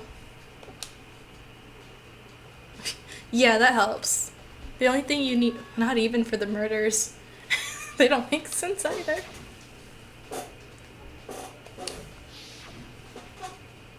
And look at the wheel. There's a blood stain on it. Okay. How you holding up?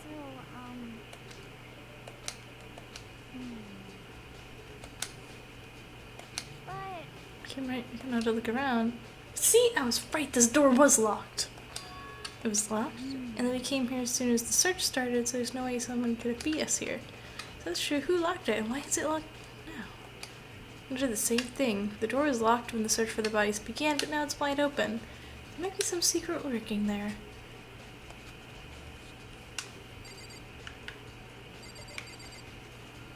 Alright, well look at Hifumi. Hifumi's big, cold body is laying on the floor. His really big body. Damn! I just keep reinforcing that. I mean, how on earth was the killer able to move someone so big?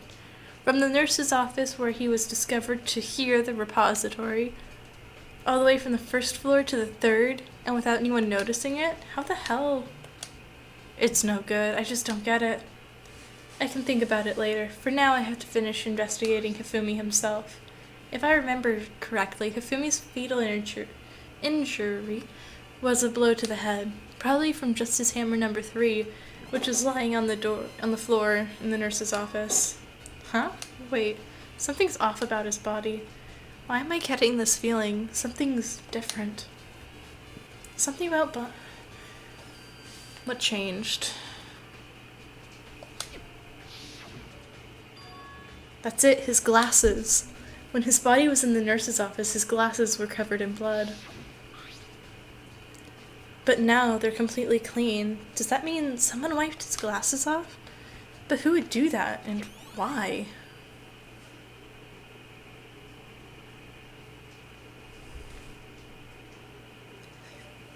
I mean, Sakura is probably physically capable of moving his body.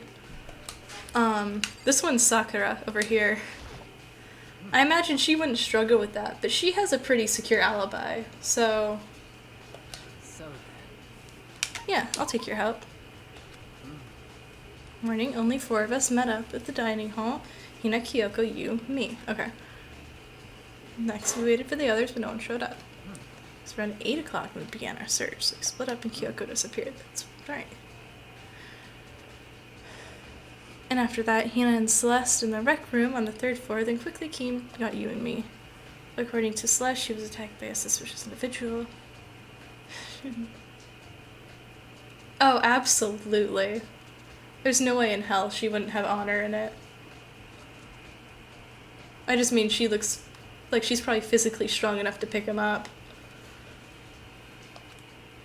In other words, she was attacked an hour before we found her, meaning just after 7 o'clock. Based on the picture Celeste took, we discovered her attacker was dressed in a strange costume.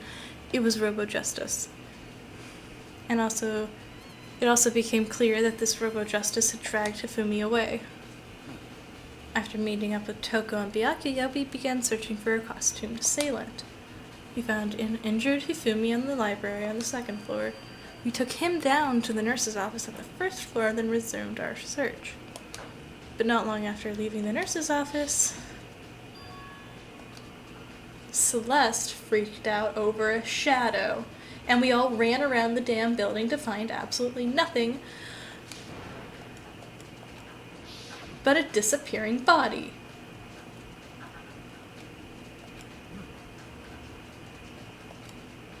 screams, we quickly made it to the 3rd floor. Celeste was wrong. That was a rather intense scream. He ran off as soon as I screamed, blocking the stairs. He headed further down the hallway, then disappeared.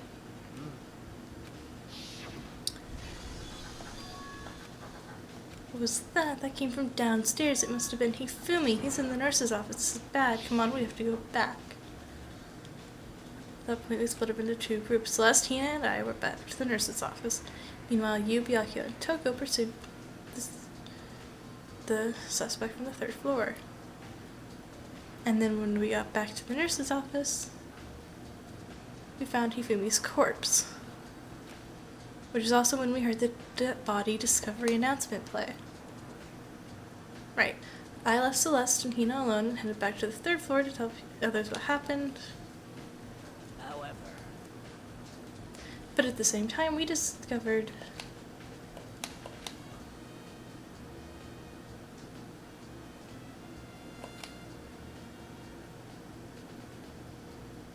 but that doesn't make sense. Because it played again when we found their moved bodies. It shouldn't do that. It's supposed to play after 3 people find the body that aren't the murderer. You, me, and Byakuya head back to the nurse's office, leaving behind Toko. Fumi's body has disappeared. We hurried back to the nurse's office to discover his corpse was in fact on. Then we remembered banded conscious.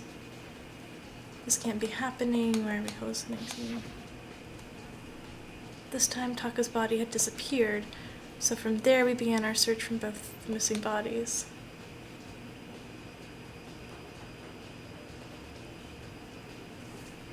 After some time, Celeste told us she'd found the bodies, and we all headed to... Celeste is doing a lot, isn't she? Celeste told us she'd found the bodies, and we all headed to the repository, and then we'd rediscovered the 2 bodies that had apparently vanished. And that brings us up to now. Looking back, things have certainly been very active. Okay.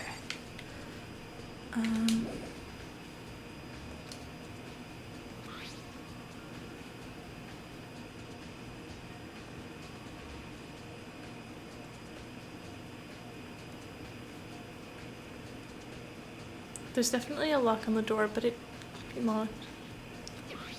I don't see any way to lock it from the art room. The door can only be locked from the inside of the repository, which makes me wonder. Hina and Sakura confirmed that the door was locked and after we started looking for missing bodies, and the door is designed so that it can only be locked from the inside. In other words, when Hina checked it, someone had already gone into the repository and locked the door, and when they were done, they unlocked it and left. Which is why Hina claims there's no way someone could have beaten them to the repository. So that certain someone... Is this like locked room mystery shit? Are there any secret ways out? I doubt it.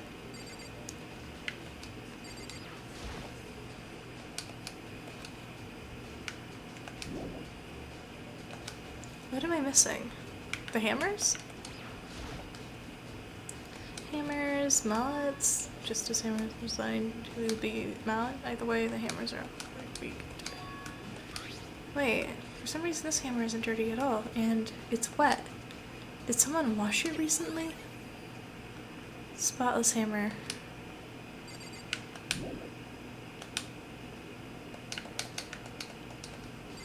I talked to Hina. Do we need you? I'll see anyone. When the attacks and murders and disappearances all happen, okay. I'll see. Yeah, he said here's the name. There's no reason. Okay, but if he did do it, why did he hide his identity in that weird costume? Maybe he thought no matter what, he'd be safe as long as he's as full of his entry. Well, he is kind of dumb. Do you really think that's enough to explain it? I feel like there's another clue hiding somewhere. And is that it? That's all that bothers you about the case? Well, no, there's a few other things. Like, why did the killer try to hide the bodies? They probably figured out that if we couldn't find the bodies, we couldn't complete our investigation. If that's the case, we found the bodies pretty easily, didn't we? Again, it comes back to the fact that the culprit is a moron. Is that really all there is to it? The other thing that bothers me is, why'd they bother killing 2 people? What? Because the rule says if you can kill someone and get away with it, you graduate, right? So if you're the killer, your number 1 priority is not getting caught. But killing 2 people means more clues, more chances you'll get found out. Hold on, perhaps? I see, so that's what it means. Is everything okay? That's enough. Don't talk to me as if we're friends. What's with that attitude? But you have my appreciation. Thanks to you, I might have some fun with this after all. His mysterious words hung in the air as he left the repository. He talked as if he'd figured something out. But if he did, would it have killed him to tell me what it was? There's got to be a clue around here somewhere. Maybe I should check somewhere else. There's some clues. There's some places I already know about. The first is the nurse's office, and then the equipment room. I want to go to the nurse's office first. Because Hifumi's bothering me.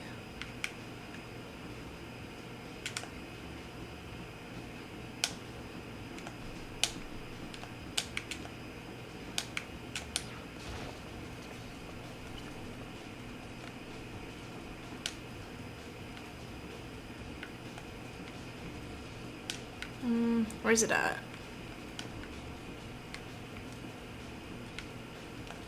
This way. Oh, wait. Duh. Nurse's office is on the first floor. That goes up.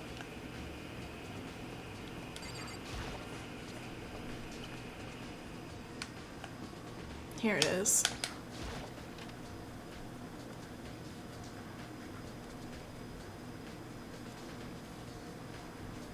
Of course you're in here.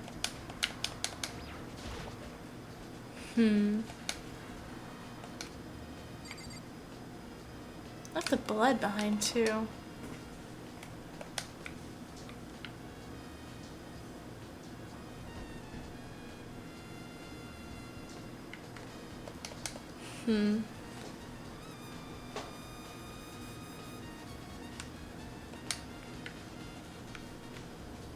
There's not really much else to click on. I guess we can talk to you.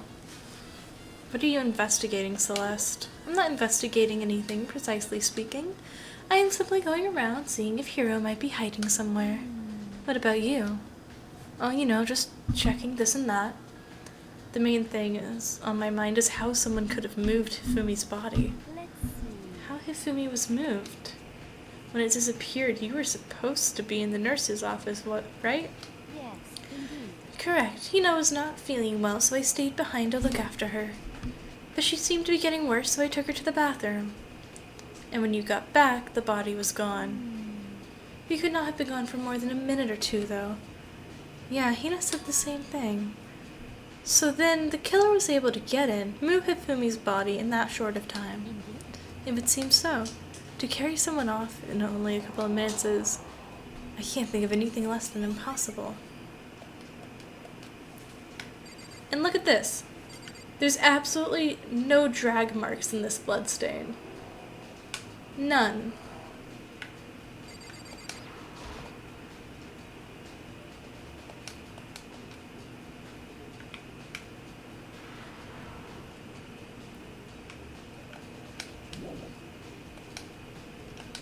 What do you mean? There's nothing to click on. You wanna look at the security camera?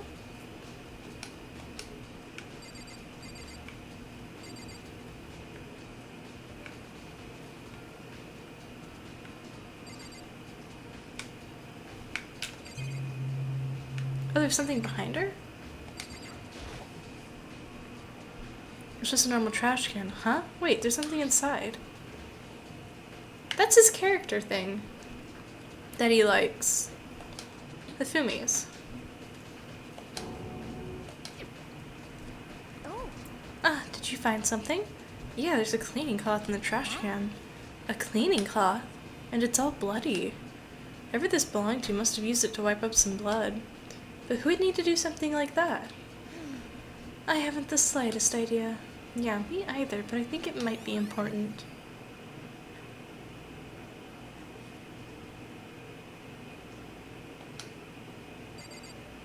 How interesting.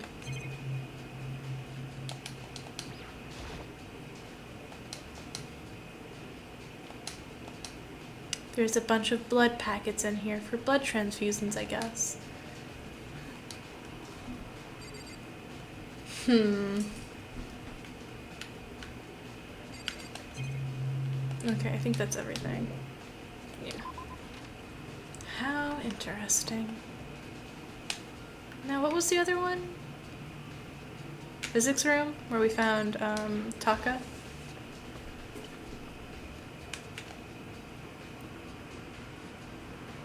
I think that's on the 3rd floor.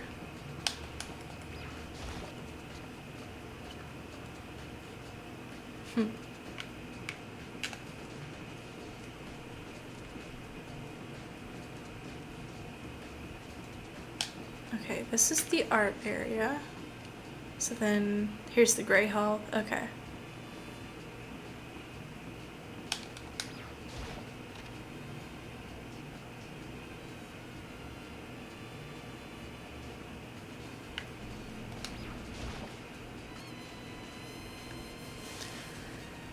And here's where we found Taka.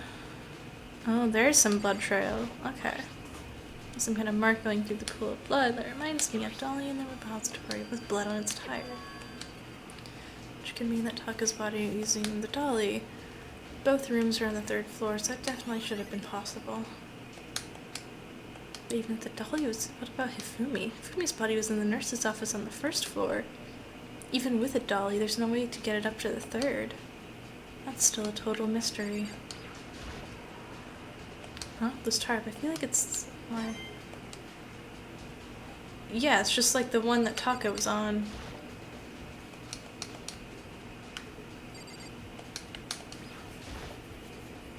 Just door number 4. Okay, then we just have to talk to you. I'm super pissed I missed such an ultimately rare event. Just the camera? Okay.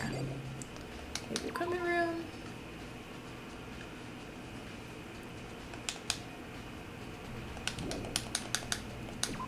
Okay. Oh, she says hi, Byakuya. So this is where you were. I've been looking for you. You have? I wanted to thank you for what you did. Not that you meant to, but you ended up making this little game of ours very interesting indeed. You should go to Hero's room. Oh, and let me give you this. It's the note. It's the note Hero wrote to get us all to meet up, right? You remember well. Well, the penmanship was pretty remarkable, so it left an impression. It's all clear now. This is a trap. What is? I love when I'm right. So, what are you talking about? I've already repaid my debt. I don't owe you any more explanation.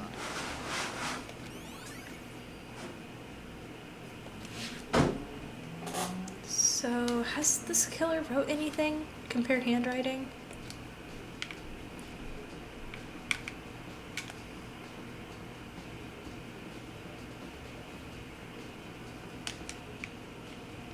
So we're going to his room. I'm just gonna, can I do that right now? Will it let me? It might, okay. I might not have to walk all the way down there. Yeah. There we go. I did not realize it was upstairs down here. Okay, we need, I think he's down this side. Leon, Yasuhiro, here we go. The door is unlocked. I guess I can go inside. Byakuya did say to take a look. It might not be a great idea, but I'm gonna take the plunge. Okay, there's a lot of items in here. There's all kinds of weird stuff in here. Where do you even get it all from? More importantly, he still hasn't turned up. Which means he can't really complain if I don't get his permission to search his room, right? There's nothing in here. It's pretty grungy though. How does the bathroom even get this dirty?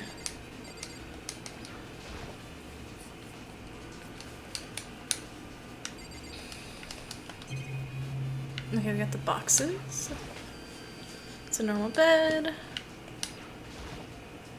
I think there's something with a cardboard box. Of course that's in here. Wait a second, there's handwriting on this thing. He is not a mechanic. He's a clairvoyant. He doesn't know shit about mechanic stuff. Something cardboard and plastic? Is this Robo Justice? And it's in Hero's room? But wait, these blueprints. Something about them bothers me. I wonder what it is. That ain't his handwriting. It's over here.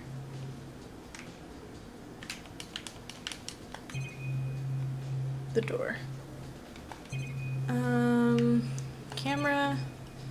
Bed. Have we looked at everything? I think so. Leave the area? Yes.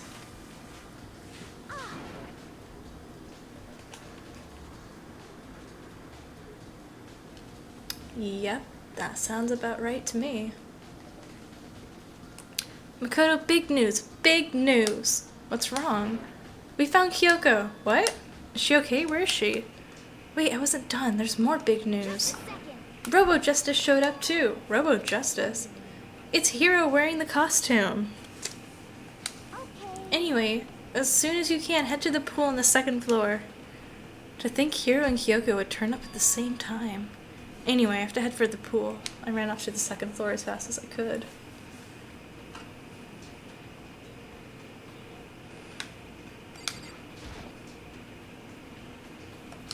Kyoko and... Phew, man, I have had the worst day. Hiro? Hiro? Oh, hey, Makoto. Yeah, duh. Who else would I be? That's a good question, huh? What? Why do I look like this? Did someone come along and remodel me while I was sleeping? Was it the Illuminati? Kyoko? Right. I found Hiro. He was jammed into the pool locker. It looked like he was fast asleep, so I kicked him and he woke up. I still can't believe you kicked me. You could have been a little more gentle about it, like, I don't know, caress my face or something. That's creepy. Anyway, Kyoko, where have you been all this time? You just disappeared all of a sudden without a trace. It was something I had to check up on. What do you mean? Never mind. I can't never mind. Never mind. More importantly, she says that, but does she have any idea? Does she know people think she might be spying for the mastermind? First of all, Hiro, you need to explain to us why you're dressed like that. Oh, well, I mean, I have no idea.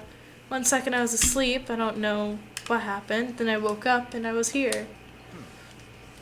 I don't care, do something about that costume. It just pains me to look at you. Well, I don't know what's with this thing, but I can't actually get it off. A little help. Why would you make something that you can't take off by yourself? I didn't make this stupid friggin' thing. There's a clasp on the back that's keeping you from getting it off. It looks pretty sturdy. I don't think you can get it off on your own. I don't really have a choice. Let's help him. It took everyone's help, but we were slowly able to get Hiro out of the suit. It took a few minutes, but eventually we got all the pieces off. Whew, free at last. Isn't it kind of weird how perfectly the suit fits Hiro? So then... More to the point, nobody but Hiro would be able to wear that costume. Is that true? Why would that be? Wait, what? Hold on a second. Don't bother trying to act innocent. The blueprints were in your room as well. In other words, it's obvious to why did she know that? It's obvious to everyone that you made this costume. It's true, you saw the blueprints.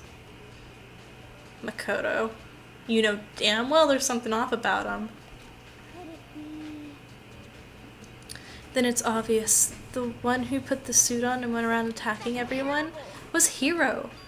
Shall we tie him up and gag him? just the worst? Good idea. We wouldn't want him killing anyone else. Tie me up? Hold on, guys. That's right. He may be suspect, but he deserves fair treatment. Yeah, I mean, attacking blueprints? I have no idea what you guys are talking about.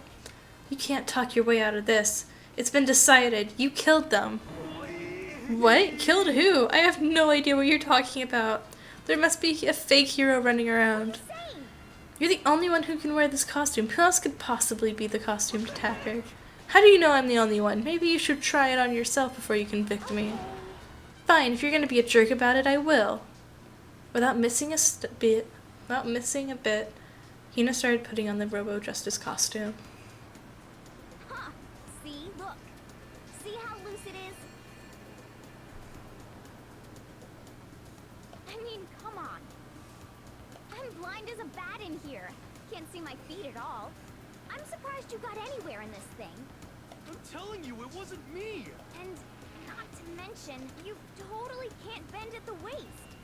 Seems like a pretty obvious oversight. How is he supposed to have been able to do anything that he supposedly did in that suit that he can't get out of because of the latch on the back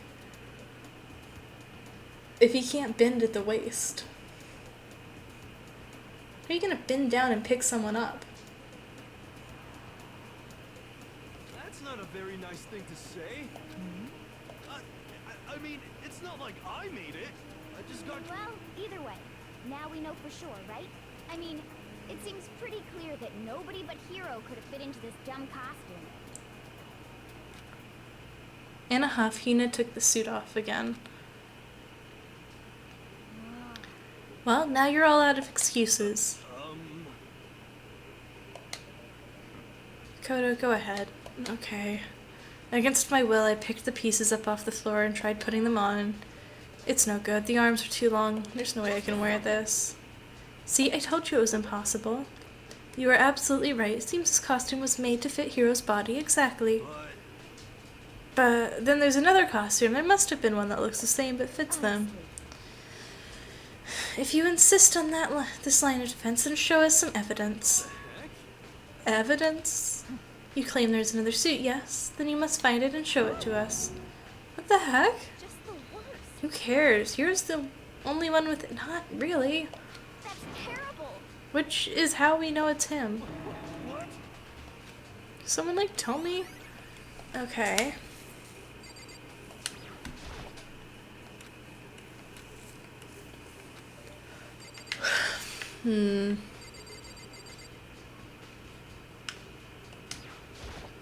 Oh. I have no idea.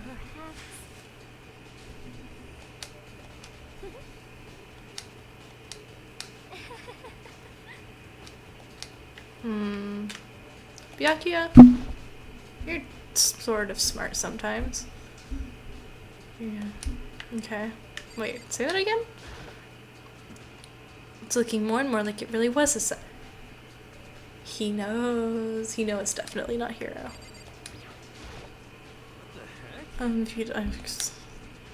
Someone's been killed, right? Hey, Makoto, who was it? Well, 2 people were killed. Taka and Hifumi. Just the worst. Why are you freaking out? You did it.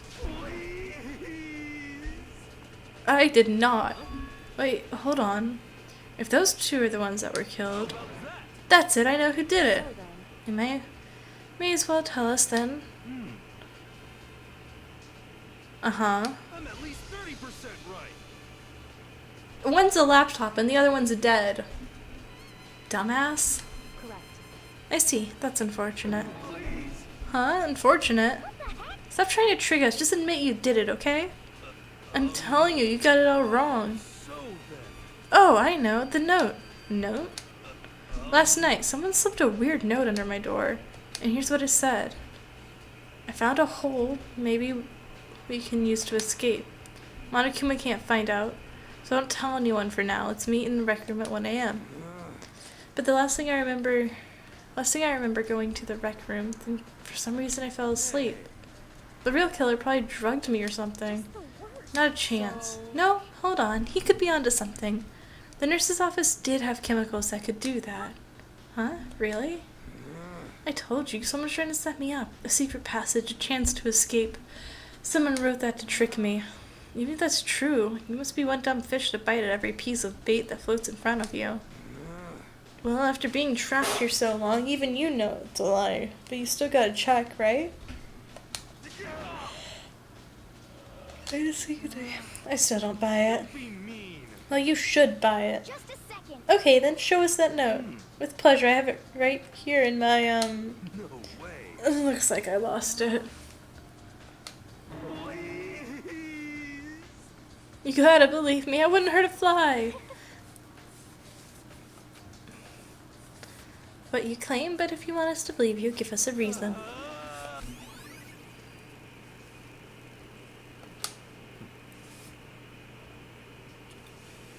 Now then, shall we resume our investigation? There's no time to waste before the class trial begins. Why do we need to keep investigating? We already know who did it. Why? Why did you kill them? Tell us, hero. It's like I said. Was it really to get the money Monokuma offered us? Yeah, that must be it. You must be totally broken, that's why.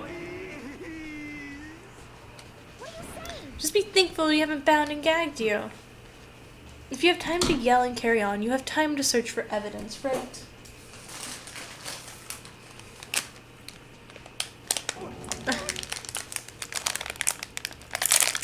Right, I need to look for the second suit in that note.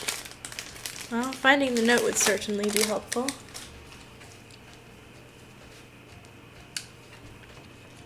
Feet don't fail me now. To switch with me.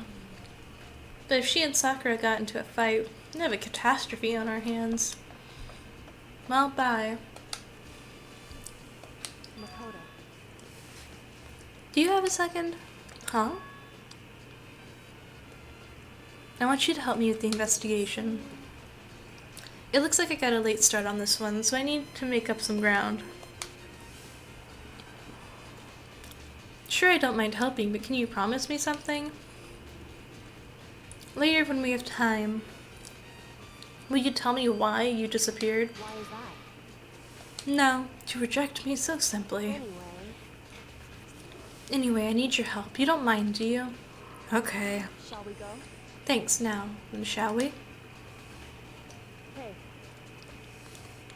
So, Makoto, I'd like to examine the corpses. I can't believe I'm hearing that from the girl the same age as me. Dead bodies don't lie, you know. They tell the truth far more easily than the living are. Wouldn't you agree? How am I supposed to answer? Anyway, we have to hurry before the class trial begins. They're in the repository.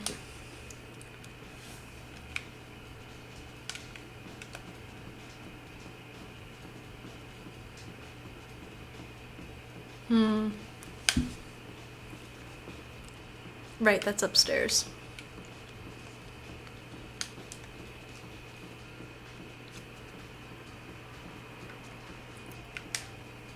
Fuck, where's the stairs?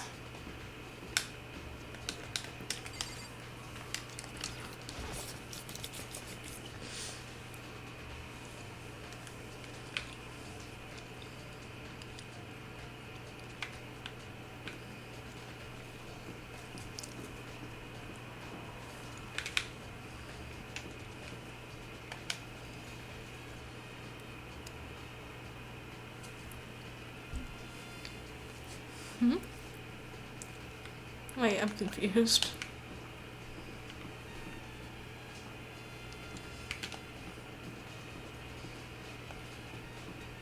Is it not upstairs? I'm trying. Oh, repository, right.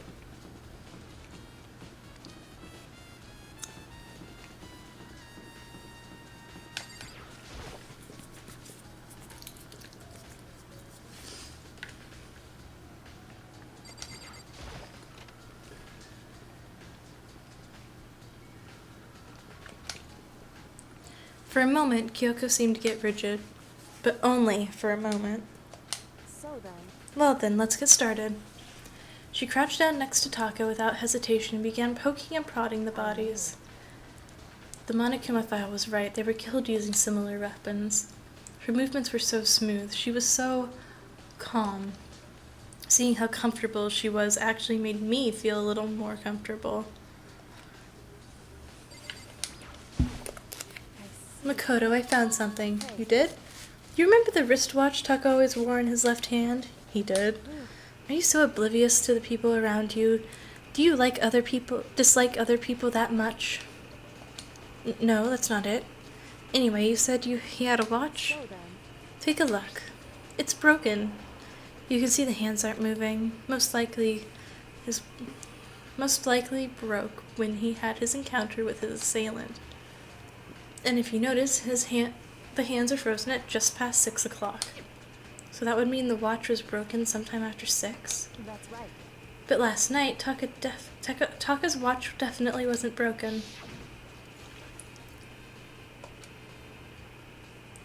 Taka's irritated voice pierced through the air as he started pointing. It's almost 10 o'clock, you know that? Bedtime for... In other words, So if it worked at 10 last night, it couldn't have been broken past at 6 p.m. Meaning it must have happened at 6 this morning. however, And that's not all. Look at Taka's left hand. It appears to be gripping something. You're right, something white in there. Can you try and pry it out? Me? because Rigor mortis has already set in. Boys are better suited to this kind of manual labor, right? Okay. As much as I didn't want to, I grasped Taka's cold hand. The ice-cold hand was nearly enough to cause my heart to stop beating. But after some effort, I was finally able to free the object from his tightly clenched fist. A piece of paper? Was that all he had in his hand? Yeah, that's it. Just a little scrap of paper. Doesn't seem much of a clue, does it? I wonder about that. Kyoko turned to Hifumi's body. Let's check Hifumi's bodies now. Perhaps he's left us a few clues of his own. That's not what I clicked on.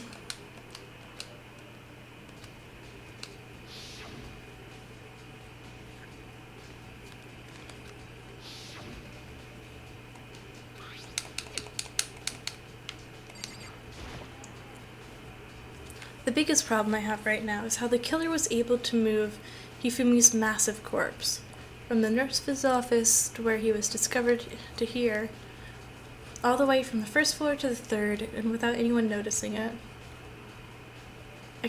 I just can't see how that's possible.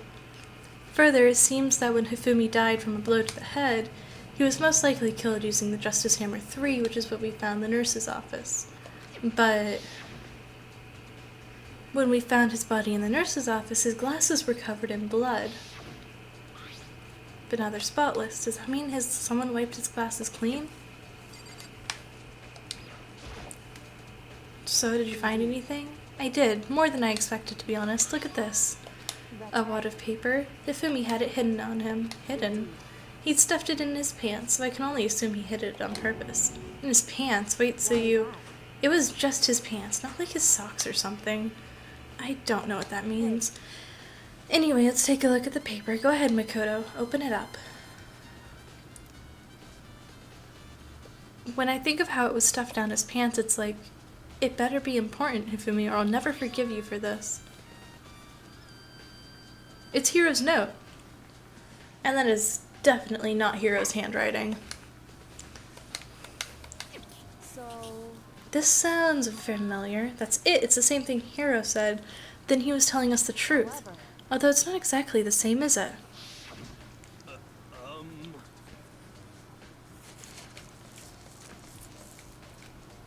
Monokuma can't find it. The time is different. Hiroto's note said 1 a.m. But here they wrote to me at 6 a.m. is that right? Does that mean it was meant for him, huh? Part of it has been torn off, right? I think there's likely meaning there. Think carefully. Why would someone have been clutching that scrap of paper? So then, What if it wasn't just a scrap of paper when he was holding it? What if it was something more important? And how would something important like that become a mere scrap of paper? That's what you need to answer. The note Hifumi had has been added to the Truth Built section of your handbook. Hey, While we're at it, I should tell you one more thing. The 2 victims this time had their ebooks on them. So the handbooks have nothing to do with how the murders were carried out. Not that there was any reason to think that they were connected to the killings in the first place. So you're saying I don't have to think about the handbooks this time? right? If you didn't have to think about them at all, I wouldn't have gone out of my way to mention it. All you said was they weren't used to help carry out the murders. The handbook may play a role. I don't think I understand. But if Kyoko thinks it's important, I better keep it in mind. Uh-oh.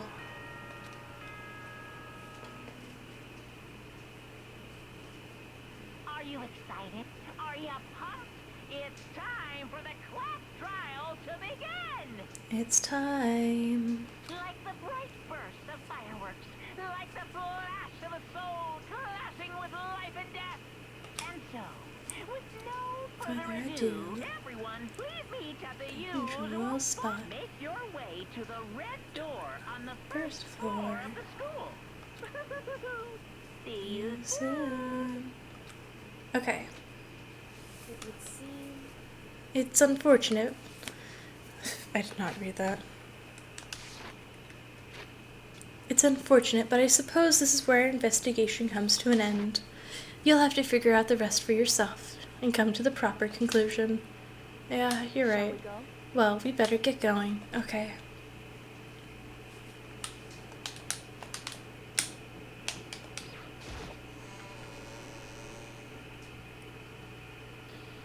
Everyone had heard Monokuma's proclamation, and they were gathered by the red door, and as soon as they were all there, Monokuma appears! I told you there was more than one. He multiplied.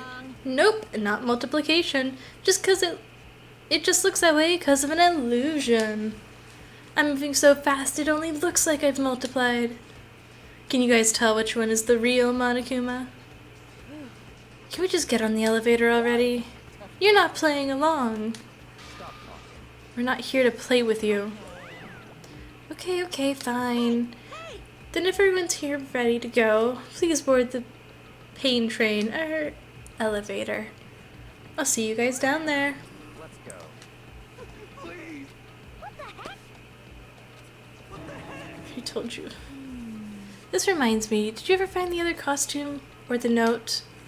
Well, no, but how unfortunate. It would seem we have our culprit. Hey, This isn't the place to talk about it. Save your accusations for when we get to the courtroom. That's right. She's right. Let's head down there first. Then the story can really begin. That's a good idea. That's right. I have to do it. I can't let whoever killed Hifumi and Taka get away with it. For everyone who's still alive. And for the 2 that lost their lives.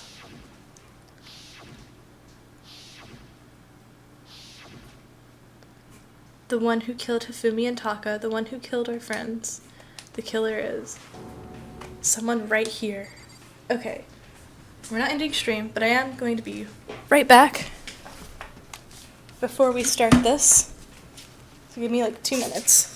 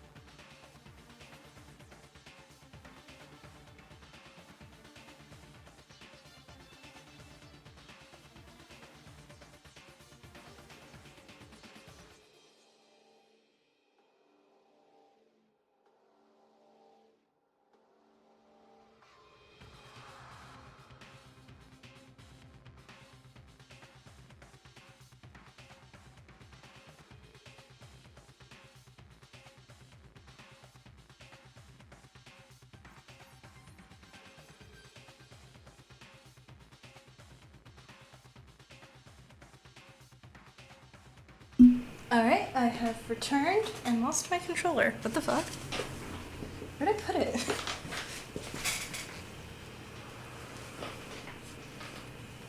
Ah, there it is. Okay. Let's do this. I took one last deep breath and exhaled slowly. I began to walk toward the elevator. Once everyone was aboard, the doors closed on their own, and the steel box began to move. Oh, it's so empty compared to before. Wow. The clunking of the elevator kept us company as we fell further and further down. There was no going back. Until we settled this, we couldn't go anywhere. I'm not sure how long it was before the elevator finally came to a stop. The elevator doors slid open, opening up to a cruel fate. It's different again. When I see you all gathered here like this, I realize just how few of you there are left. Your school life is slowly reaching its climax. Only because of you. Why? Why are you making us do such cruel things to each other? What? Do you really hate me so much? But I'm so cute. Come on. Stop goofing around and begin the trial. Don't rush me. Of course I'm going to start it. I would never be like, stay tuned for the action-packed class trial after this commercial break. I'd never hold out on you like that, okay? Let's begin. Get to your assigned seats. And so the curtain opened up once again. A deadly judgment, a deadly deception, a deadly betrayal, a deadly riddle, a deadly defense, a deadly faith, a deadly class trial. Alright, let's get our skills. Okay, what do we need? There's so many I don't have. Let's see, increase your truth bullets, rate of fire. I've never used a single skill before, honestly. Stage your aim a little bit. Okay. Oh shit, I want that. I definitely want that. We'll turn this off just so we can enable this. Takes 3. I only have 2. Increases the speed of memorizing a statement. Okay, I probably want that. Increases the damage to opponent when the statement is destroyed. Is that how I was getting by stuff? Okay. And then this is just increases your truth fire rate. I think we'll live without it. Trial, all rise. Let's begin with a basic explanation of the class trial. So, your votes will determine the results. If you can figure out who done it, then only they will receive punishment. But if you pick the wrong one, then I'll punish everyone besides the blackened, and the one that deceived everyone else will graduate. Now then, to begin with... We already know who did it. No, we don't. Was that? It was Hiro. He does not have an alibi for when the murders took place, and we found him in that suit. Don't try and deny it.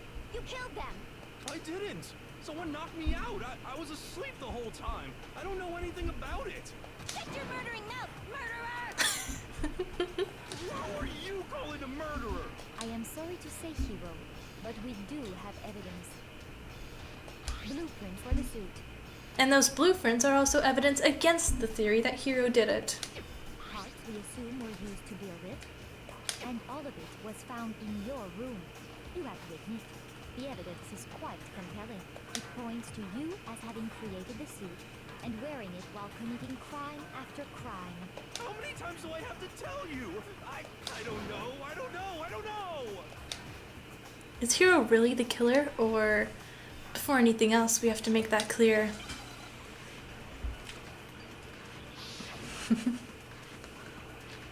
Yeah, Yasuhiro's message. Oh my god, we have so much health. Holy shit. The blueprints, the suit parts, Uh-huh. they are all proof enough That's that you are the culprit. okay. I don't know anything about that stuff. It's not true. It's a conspiracy. Hiro, why? Why did you kill them? No, just hold on a second. Okay. Oh, I see what we Everything we want. found in your room. Uh-huh. The blueprints, the suit parts, they are all proof enough that you are the culprit. I missed it. Damn it. I don't know anything about that stuff. It's not true. It's a conspiracy. Hiro, why? Why did you kill them? No, just hold on a second. She's always devoid of emotion. She's, something about gambling. It's like her poker face. Everything we found in your room. The blueprints, the suit parts, they are all... There we go.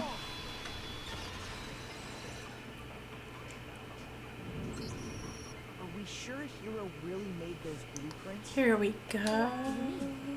Well, take a look at this. It's the note that Hiro wrote, asking everyone to meet up after Alter Ego. Just the handwriting's obviously different, wouldn't you say? When you compare it to the blueprints. There's no way you could think the same person made both of them. Unless that person made it a point to disguise their handwriting. Well, that's true. Why would they bother at that point in time? No, the differences are bigger than that, I think. Wow. Come on. I'm not smart enough to think of trying to That's change my handwriting true. anyway. So Makoto, are you saying you don't think Hiro's the culprit? That's exactly what we're saying. And he's not the only one. I think Hiro is innocent as well. Then who was in that Robo-Justice suit? Is it like Hiro said? Was there really someone running around in a second suit? I think a second suit like that's too big to hide. Is Makoto not mute? He's not mute. He's just the main character. So we have to read most of his lines out. But he'll do most of the spoken words during the trials. The suspicious individual hidden within the suit. Go ahead, Makoto. Tell them who it was. And of course he passes it off to me. Who was in the Robo-Justice suit? The suspicious individual in question. The one that must have been in it was Hiro. Hiro was in the suit. We know that. Hiro, I can't think of anyone else it could have been. Obviously, he was the one in that particular suit. And we never found any kind of second suit. Then there can be no doubt. Hiro is the prime suspect. But That doesn't make any sense. You just said Hiro didn't do it. It makes perfect sense. Hiro was the suspicious individual in the suit, but he's not the culprit. So what you're saying is... That's right. The culprit in this case has nothing to do with being in the Robo-Justice suit. and if that's the case, who said that the Robo-Justice was involved? What? Now that's a bold assumption. And what reason do you have to make such a statement? You do have a reason, yes? Of course. But before we get to that, there's something else we need to clarify first. So let's get that out of the way. Hey, stop trying to boss us around. Listen to him for a little bit. Proper order. So what is it? What needs to be clarified? We must clarify the method of transportation for Taka's lifeless body. That's important, It would yeah. seem that his corpse was moved using certain particular items. Yes. Makoto, can you tell us what they were? The tarp and the dolly.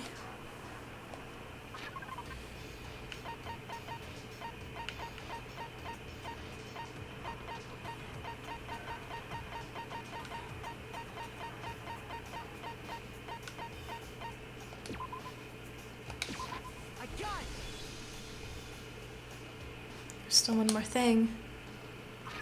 It must have been.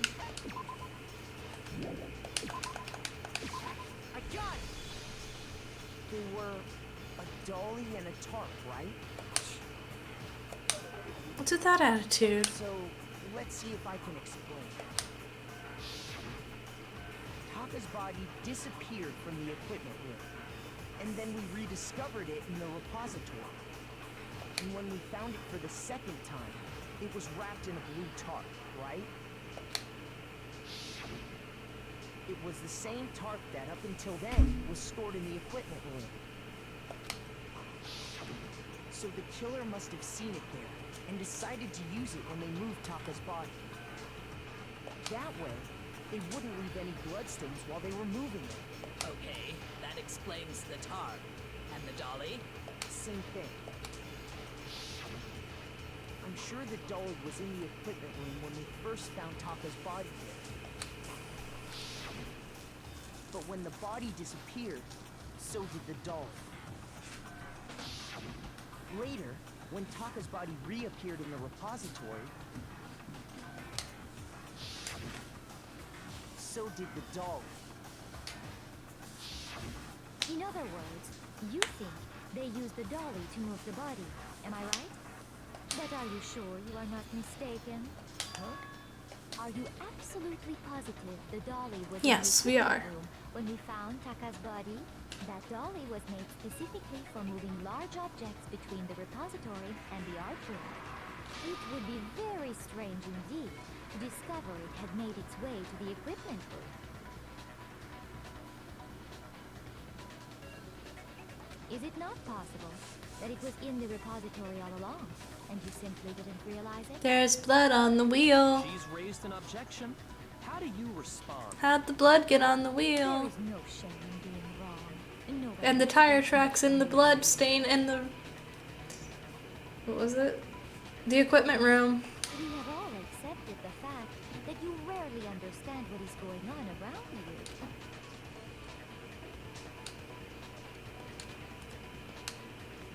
Oh god, not another one. Let's talk about reloading. Starting this time, we're gonna add one. Temple marker, you'll see your ammo count. Up until now, there hasn't been a limit to on how you destroy your opponent's statements. From now on, just locking on and pressing the Y button won't be enough to handle them. Now it'll cost you 1 bullet to destroy a single remark. Once you run out of bullets, you can't destroy any more statements, no matter how locked on you are. However, you can reload by pressing the X button. Just like locking on, you'll have to press the... Oh god, I hate when they do this. Basically, just remember to... Now has a function. It'll automatically reload at the start. Your ammo will not decrease. Oh, but if you're just... Oh, perfect. So that's good. Yeah, but they don't suspect her, because she was the first one attacked.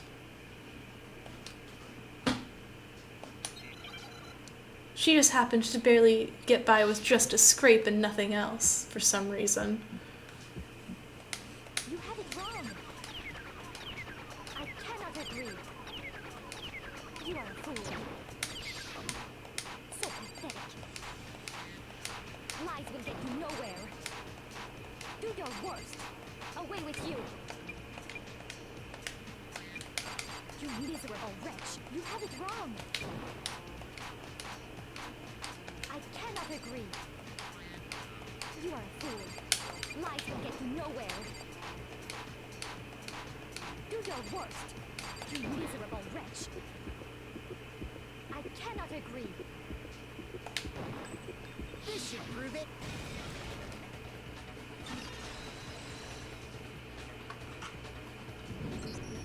If you're asking for proof that the dolly moved, I have it right here. When I found the dolly in the repository, one of the wheels had a blood stain on it. There was a pool of blood in the equipment room with a tire marking that matched the dolly wheel's tread.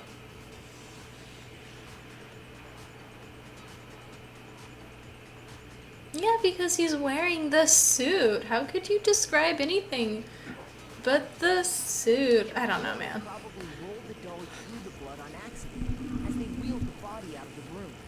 And as the blood dried on the tire, they moved the body into the repository. So there's my proof that the dolly was used to move Taka's body. Well, anyway, that was just something we had to get out of the way. Let's get back to the main subject. Yeah, the subject of how Robo Justice didn't do it. Because if it's not a killer robot, then what kind of robot is it? I'm not sure that really matters. I'd be happy to explain why the occupant of the suit couldn't possibly be the killer. If you look back on how the body was transferred. I was right. What's her thing? Robo Justice costume? Okay. As we know, Equipment was room? killed in the equipment room. And from there, the body was moved to the repository, correct? Mm-hmm. Yeah, the culprit wrapped the body in the tarp, Yeah. then loaded it onto the dolly and wheeled it off, right? What? Shoot! He can't load it on because he's wearing the suit. As we know, Taka was killed in the Fine. We'll And wait. from there, the body was moved to the repository, correct? These have a fuck ton of health. The culprit wrapped the body in the tarp, then loaded it onto the dolly and wheeled it off, right? Now, keep in mind that the dolly doesn't have a handle. Is it that one? Well, yeah. I missed it. But even without a handle, all you have to do is bend over. That's where we want it. Then you could push the dolly. And I missed it up. again. God damn it. So the killer just crouched down and carted the body off to the repository. If you accept Ed, then you must realize that you... sorry, I don't think I realize anything. As we know, and from there... Yeah, the then loaded it on. Now, keep in mind that the dolly doesn't have a handle. Well, yeah, but even without a handle, all you have to do is bend over. No, it's wrong.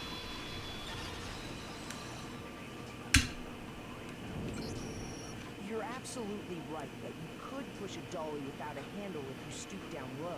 But if you were wearing that suit, do you think you could actually get into a position like that? What do you mean? Think back to what you said when we were all checking out the suit together. Remember?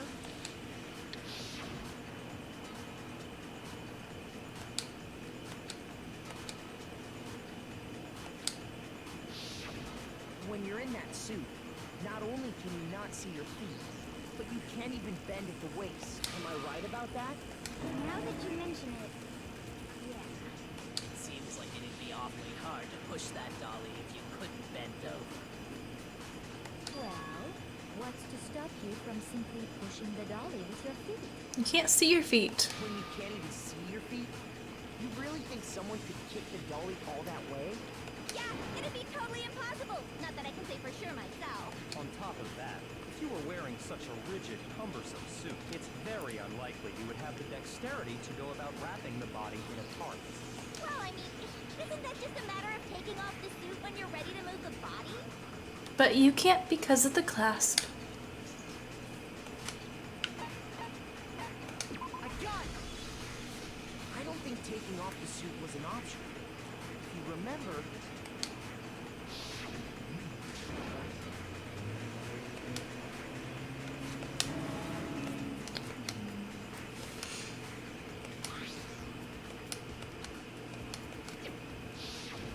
That's true. It seems impossible to put the suit on or take it off without help. Then, you really can't take it off by yourself? Hero wasn't just making it up? Of course I wasn't making it up. If he could have gotten it off by himself, I don't think he would have let us see him wearing it. Showing up in the suit was basically an invitation for everyone to suspect him. Yeah, that's right. So, it's really, really true that Robo Justice couldn't have moved the dolly? To be clear, whoever did move the body, it couldn't have been Hero in the robot suit, correct? No, wait. Just a second, if you please. Have you forgotten about the picture that I took? You all got a good look at it, did you not? The image of Hifumi being dragged away by Robo Justice? Well, I don't know if I would say that. It looks more like he just has... If whoever was in that suit is not the culprit, how do you explain that? Staged photo. Besides, do you remember what the now deceased Hifumi said? Yasuhiro.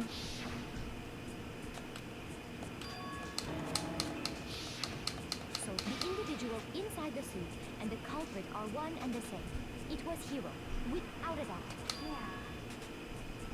Yeah, that's gotta be right. Hold on a second! It's still far too early to reach that conclusion. Besides, there's no hurry to decide who did it. Before we rush to a verdict, shouldn't we explore every single possibility? Instead of seizing on one viewpoint, the truth is uncovered by analyzing things from every angle. Perhaps, but where do we go from here? Let's review this series of unfortunate events from the beginning. Maybe we'll uncover something new. What a pain in the ass! I don't disagree, but our lives are on the line. If this is what it takes. Plus, maybe we'll get to find out where the heck Kyoko was when everything went down. All right then, let's take another look back at what happened. I suppose we could start with this morning. 4 of us gathered together in the dining hall. Makoto, Hina, Kyoko, and myself. We waited there for quite a while, but nobody else showed up, so we went to look for everyone. That was around 8 a.m. And as soon as we split up, Kyoko went missing. Soon after that, Hina found Celeste in the rec room, and quickly came to get Makoto and me. It seems I was unconscious for about an hour after I was attacked by my mystery. I know it was an hour, because I remember being attacked a little after 7. That was when we saw Celeste's picture and discovered that her assailant had been wearing a strange costume. As it turns out, it was Robo-Justice. It also soon became clear that this same Robo-Justice had abducted me.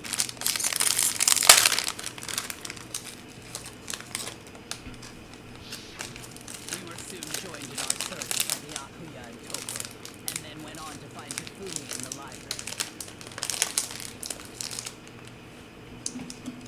I'm trying to open a package of bread.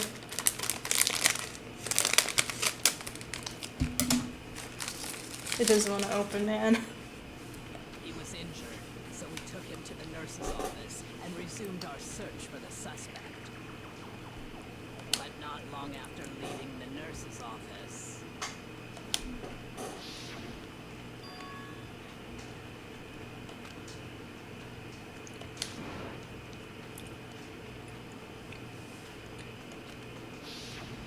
When Celeste told us that, we decided to split up and search the second floor.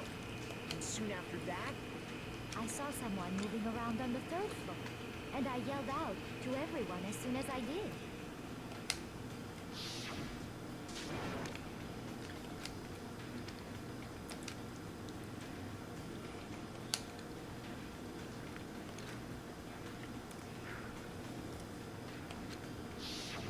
and then,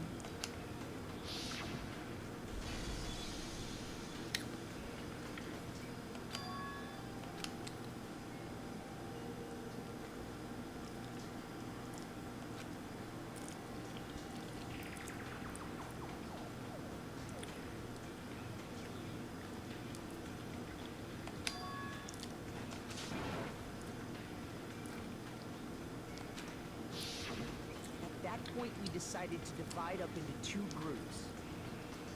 Celeste, Hina, and I went back to the nurse's office, while Sakura, Yakuya, and Toko chased after the suspect.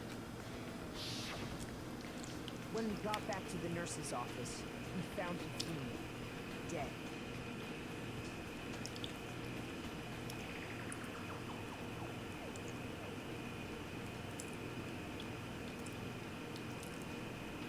And that's when we heard the body discovery announcement. I left Celeste and Hina there and headed back to the 3rd floor to let the others know what had happened. Meanwhile, we had just discovered Taka's body in the equipment room. We must have found both bodies at almost exactly the same time. Because we heard the same announcement not long after we discovered his body. But we did hear 2 announcements. And that's when I told you guys about Hifumi. Just the second one Then the 3 3 of us headed for the nurse's office. It was way later. But right after we left the physics lab, we ran into Celeste, who'd arrived after us, and she told us something very surprising.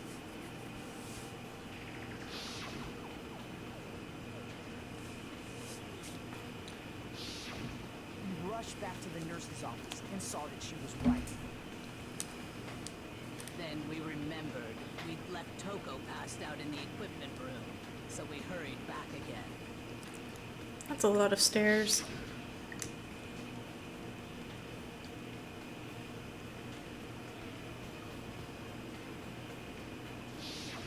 But when we got there, we discovered that now Taka's body had also gone missing. Next thing we knew, we were searching the school for 2 missing dead bodies. And after some time... Celeste informed us that she'd found the bodies, and we all headed to the repository. Which is where we rediscovered the corpses.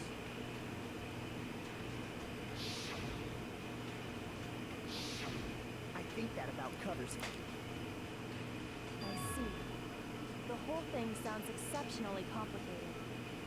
It certainly seems to me that these are not a simple series of connected events. Okay, well, if that's true, then what?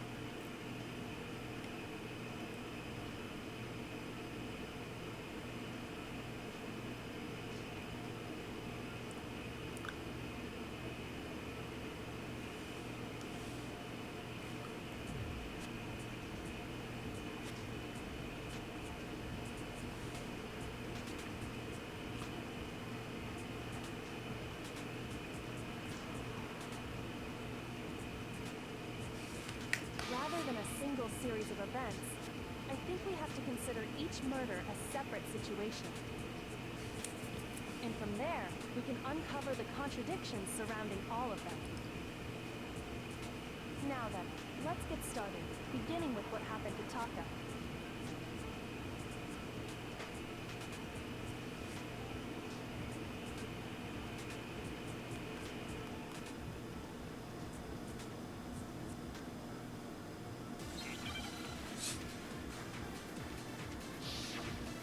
Here we go.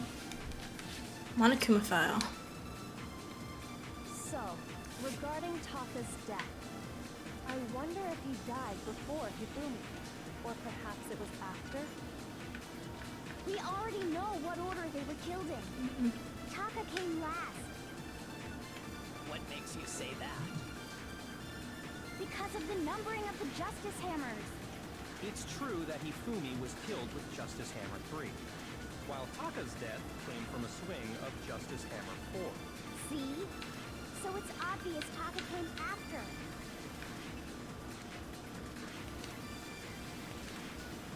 Yeah, it says they have to be used in the correct order.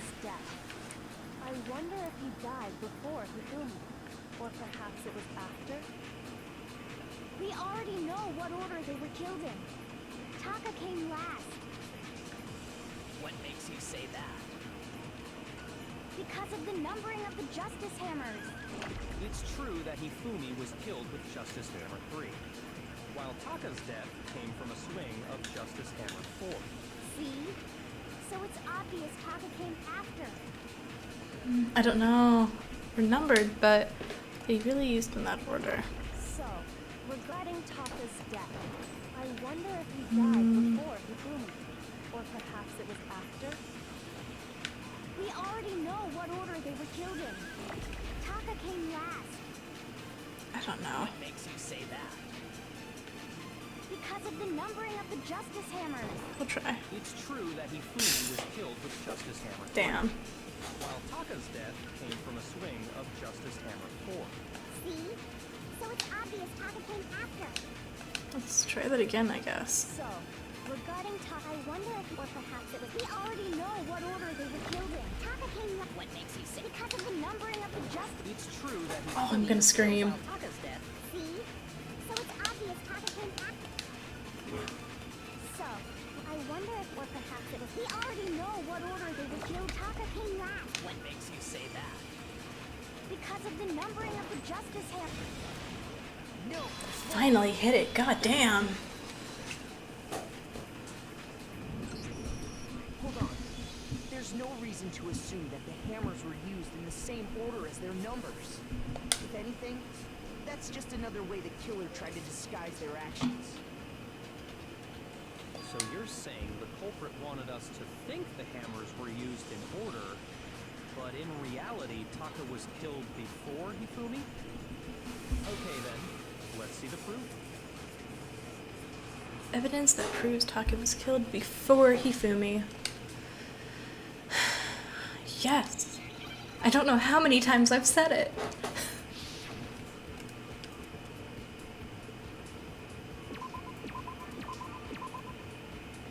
What are we looking for? It's definitely not a C. It's probably a vowel, right?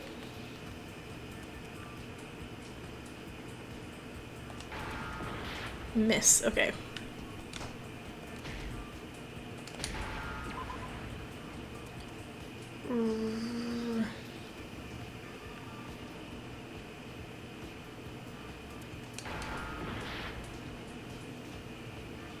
What?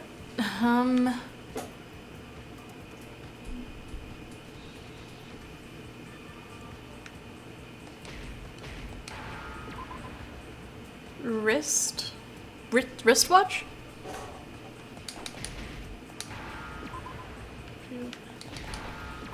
T C. Where's an H? Now I understand. I got it. Taka's wristwatch. See? Look. It broke with the hands pointing just past 6 o'clock. It must have gotten broken when he was attacked by the killer. Because as of last night...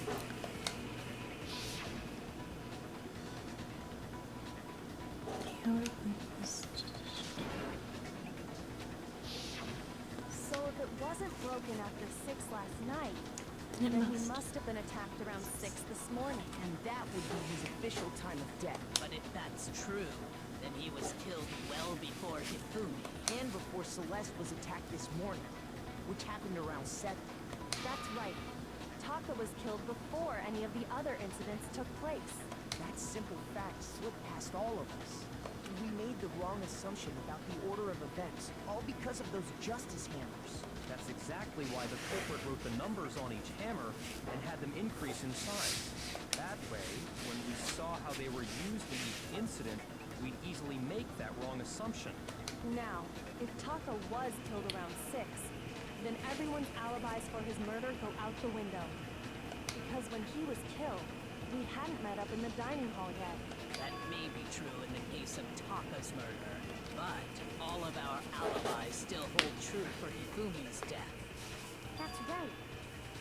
With him, at least, we're all safe.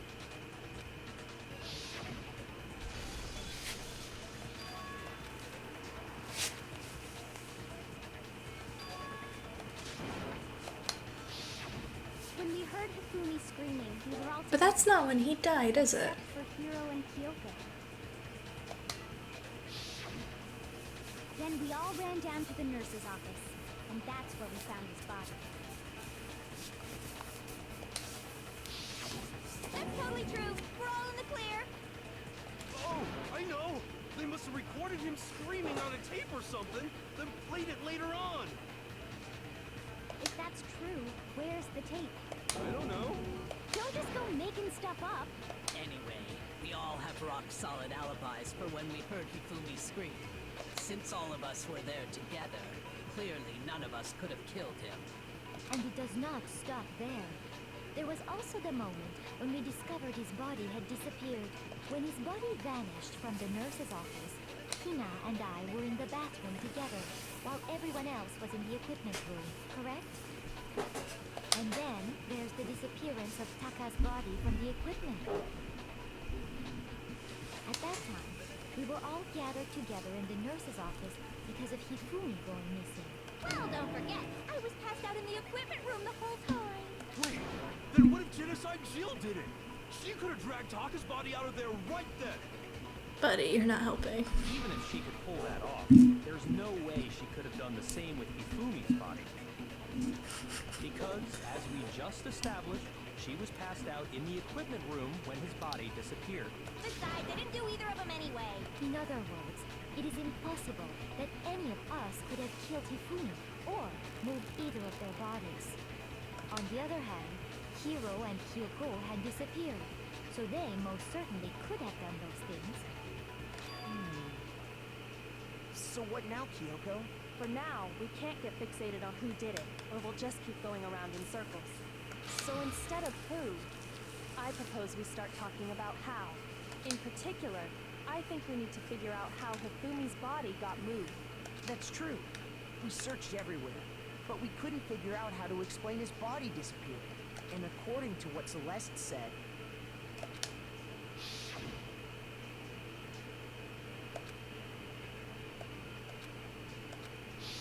his body apparently disappeared in the 1 minute her and Hina took their eyes off of it. But to carry that much weight from the first floor up to the third in that short amount of time?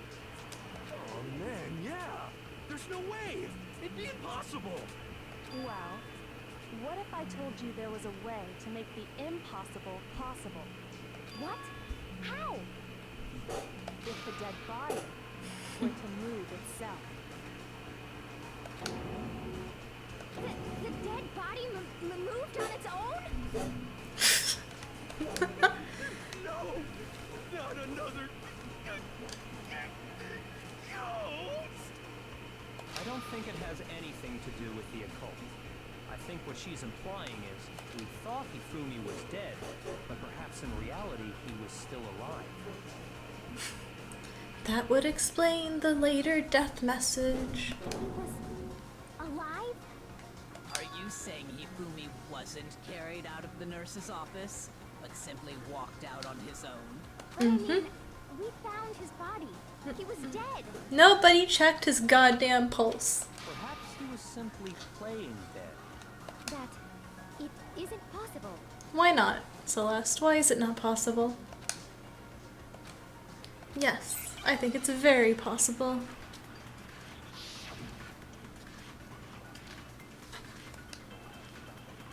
Are you saying that when we first found Hifumi in the nurse's office, there's a chance he was actually still alive? Yes. It is impossible. I disagree. Hifumi was dead, without a doubt. Why do you have no doubt? Surely you heard the body discovery announcement along with the rest of us. But we found it at the same time they found Taka. Had been found. And that is why the announcement was made. Are we really so sure about that? Maybe the announcement was intended to signal someone else's discovery. Okay. Are you saying that when we first found Hifumi in the nurse's office, there's a chance he was actually still alive? No, it is impossible. Hifumi was dead, without a doubt. And you know that how? Surely you heard the body discovery announcement. Hifumi's dead body had been found. And that is why the announcement was made. Are we really so sure about that? Maybe the announcement was intended to signal someone else's discovery. I don't know what I'm trying to do here. I don't know, man. Are you saying that when we first found Hifumi in the nurse, there's a chance he was actually... No. God damn it. Hifumi was dead, and you know that. Surely you heard the body. The Hifumi's dead, and that is why the... Are we real? Maybe the announcement was intended to signal someone else's discovery.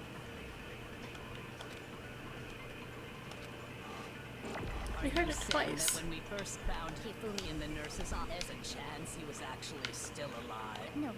Hifumi was dead. And you know that how? Surely you heard the body discovery announcement. Hifumi's dead body had been... no! There we go.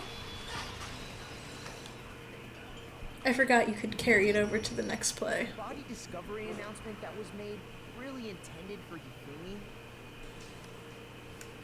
Of course it was. The announcement played right after we discovered his body. Maybe. But that was also the same time that Taka's body was found. That's right. It wasn't long after finding his body that we heard the announcement. So there's a good chance we made a mistake in there somewhere. I think we've confused whether the announcement was for Hifumi or Taka. First of all, if 2 bodies had been found, there really should have been 2 announcements. There were. But it wasn't until much later. Maybe Monokuma simply got lazy and rolled them together into one. What do you say, Monokuma? Any comment? Well, it's a very sensitive issue, so I can't go into too much detail. But what I can say about the body discovery announcement is that it's only broadcast when 3 or more people find a dead body for the first time. That didn't answer our question, man. We're asking if you're a lazy bum. No, actually, that was plenty. He said it's only broadcast when a body is discovered for the first time, which means even if we find the same body again later, he won't make the announcement again. If that's true, then why was the announcement made again later on? Huh? Later on? Exactly. We heard the body discovery announcement twice. First time it played was when we found each body in the nurse's office in the equipment room, and the second time is when bodies were rediscovered. We heard it the second time in the repository, when we rediscovered the 2 bodies.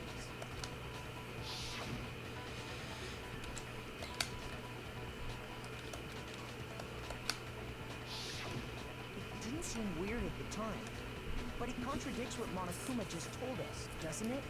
Exactly. If we were actually rediscovering both bodies, the announcement shouldn't have played.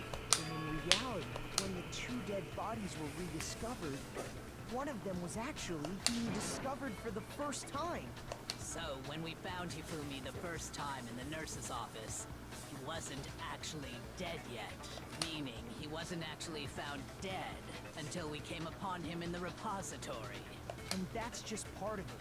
There's one other thing that leads me to believe he was still alive in the nurse's office. Oh, I know! Because he was super good at playing dead! That is the worst logic I have ever heard. But honestly, I do not think there's anything that can prove he was still alive. Okay then, let's take another look at the events surrounding the discovery of his body. Then it should become clear whether he was really alive or not. This whole thing is pointless.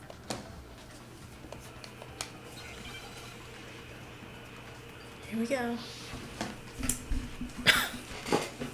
Hifumi's glasses. Well, here's one thing we do know. The first time we found Hifumi's body was in the nurse's office. And then, while me and Celeste were in the bathroom, his body disappeared. That's true. And the next time we saw his body, it was in the repository. That's also But true. when you compare his body before being moved and his body after being moved, other than the change in how it was positioned, there was no notable difference. No, that's wrong.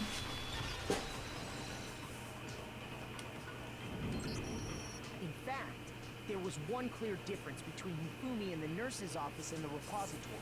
His glasses. That fact alone proves that he was only playing dead in the beginning. Perhaps you'd like to fill the rest of us in?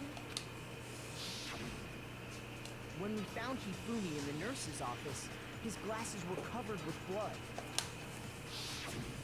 But when we found him again later in the repository, Yeah. they were spotless. We'll see how it all played out once we finish the trial. I found the item he used to wipe them clean in the nurse's office trash can.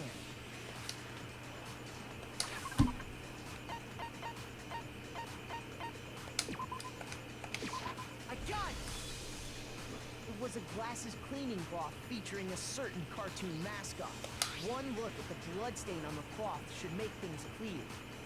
This piece of cloth was used to wipe Hifumi's glasses clean. And the mascot on the cloth is the same one that's on the digital camera, right? And whose digital camera was it? The character was Princess Piggles from Demon Angel Pretty Pudgy Princess, I think. Why does she remember that? I highly doubt anyone but Hifumi would have brought something like this to school. I see your point. That's very true. The only people here who wear glasses are... I wouldn't be caught dead using a piece of garbage like that. A few tissues is all I need to keep my glasses clean. Then there's no question. It belonged to Hifumi. So what you're saying is...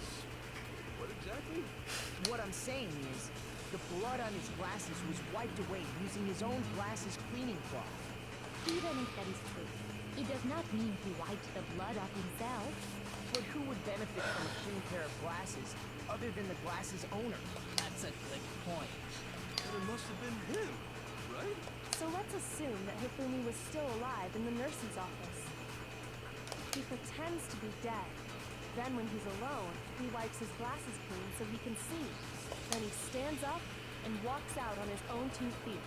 And with that, the impossible task of moving his copious corpse becomes possible, wouldn't you say? But then, if he was just pretending to be dead, what was with all that blood? Was it paint or something? In the nurse's office, right? What about their fridge? In the nurse's office There we go. blood for emergencies. He probably used one of those. He figured if he was gonna play dead, he should go all out. So he just dumped it. Everybody got crazy with it and had to wipe his glasses off when he was done. God, what an idiot! And if Hifumi was still alive at that point, the disappearance of Taka's body is easily explained. It should be perfectly obvious who must have moved Taka's corpse. Hifumi. It could only have been Hifumi. While we were all gathered in the nurse's office, he went to the equipment room and took Taka's body. That also explains how the door to the repository got locked. The door was locked? Well, after the bodies disappeared, we all went looking for them, right? So me and Sakura headed for the repository. But when we got there, the door was locked. And the repository door can only be locked from the inside, which means when Hina and Sakura got to the repository, someone was already inside. And it could only have been Hifumi, who just finished stashing Taka's body there. He convinced us all he was dead, and when he saw his chance, he dragged Taka's body to the repository. So, Hifumi wasn't just another victim in this case. He was one of the assailants. But that means he took part in the murders. I just can't believe it. If you're having trouble, would you like me to show you one more piece of evidence? There's more? Oh, absolutely. The single biggest fact pointing to his involvement has yet to be revealed. You know what I'm talking about, right, Makoto? The eye...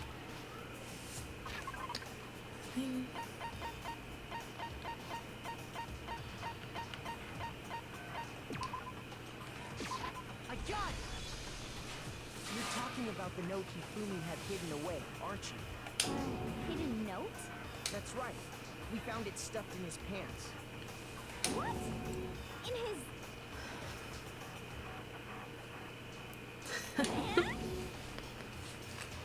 Well, only one person can kill. Okay, well, forget about the pants for now. Take a look at what the note says. I found a hole maybe we can use to escape. Monokuma can't find us. Don't tell anyone for now. Let's meet in the equipment room at 6 a.m. That's the note I was telling you about. The one that told me where to go. Huh? Wait, this one's a little different. In my note, Monokuma can't find out, so don't tell anyone else for now. Let's meet in the rec room at 1 a.m. See. Then this note isn't the same one Hiro got.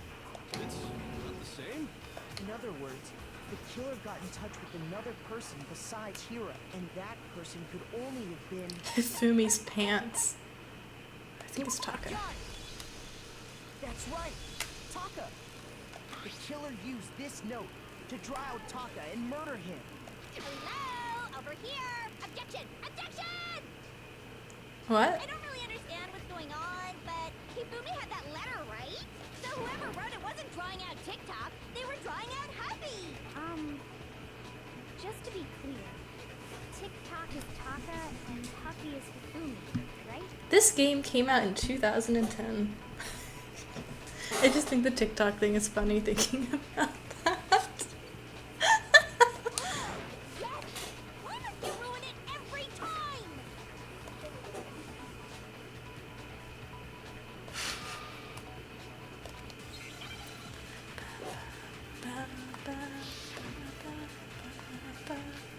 Broken wristwatch, Fumi's glasses, glasses cleaning cloth. It's not really. You have the note, right? Then the person it was intended for must have been happy. But remember what the note said. What time did it say to meet? 6 a.m., I believe. The time doesn't matter. The note has nothing to do with TikTok.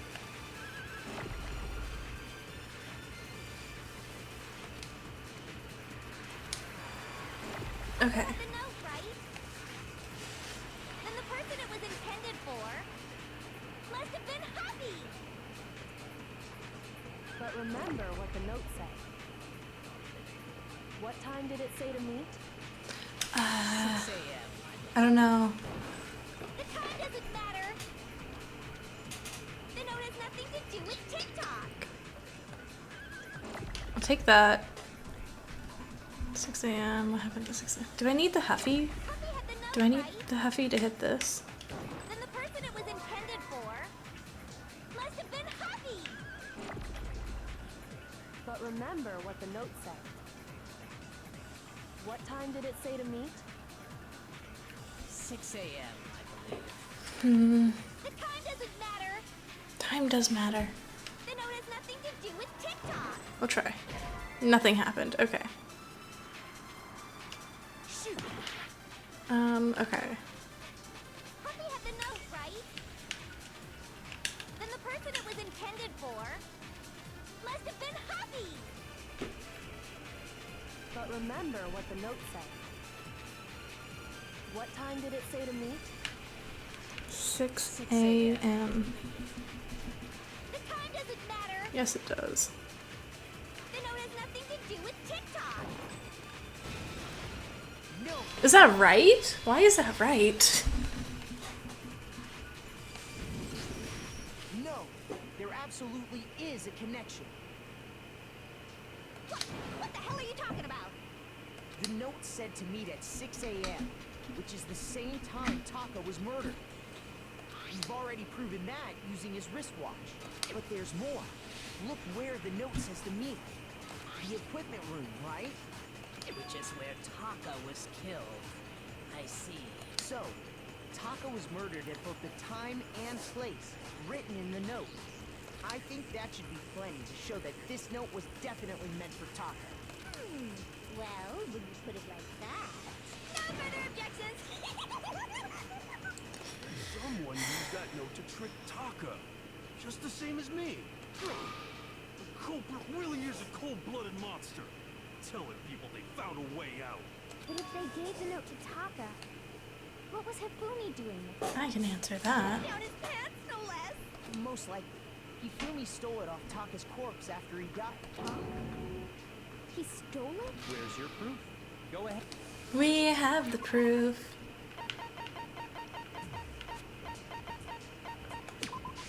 I got it! When I searched Taka's body, I saw that his lifeless hand was gripping a small scrap of paper.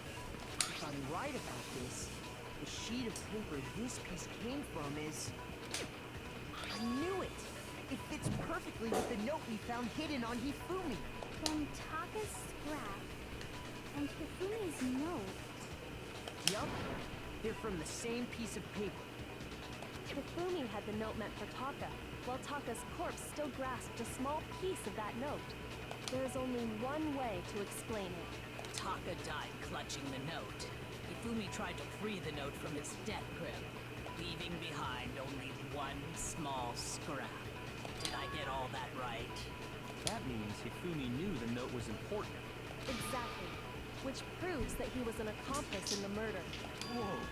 Yeah. After seeing all this, Hifumi was super involved in this whole thing for sure. In fact, he was behind the whole thing. No. In fact, No, buddy. Buddy, can you, like, not talk for us? Sorry, no. When we found him in the repository, Hifumi was truly and completely dead. The second body discovery announcement proves that. So then, who killed Hifumi? Whoever did is the mastermind, the true killer. He was killed in the repository. So he must have been killed not long after transporting Taka's body. So, he must have been killed after Taka's body vanished, but before we found both bodies in the repository. Who found the missing bodies? During that time, we'd all split up and were searching for Taka's missing body. In other words, during that time, none of us have alibis. Wait, but me and Sakura were together. Stop trying to steal the spotlight, you stupid walrus! Who are you calling a walrus? Anyway, when they were killed bothers me too. There's something that's been bothering me even more. And what might that be? The weapon they used to kill Hifumi. A weapon? Yeah, because I mean, according to the Monokuma file, the way Taka and Hifumi were killed was almost the same, with them having similar fractures and all. But Justice Hammer 3 and 4 were still laying around in the nurse's office and equipment room, right? Mm-hmm. That's right. So if Hifumi was killed in the repository, the culprit would have had to grab one of the hammers, kill Hifumi, and put the hammer back where they found it. But wouldn't that be seriously risky for him? I'm surprised. It seems there's some semblance of a brain knocking around that skull of yours after all. Hell yeah, it's packed in there good and tight. He's right, though. I don't understand it either. What about the wet one? The file makes it clear that they were killed using similar instruments. There was a wet hammer in the repository. But if the hammers were already laying around those other rooms... So the question is, how could the culprit have gotten their hands on either of the hammers? They didn't. Personally, I haven't a clue. I think you do. So which hammer was used to attack Celeste? Number 1 or number 2? Neither. Those were accounted for in other rooms too. And I don't think either one is big enough to kill someone. Then... Is it not possible they used a different weapon? I don't think it is possible. They were both killed with the same kind of thing, right? That's what I'm thinking. I'm sure there's a sink in there somewhere. It's an art room. There has to be a sink.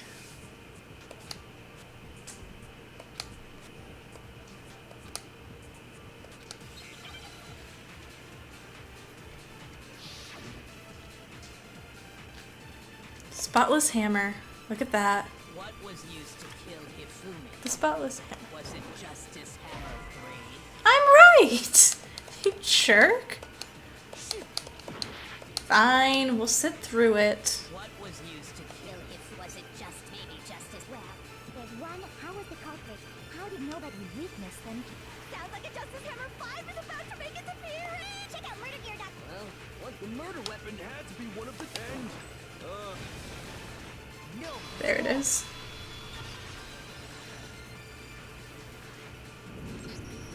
The murder weapon wasn't a justice hammer at all. No, it was something completely different. But, seriously? A different weapon? Specifically, a hammer from the repository.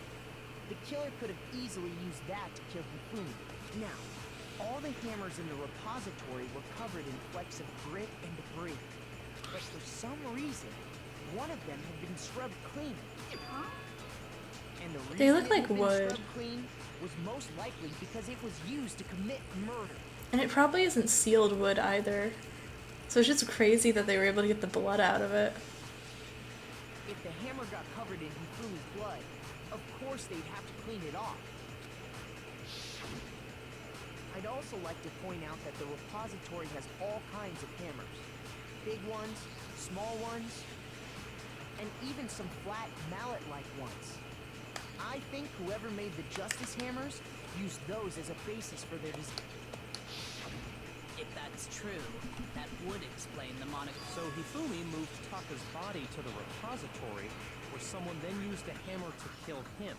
And whoever did that is the true killer. The one Hifumi was working with. And the one who betrayed him. Hold on a moment. I still think it's strange to assume someone was working together with him. The way the graduation rule works, there is no benefit to helping someone else carry out a murder. Unless they, like, threaten you. You could very easily become their victim if they tell you to help, and you don't. So the idea that anyone would work together like that is simply ludicrous. We talked about this, did we not? But at least that's what we thought at first, but...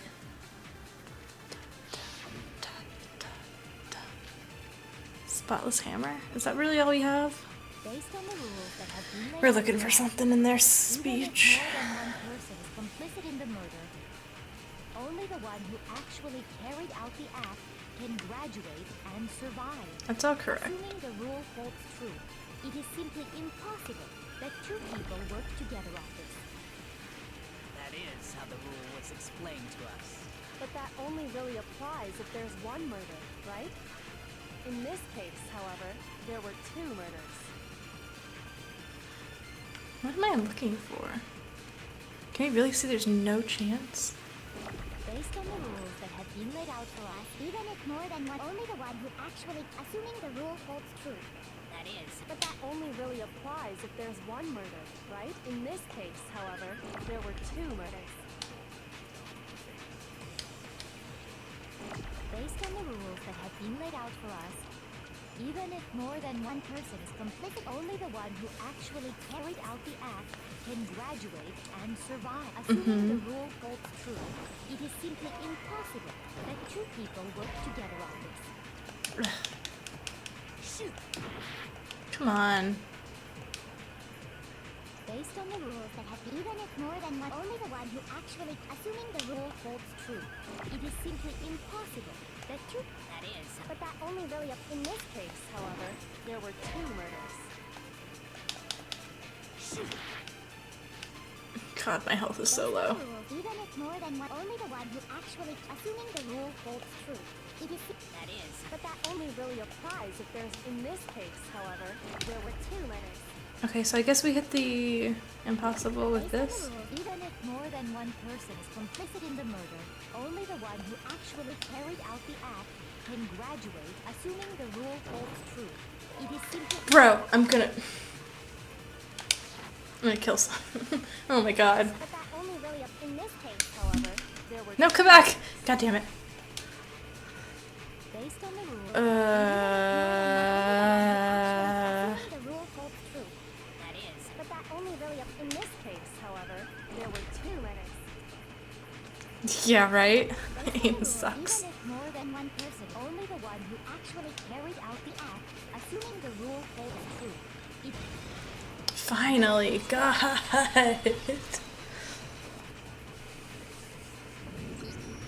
Since there were two murders, it's at least plausible that more than one person was involved. What do you mean? If there'd only been one murder, then yes, the idea of an accomplice isn't really worth considering. Naturally, if only one person can be saved per murder, an accomplice has no risk versus reward benefit. Risk versus reward benefit? The payoff for working together. The reward that balances out the risk of taking part in a scheme. There's no point in being someone's accomplice if there's no benefit to you. However, if there were some potential mutual reward for the risk, then cooperation becomes possible. You're saying that two people could act as each other's accomplices to commit two separate murders. I think that's what Yeah, the true killers I think it's do. smart to kill your They would each accomplice. have an accomplice It's for their just crime. killing two people makes it harder because having an accomplice also means they can just say who you are, you know? It's just like... And based on the case's events, Hifumi would have been the first one to act, murdering Taka.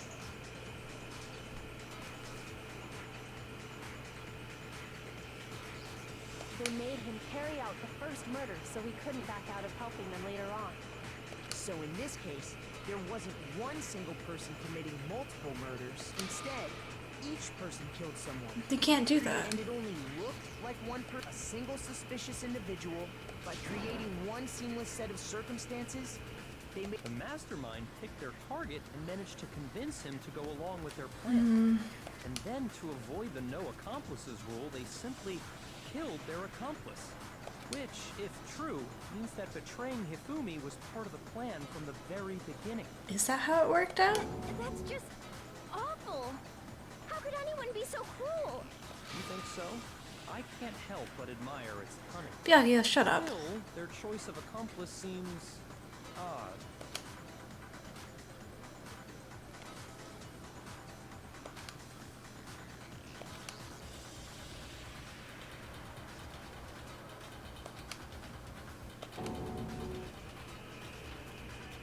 It's too amazing.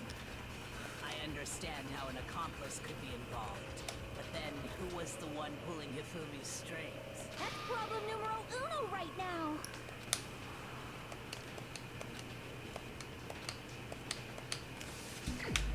Who do we think it is? Okay, we're gonna go around this way. It's definitely not Sakura or Kyoko. It's not Hiro. Definitely not Byakuya. So that only leaves Celeste. It was Celeste. So I'm the suspicious individual now, am I? I really do hate this kind of joke. It's not a joke, hon. A joke? I wonder. So what you are saying then, is that I specifically chose to work together with Hifumi. The idea that I would choose to spend any amount of time interacting with him, that I would go within 10 feet of that shit from brains, that lazy, worthless, goddamn idiot! She lost her accent! Pardon-moi. Just to be clear, there is evidence to support it. Is that so? It is. Throughout the investigation, there was certain behavior that was common only to the two.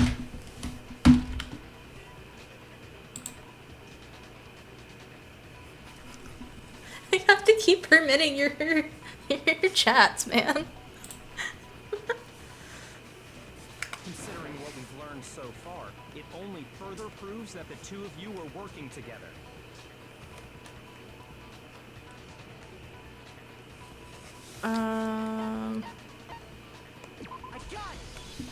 Honestly, that was a complete guess. Has to do with the suspicious individual in the suit, doesn't it? The only ones who ever actually saw Robo Justice firsthand were Celeste and Hifumi. Shush. The adults are talking now. Damn. Sorry. How old is this man? He's in high school, so he's got to be like 17 or something. If we accept that Hifumi was one of the culprits, we can't help but suspect what Celeste has said as well. Are you saying everything they told us was a lie? After taking Hifumi to the nurse's office, we all began our search for this individual, correct? And not too long after that, do you remember what Celeste said? That's right. He is an adult. Sort of. We headed to the second floor specifically because of what she claimed to have seen. Next, to draw us all to the physics lab up on the third floor, She let out a blood-curdling scream. and when we'd all come to see what was wrong, what was it she said?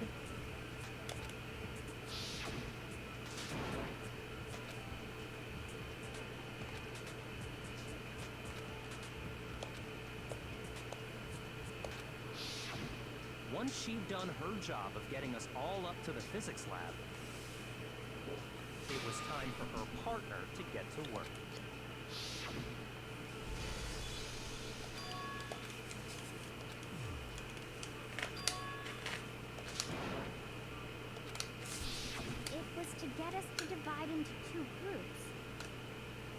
that we would discover both bodies at the same time?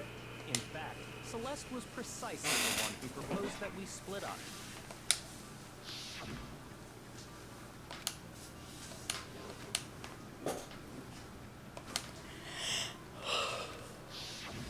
Well, if Celeste and Hifumi were working together, all those chance events suddenly become connected.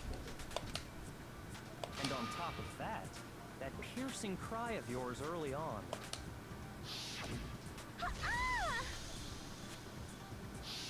That was to signal Hifumi, wasn't it? It was your way of telling him, we're on the 3rd floor, everything's going according to plan. Why else would you let out a scream that could have carried across the sea? I just realized another strange thing. When we found Hifumi in the nurse's office, who we now know was only pretending to be dead,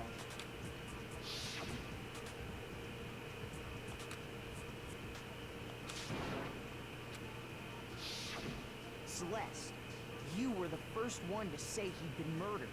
You wanted to make sure we wouldn't have any doubt in our minds. I don't believe it. Everything. The whole thing was one big act. Poor Hina falls for everything so easily. Right? Yeah. I was feeling kind of sick, so Celeste took me to the bathroom. Wait. Then that was... She wasn't worried about you. She just saw a chance to help Hifumi sneak out of the nurse's office. Each piece isn't much by itself, but start putting them together and the picture gets very ugly indeed. Wouldn't you agree, Celeste?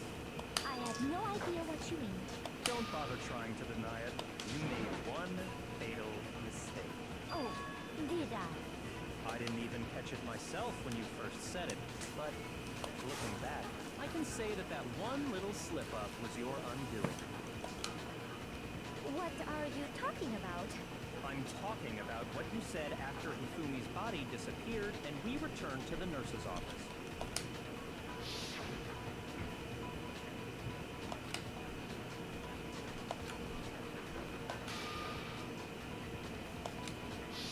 I remember her saying that too, but I don't understand what's so strange about it. Then pay attention. Sakura, Toko, and I were first to discover Taka's body in the equipment room. Then Makoto showed up and told us Hifumi had been killed, so Sakura and I left with Makoto. Once we were in the hall, we ran into Celeste, and the 4 of us headed to the nurse's office. Now, the entire time we were together, none of us said anything about Taka being dead. Think about it. Celeste's comment doesn't make sense. It was completely out of place. Yeah, I see what you're talking about. Although I don't really get what it means. You hear that, Celeste? Everyone's having some trouble understanding. Could you repeat what you said? If you're really not the culprit, you shouldn't have any problem repeating it, right?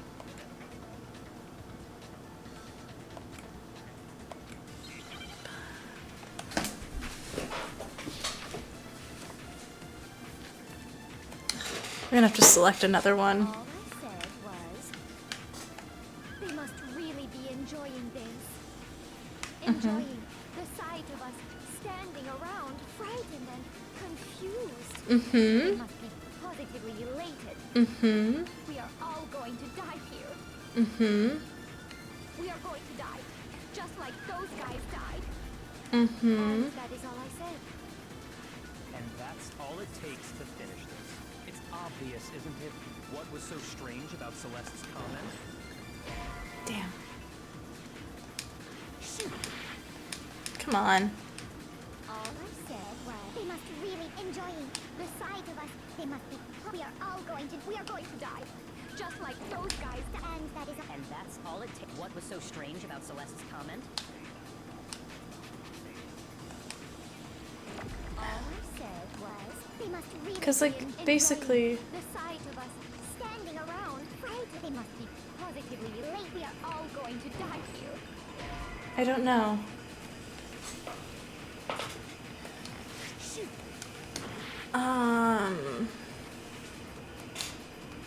Because basically she didn't know.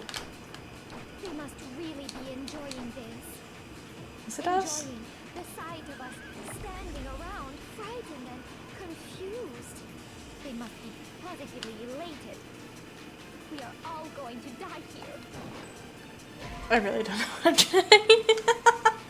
Uh-huh. Girl, I'm just gonna hit everything. All I said, they must really enjoying the sight of us standing around. They must be. We are all going to die. We are going to die. Just like those guys died. Oh my god. I'm gonna run out of health. Holy shit. All I said, they must really enjoying the sight of us standing around. They must be. We are all going to. We are going to die. And that is all I. And that's all it takes. What was so strange about Celeste's comment? Shoot! I hit the strange.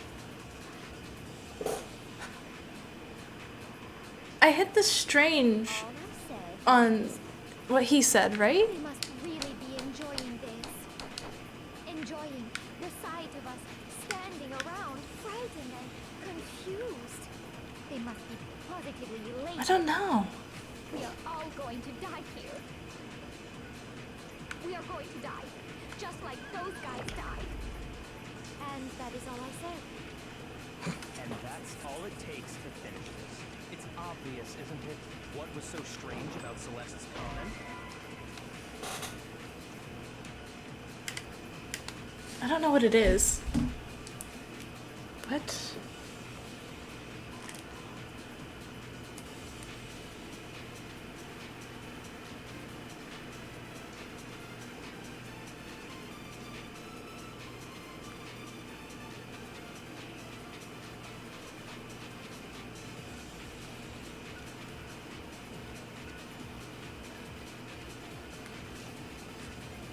Yeah, I'm literally Googling it right now. I do not want to have to.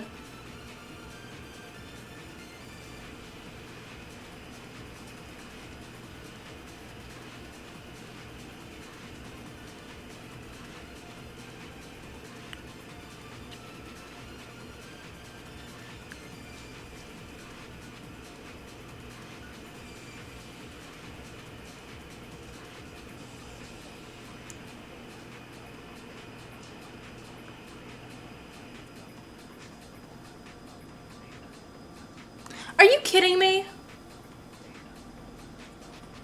Oh, this game's a bitch. Got half a heart. This better not be lying to me. All I said was they must really enjoying the sight of us. They must be. We are all going to. We are going to die.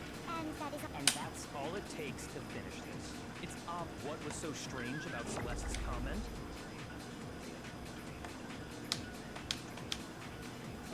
All I said was they must really be enjoying the sight of us. They must be. We are all going to die here. We are going to die, just like those guys. God damn it. And that is all I said. And that's all it takes to finish this. It's obvious, isn't it? What was so strange about Celeste's comment?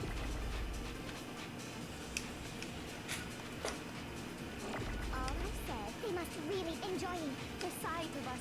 Stand, they must be positively. We are all going to die here. We are going to die, just like those. No, it's wrong. That's what it was. That's right. There's no reason Celeste should have said, just like those guys died. When she said that, none of us had told her Taka was dead. Exactly. And we didn't run into her until after we were all out in the hall. So there was never any chance for her to have seen his body in the equipment room for herself. So how did you know, Celeste? How did you know more than one person had been killed? And how did you know they were both guys? Because Kyoko had also disappeared, right? So she could have been dead too. You all have such vivid imaginations. You know that? Do we? You claim that I was lying when I told you about the suspicious person I saw. Mm-hmm. Then what about the picture I took?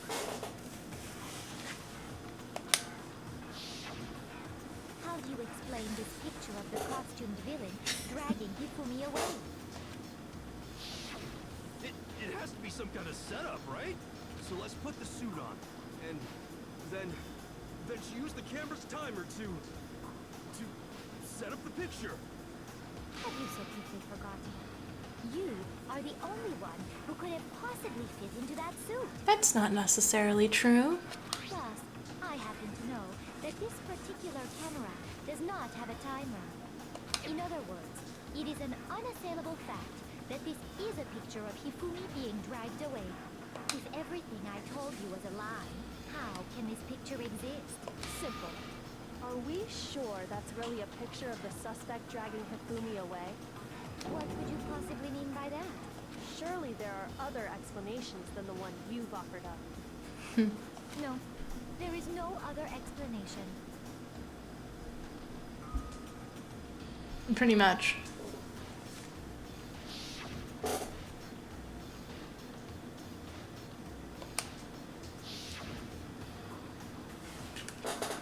They're dancing. I got it! It's not a picture of the suspect dragging Hifumi away. I would say it's a picture of Hifumi dragging the suspect away. That's certainly within the realm of possibility. The one being dragged off in that picture isn't Hifumi, but the person in the robot suit. We've simply been led to believe that it's the other way around. And the strange costume might only exist to lead us astray even farther. If you saw someone wearing something like that in this situation, of course you'd notice and be suspicious. That's what happened! You put me to sleep and made me out to be the bad guy in all this! Such a thing is utterly impossible. Hifumi was dragging him away? Ridiculous. Why? Is it? I don't think it's ridiculous at all. Then shut your mouth and allow me to educate you. Celeste thinks she can prove there is no way Fumi was dragging the suspect away? But is that really possible? God, I do not have the health to make mistakes.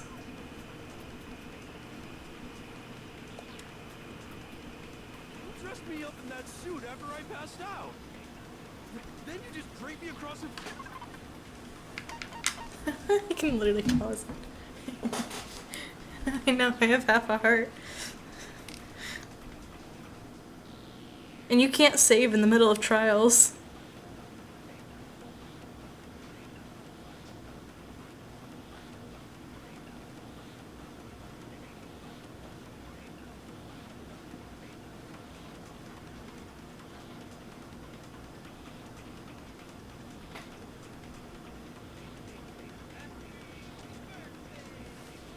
I hear that birthday. Yeah, I have a walkthrough up on my phone.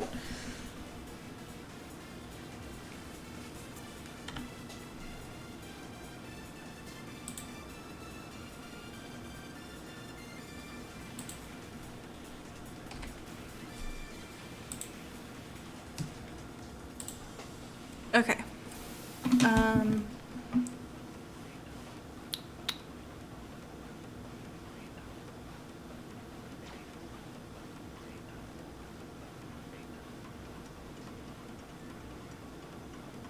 Right, this is the right section.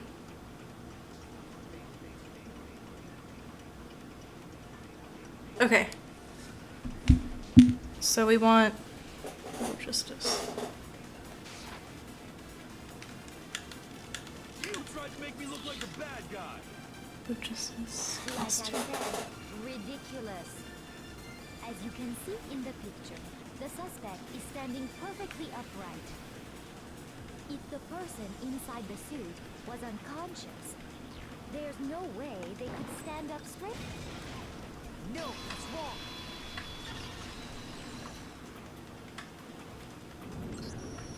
No. Even if the person inside the suit were unconscious... Well, to be fair, I did mess up that one like 16 times. Because that Robo-Justice suit had a certain characteristic.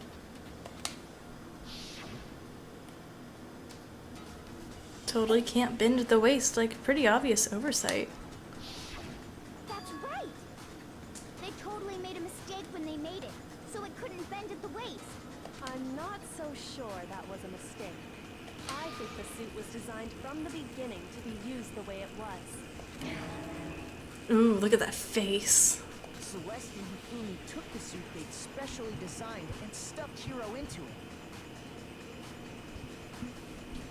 That's how they were able to fake that whole thing. The point of it all was to make us believe whoever was in the suit was to blame.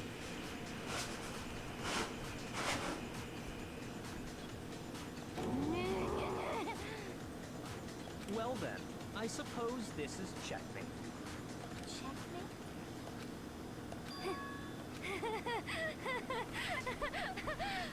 Don't make me laugh, you idiot! What do you mean, checkmate? Celeste? Clearly, you want to cram me into your little guilty box. Well, there's one little problem. Have you already forgotten what Hifumi told us as he lay dying?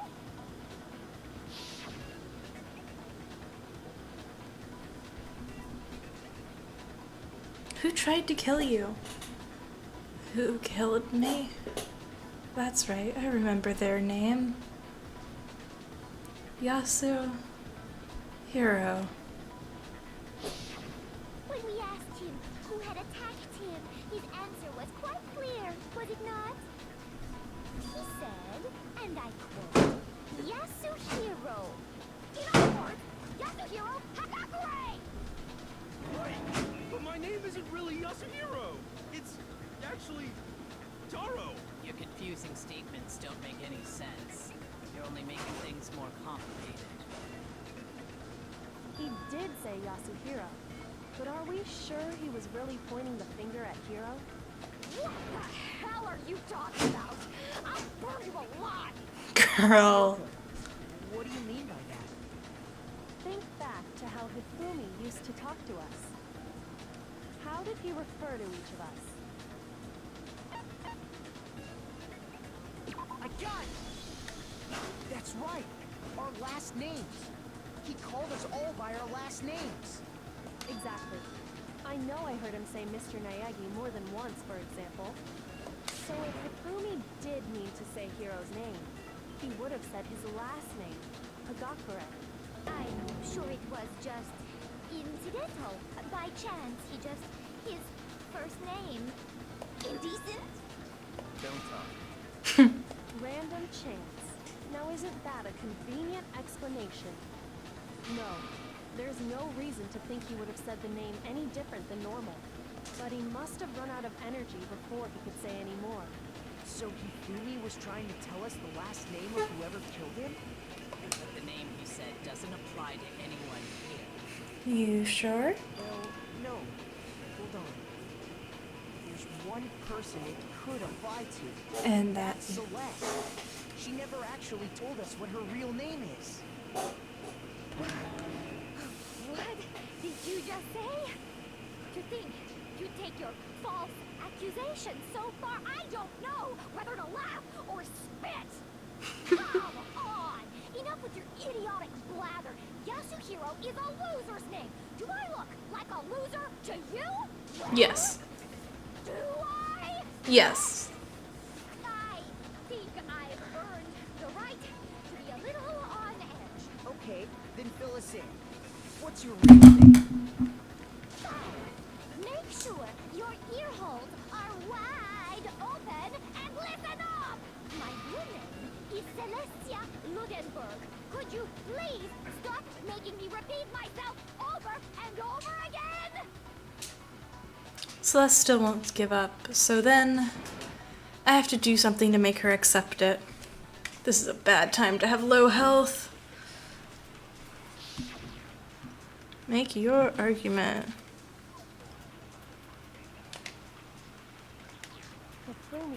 Hang on.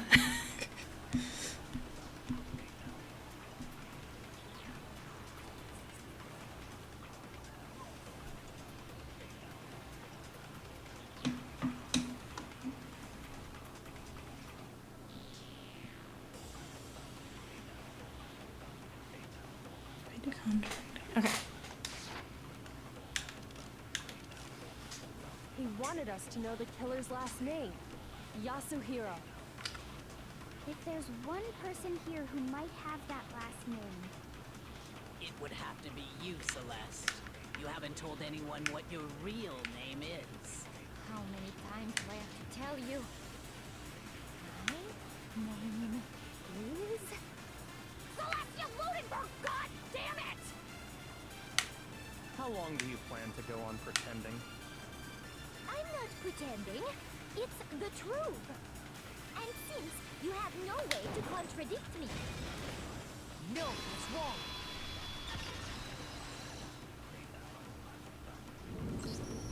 That's it. The handbook. What? Anytime you turn your handbook on, it shows the owner's name when it boots up, right? Monokuma told us all about it before.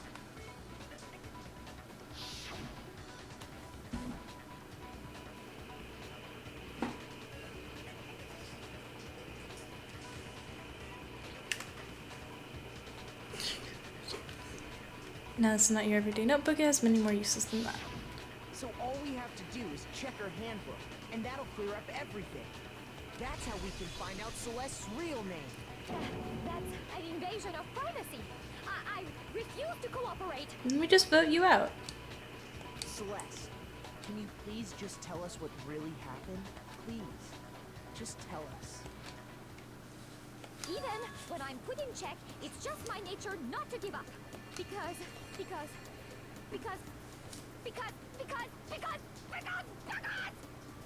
until the game's over, you never know what might happen.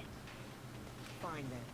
Let me settle it. Let me go over the case again, from the beginning, and shed light on all your crimes. And that'll bring everything to an end.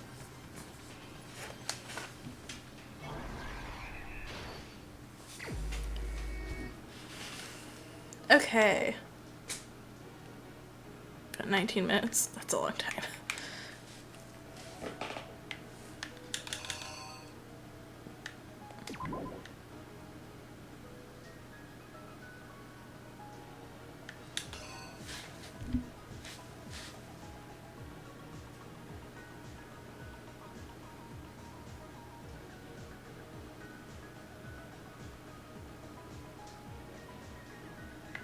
Okay.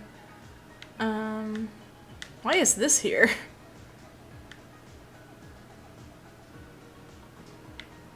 I don't think anything took place in the locker room.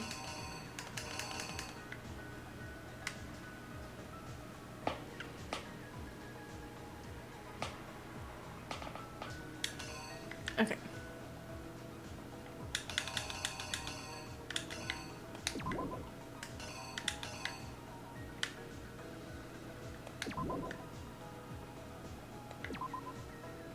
Well, no, that's from a different case, though.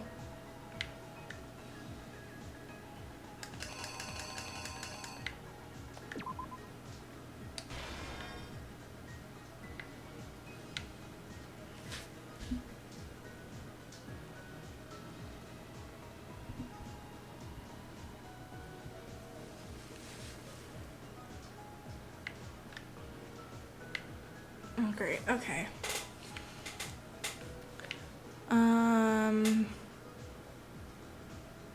Let's see. So they brought Hifumi in.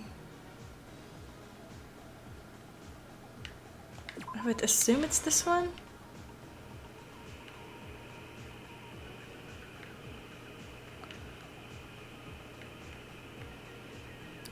Okay, so they're putting Hifumi in the suit.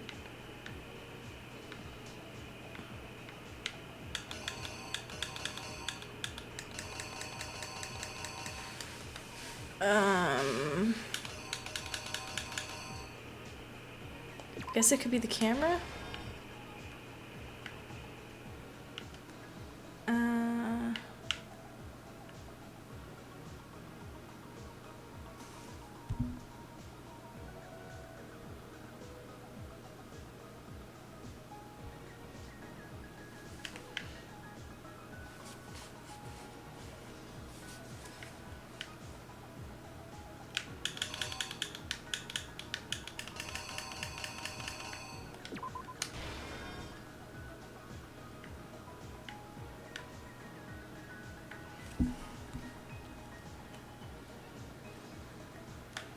Okay.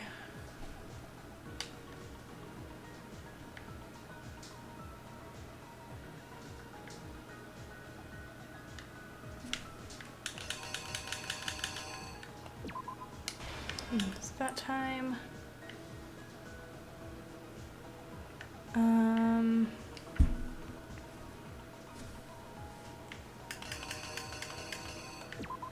Number 4.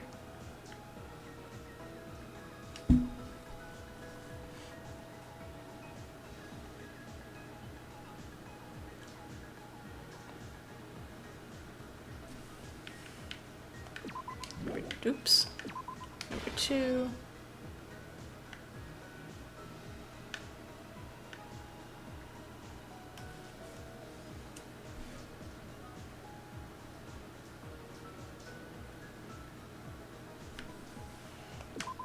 Oops. Number 3.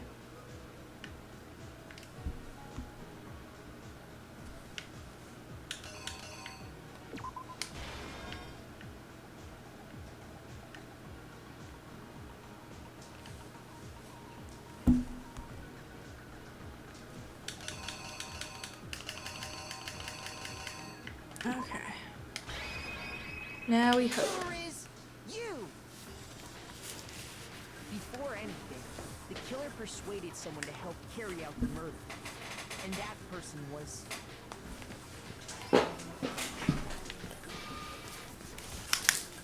Ifumi. With an accomplice, the killer was able to execute a number of otherwise impossible schemes.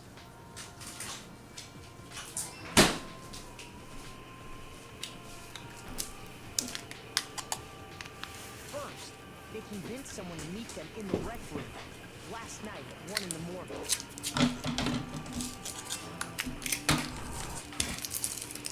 That someone they met with was Hiro.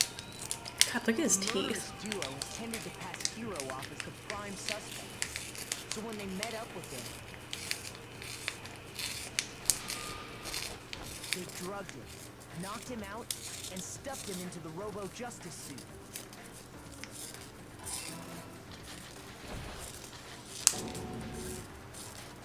Next, Ifumi positioned himself to make it look like Robo-Justice was attacking him, while the killer used a digital camera to take pictures of the assault.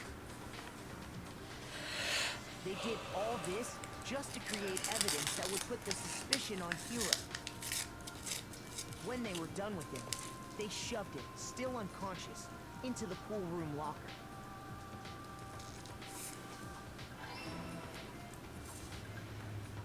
And then finally, at 6 a.m., they moved into the murder phase of their plan.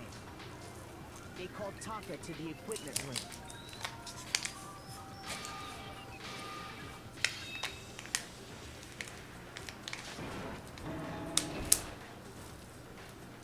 And that's where Ifumi killed him, making it the scene of the first murder. Okay. The murder weapon was Justice Hammer 4, which was left there in the equipment room. The reason hammer number 4 was used was to create confusion about the order of the crimes.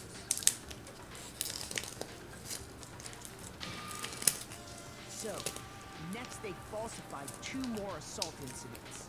For these attacks, the killers pretended to be the victims, to solidify Robo-Justice as the suspect.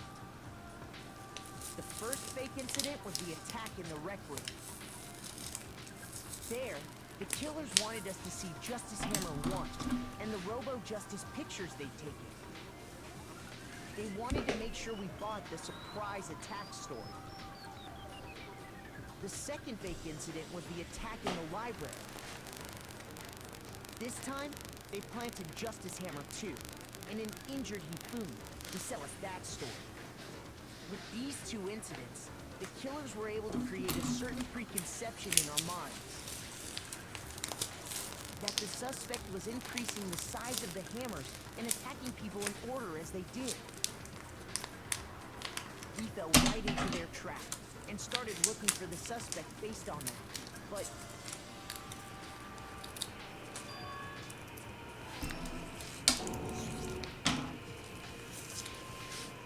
while we did that, we left Hifumi alone in the nurse's office. This was exactly what Hifumi was hoping for.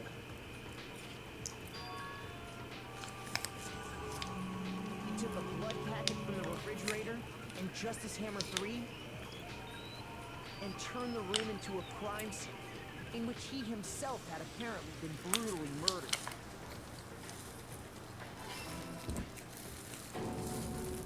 He let out a scream to draw us back, and when we returned, that's what we found. Meanwhile, the other group that had been out searching found Taka's body at the same time. So when we heard the body discovery announcement, we naturally assumed it was for Hifumi. We left the nurse's office, and Hifumi once again took advantage of the situation. He simply got up and made his escape. When we learned his body had disappeared, we all rushed back to the nurse's office.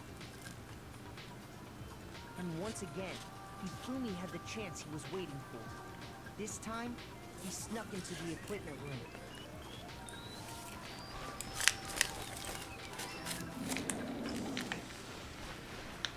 He wrapped Taka's body in a tarp and used the dolly to move it all the way down to the repository.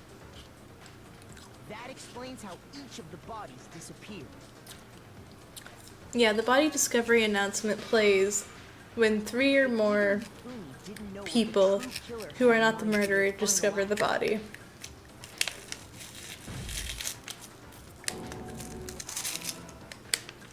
Their plan all along was to kill Hifumi and get rid of the one person who could betray them. And they did it using an ordinary, everyday hammer from the repository. That should cover everything that happened in this case. And the villain behind it all is...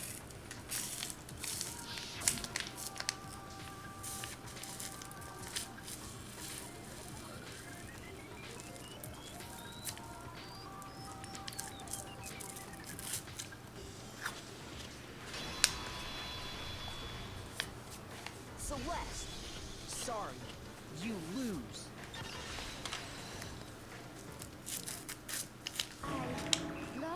I lost? When was the last time I was forced to utter such words? They hang heavy around my neck. Then you admit it? You're the killer? Listen to you, trying to take charge, as if you're my private instructor. I, Celestia Ludenberg. Actually, no, Taiko Yasuhiro is fine. Taiko? So, you finally accepted it. I'm the kind of person, once I've lost, I don't like things to drag on. Interesting.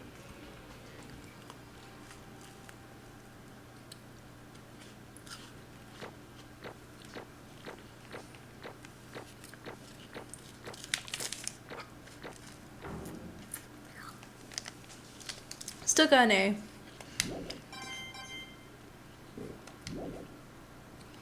Okay, Monokuma. I'm ready to begin.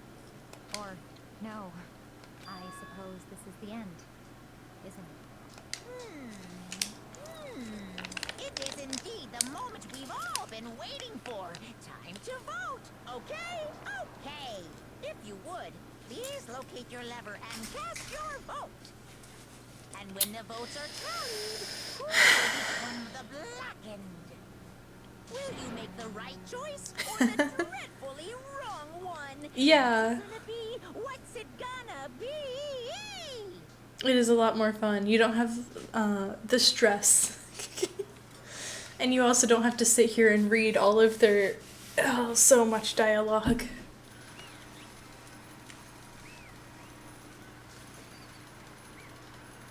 Like, genuinely, I have to start these streams really early. Because it's so hard to find a good stopping point for them, too. But, yeah, I have to start so early because I get so tired playing them.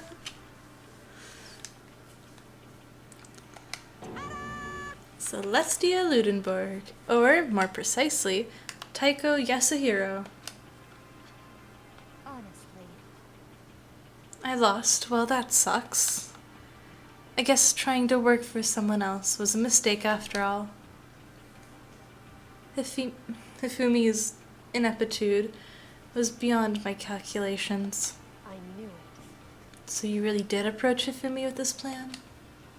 But how did you get him to agree? I can't imagine he would have happily agreed to commit murder. I'm sure she relied on her specialty, lying. My specialty? Don't make me laugh. I didn't have to lie to get him to agree. So then. Then did you use, you know? I knew you'd figure it out, Kyoko. You're absolutely right. To get Hifumi to act as my accomplice, I used her. For everyone who's still left, I'll avoid mentioning it by name, but it was the one Hifumi and Taka were both super into. Does she mean... Dude, you don't have to think about this. Is she talking about alter ego? Say what? What? What are you talking about? Just a second. Don't interrupt. We're in the middle of a very important conversation here. I'm totally out of the loop as usual. How sad. In other words.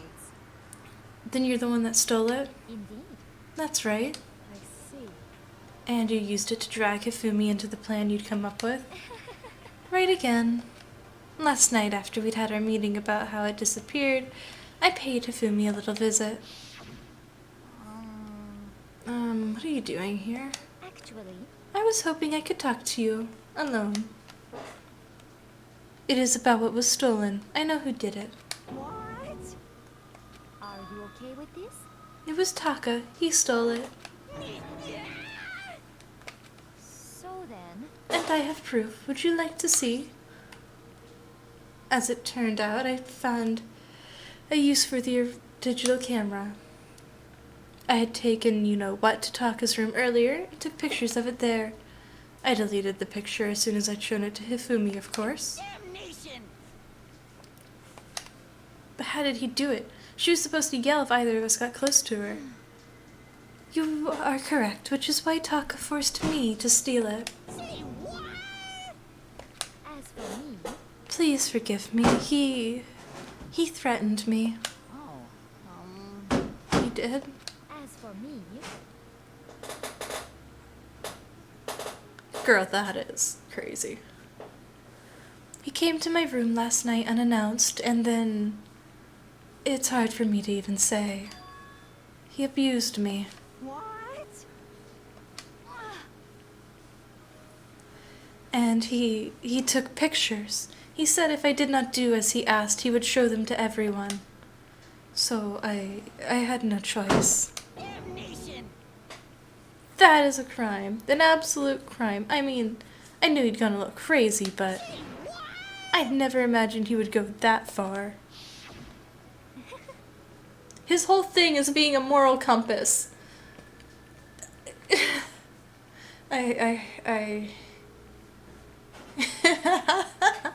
Look at anything I've played, man. I played dark games. I played a lot of dark games. It was amazing how completely he bought it.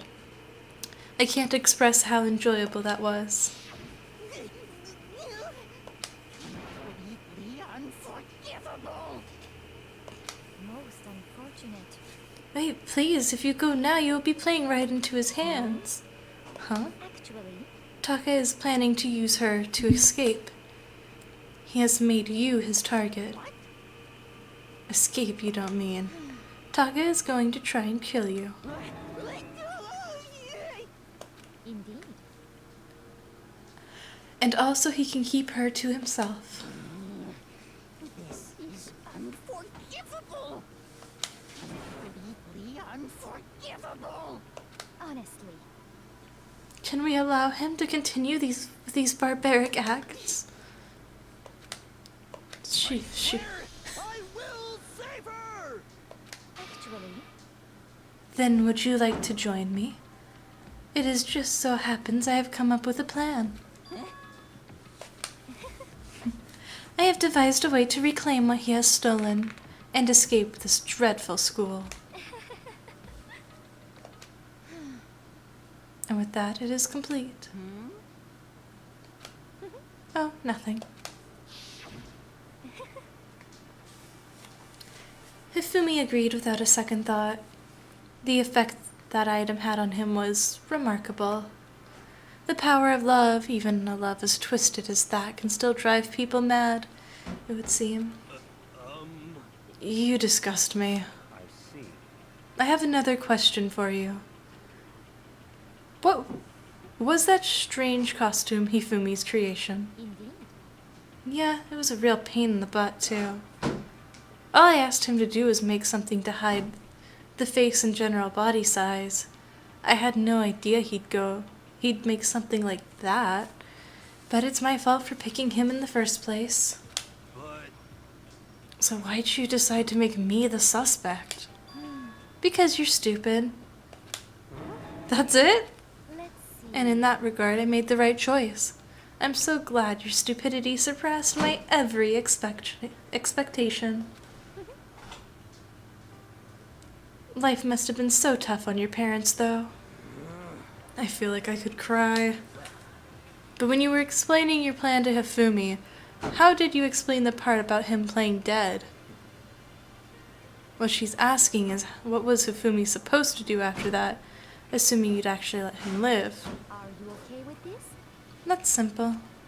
After he did his part and pretended to be dead, once someone showed up, I told him to say he was seriously wounded and on the verge of death, but he just barely held on. And he believed that? Well, of course. That wasn't all there was to it. As I explained to Hifumi, the plan was, while you were questioning him about what had happened, I was going to murder someone else. At that point, Hifumi would have an alibi, so nobody could doubt him. I told him that, and he believed it. It all seems very straightforward, stereotypical. I just matched the lie to the level of the opponent. In fact, Hifumi ate it up. He believed the lie wholeheartedly, right up until the moment of his death. So in the end, So you had planned to kill him all along. But of course, there would have been no point to my plan if the one who pretended to be dead did not end up dead himself. How can a human life mean so little to you? Well, That's a non-issue. I simply did everything in my power to win. don't be mean. Now you sound like Byakuya. I wonder about that. No, he drives his pleasure from the thrill of the hunt. In that aspect, we are nothing alike. Why? Then what made you take things this far? What the heck? Was it really just for money? Are you talking about the $10 million Monokuma offered us? That is a lot of money, it's true. But that's not all there is to it. From the moment our new life here began, my only thought has been escape. But all along you've been saying how we have to accept living here. You little bitch. Damn. Obviously that was a lie. Hey! I couldn't take it. I hated it from day one. More than anyone else in here. You little bitch. I wanted to get out. Every day was fresh torture. And do you want to know why, huh? Because I had a dream. And accepting a life here would have meant nothing less than giving up on my dream forever. Honestly. And there was no way that I could ever do that. In the underground world of gambling, I risked my life to make a metaphorical killing. As for me, It was all for that dream. And what is this dream of yours? isn't it wonderful? To live in a European castle. A castle? And gather handsome men from all over the world to serve as my butlers/bodyguards. I was going to make them dress up like vampires and satisfy my every need. And once I obtained that, I would have created a perfectly aesthetic world of decadence. This is fine. Living the rest of my life there was my only dream, my only goal. That's what life is all about. Combined with my own winnings, Monokuma's 10 million would have made that dream a reality. I got right to the edge, but There is nothing to be done.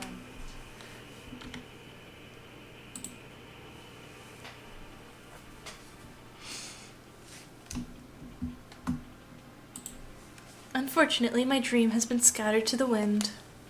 Still, I don't have any regrets. I pursued my dream till the very end, so why would I? Just the worst. You sound so passionate, but were you really able to kill your own friends for it? Oh. Are you asking me to feel guilty? That's a pointless endeavor. I think nothing of sacrificing others for my own needs. I feel nothing. Do you understand? That's all there is to... That's all there is to me. That's what makes me complete. Isn't it terrifying how different our values are? There's simply no room for understanding. What is this? That's what we should be saying. And plus, how can you be so calm? Don't you realize you're about to die? Aren't you scared? My ability to lie is unrivaled, and I take pride in that. It's not just other people. I can even fool my own emotions. The conscious deceives the unconscious. And that's why you're not scared? Yes, indeed.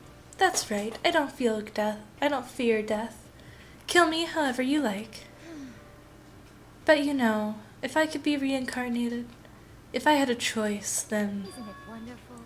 I think I would like to come back as Marie Antoinette. Hey, You'd just get executed again.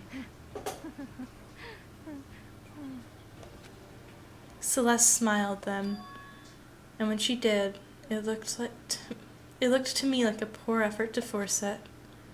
She claimed to fool her own feelings, but that statement itself must have been her final lie. And that weak, fake smile is what betrayed her. Thrills, chills, kills! Oh, Jack, you have joined at a wonderful time. Welcome. You missed the trial, but you get to see the result of it. Now then, I've prepared a very special punishment. For her, the ultimate gambler. Let's give it everything we've got. It's punishment time! I guess I'll let Kyoko hold on to this. What? Will it really give you the hope you're looking for? I can't say I ever saw it that way. Which is why... Actually, it's not important. Well then, take care, everyone. Perhaps we'll meet again. In another life.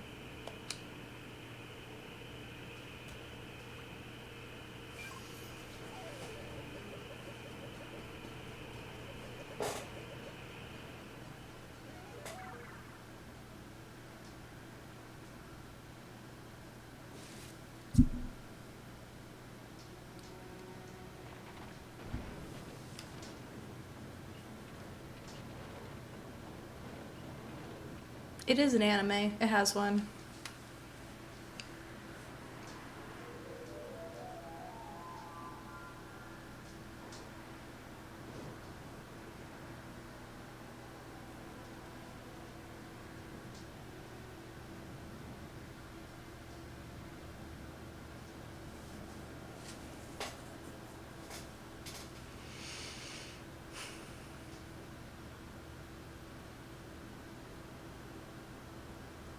Burn the witch.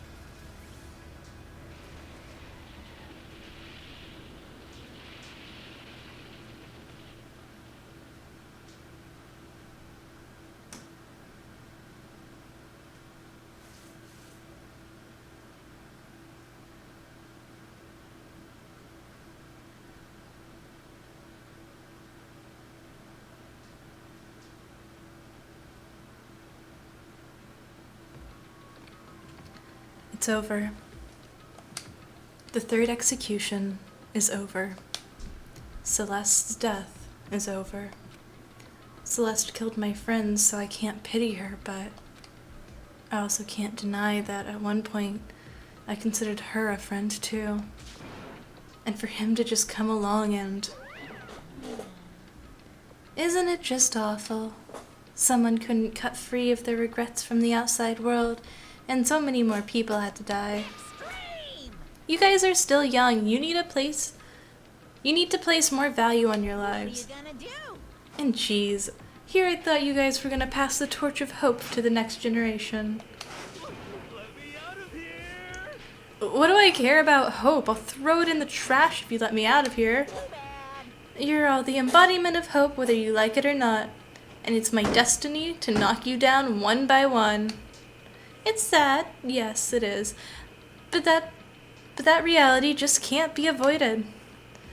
Don't talk like you're not responsible. How long are you gonna make us keep going through this? What do you want from us? God, I am so sick of people asking me that. Give it a rest already. So anyway, Kyoko, did I see some kind of key type object from Celeste? Hey! So, what's the deal with that? What? Huh? What's the matter? So then, Oh, absolutely. I'll answer your question if you answer mine. What did you do? What did you do to me? Ooh. What? hey, Answer me. What did you do to my body? Ooh. How exciting. I have no idea. I don't know anything about it. What was that just now? The mastermind did something to Kyoko's body? What does that mean? Okay, things are getting kinda awkward. I think it's about time I got out of here. Meanwhile, you guys can go on enjoying your school life. If you get lonely, give me a shout. Not that I'll do anything about it, of course. See ya later. Monokuma disappeared, leaving us all depressed and in despair. Although it wasn't all despair. There was one small hope. Hey, Kyoko, Monokuma already mentioned it, but... What's that key Celeste gave you? so Most likely, it's the key to one of the dressing room lockers.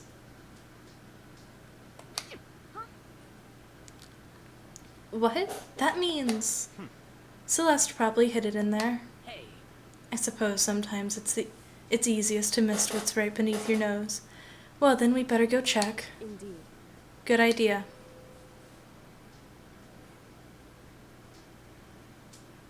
We left the courtroom and rushed to the dressing room.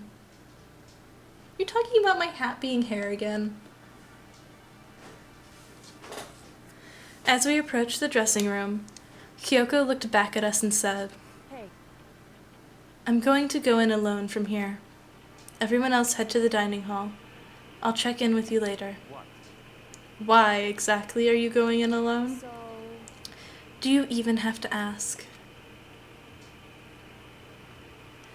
As she spoke, she glanced quickly at the surveillance camera. Come on. That's not what I meant. Why you? There's still the risk of a spy, you know. Then I'll go too. What? You? Please let me go. Standing here and arguing is just gonna draw attention to us. Do whatever you want. Thank you, Byakuya. well then. Then it's up to you now. Yo! I'm gonna go to the dining hall, okay? Huh? So, Makoto... Yo... Girl. No. Okay.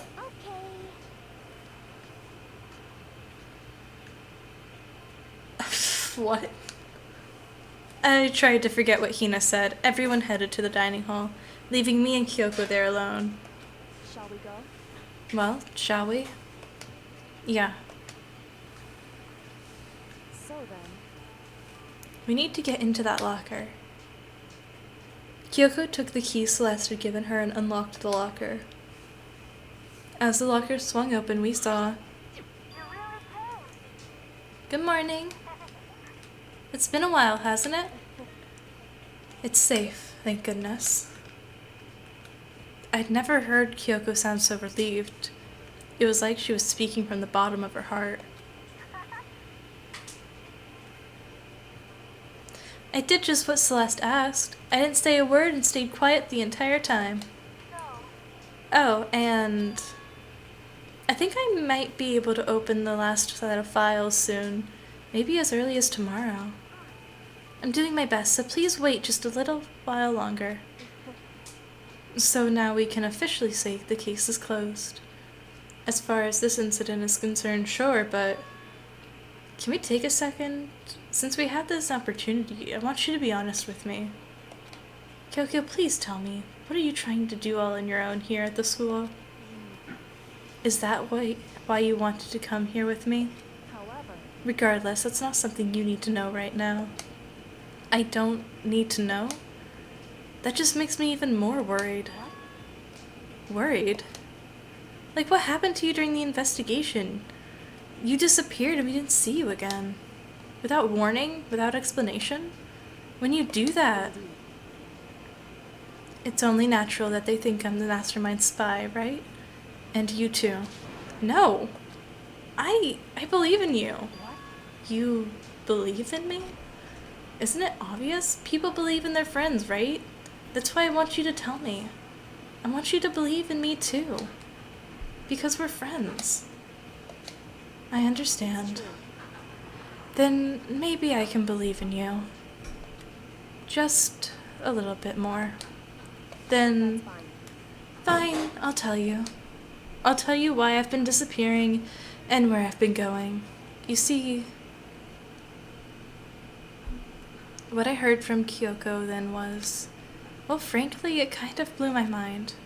Right after I told Kyoko I believe in her, she told me a story that was, well, almost unbelievable. I decided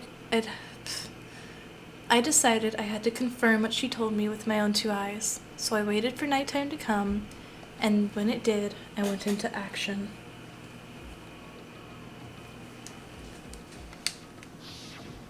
Correct. It doesn't? The boys' bathroom on the second floor doesn't have a surveillance camera on it or monitor in it. And the storage closet there? Way in the back. She said way in the back of the storage closet. Could be right. I'm assuming we go in here?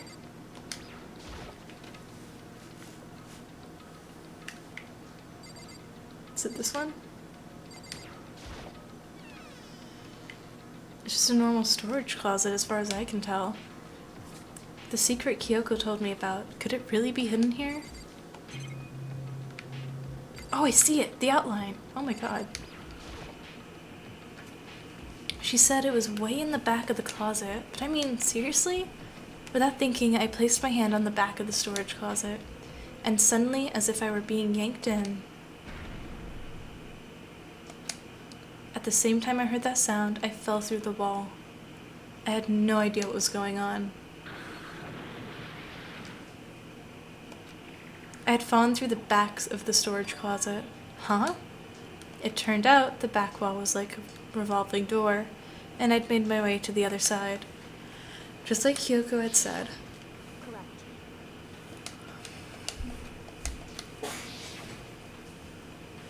So this secret room, but what's in here?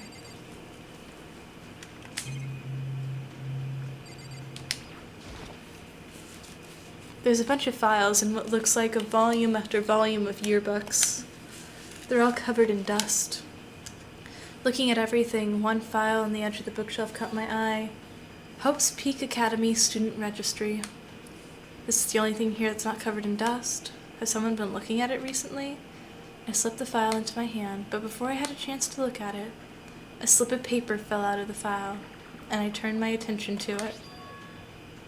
What's this? You must not leave. That's kind of weird. I could understand if it said, I can't leave, but you must not leave? What is this? My head feels funny. This is a strange sensation. It's like deja vu. Those words, you must not leave. I've seen them somewhere before, but I can't quite remember. What do I do now? What do I know? What don't I know? I...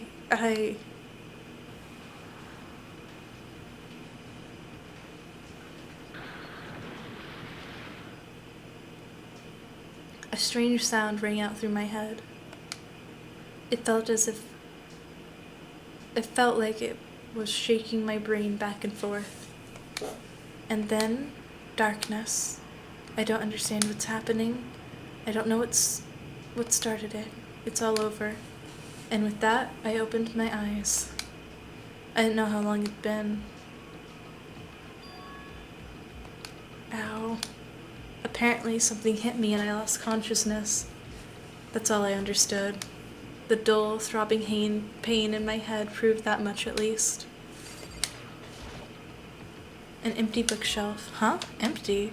Gone. It's all gone. The yearbooks, the student registry, and even the note that had fallen out on the floor. It's all gone? What does this mean? But my brain refused to do any more work. The instant pain in my head began to spread across my body.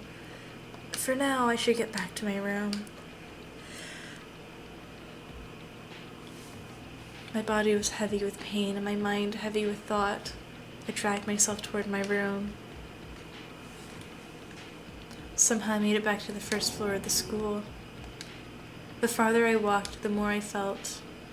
Things are getting blurry. Can't see in front of me. I couldn't stop myself from collapsing right there, and after that... As if from vast distance I heard a sound. It was faint but undeniable. That sound, it's coming from the gym? As I desperately hauled my shaky frame toward the gym, the sound got stronger and stronger.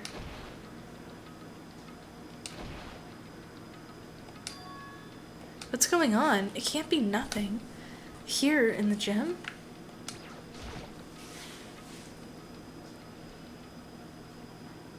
I didn't make a sound as I opened the door to the gym. The sounds coming from inside, meanwhile, only intensified that much more.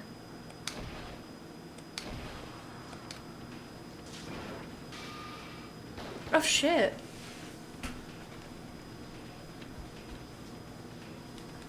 Before me raged the battle beyond anything humanly possible.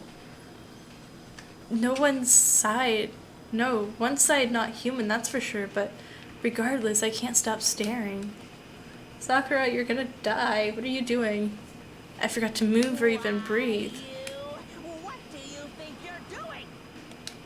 I asked you a question. What's the meaning of this? How dare you defy me? This wasn't part of the deal. Was Sakura the spy? I've made a decision. I will no longer retreat, no longer compromise, no longer regret. I've made my decision. I'm going to resist you. Okay, but you do realize what will happen if you go through with this, right? You haven't forgotten, have you? What I'm holding hostage? What am I looking at? What am I hearing? A hostage? Then could it be the mastermind spy is... Chapter 3. The end.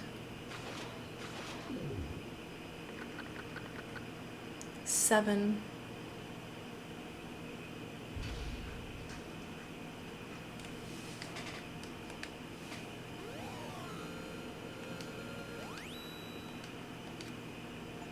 Yes, save it.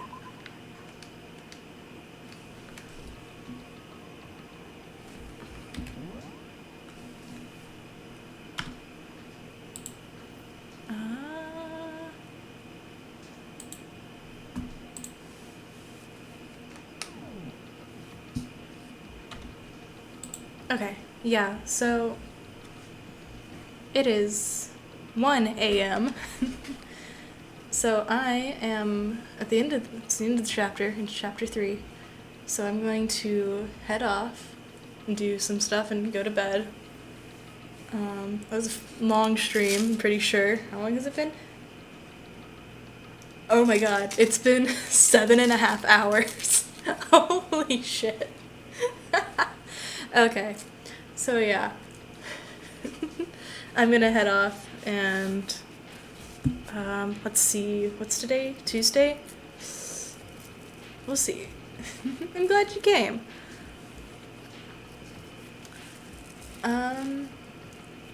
See you next time.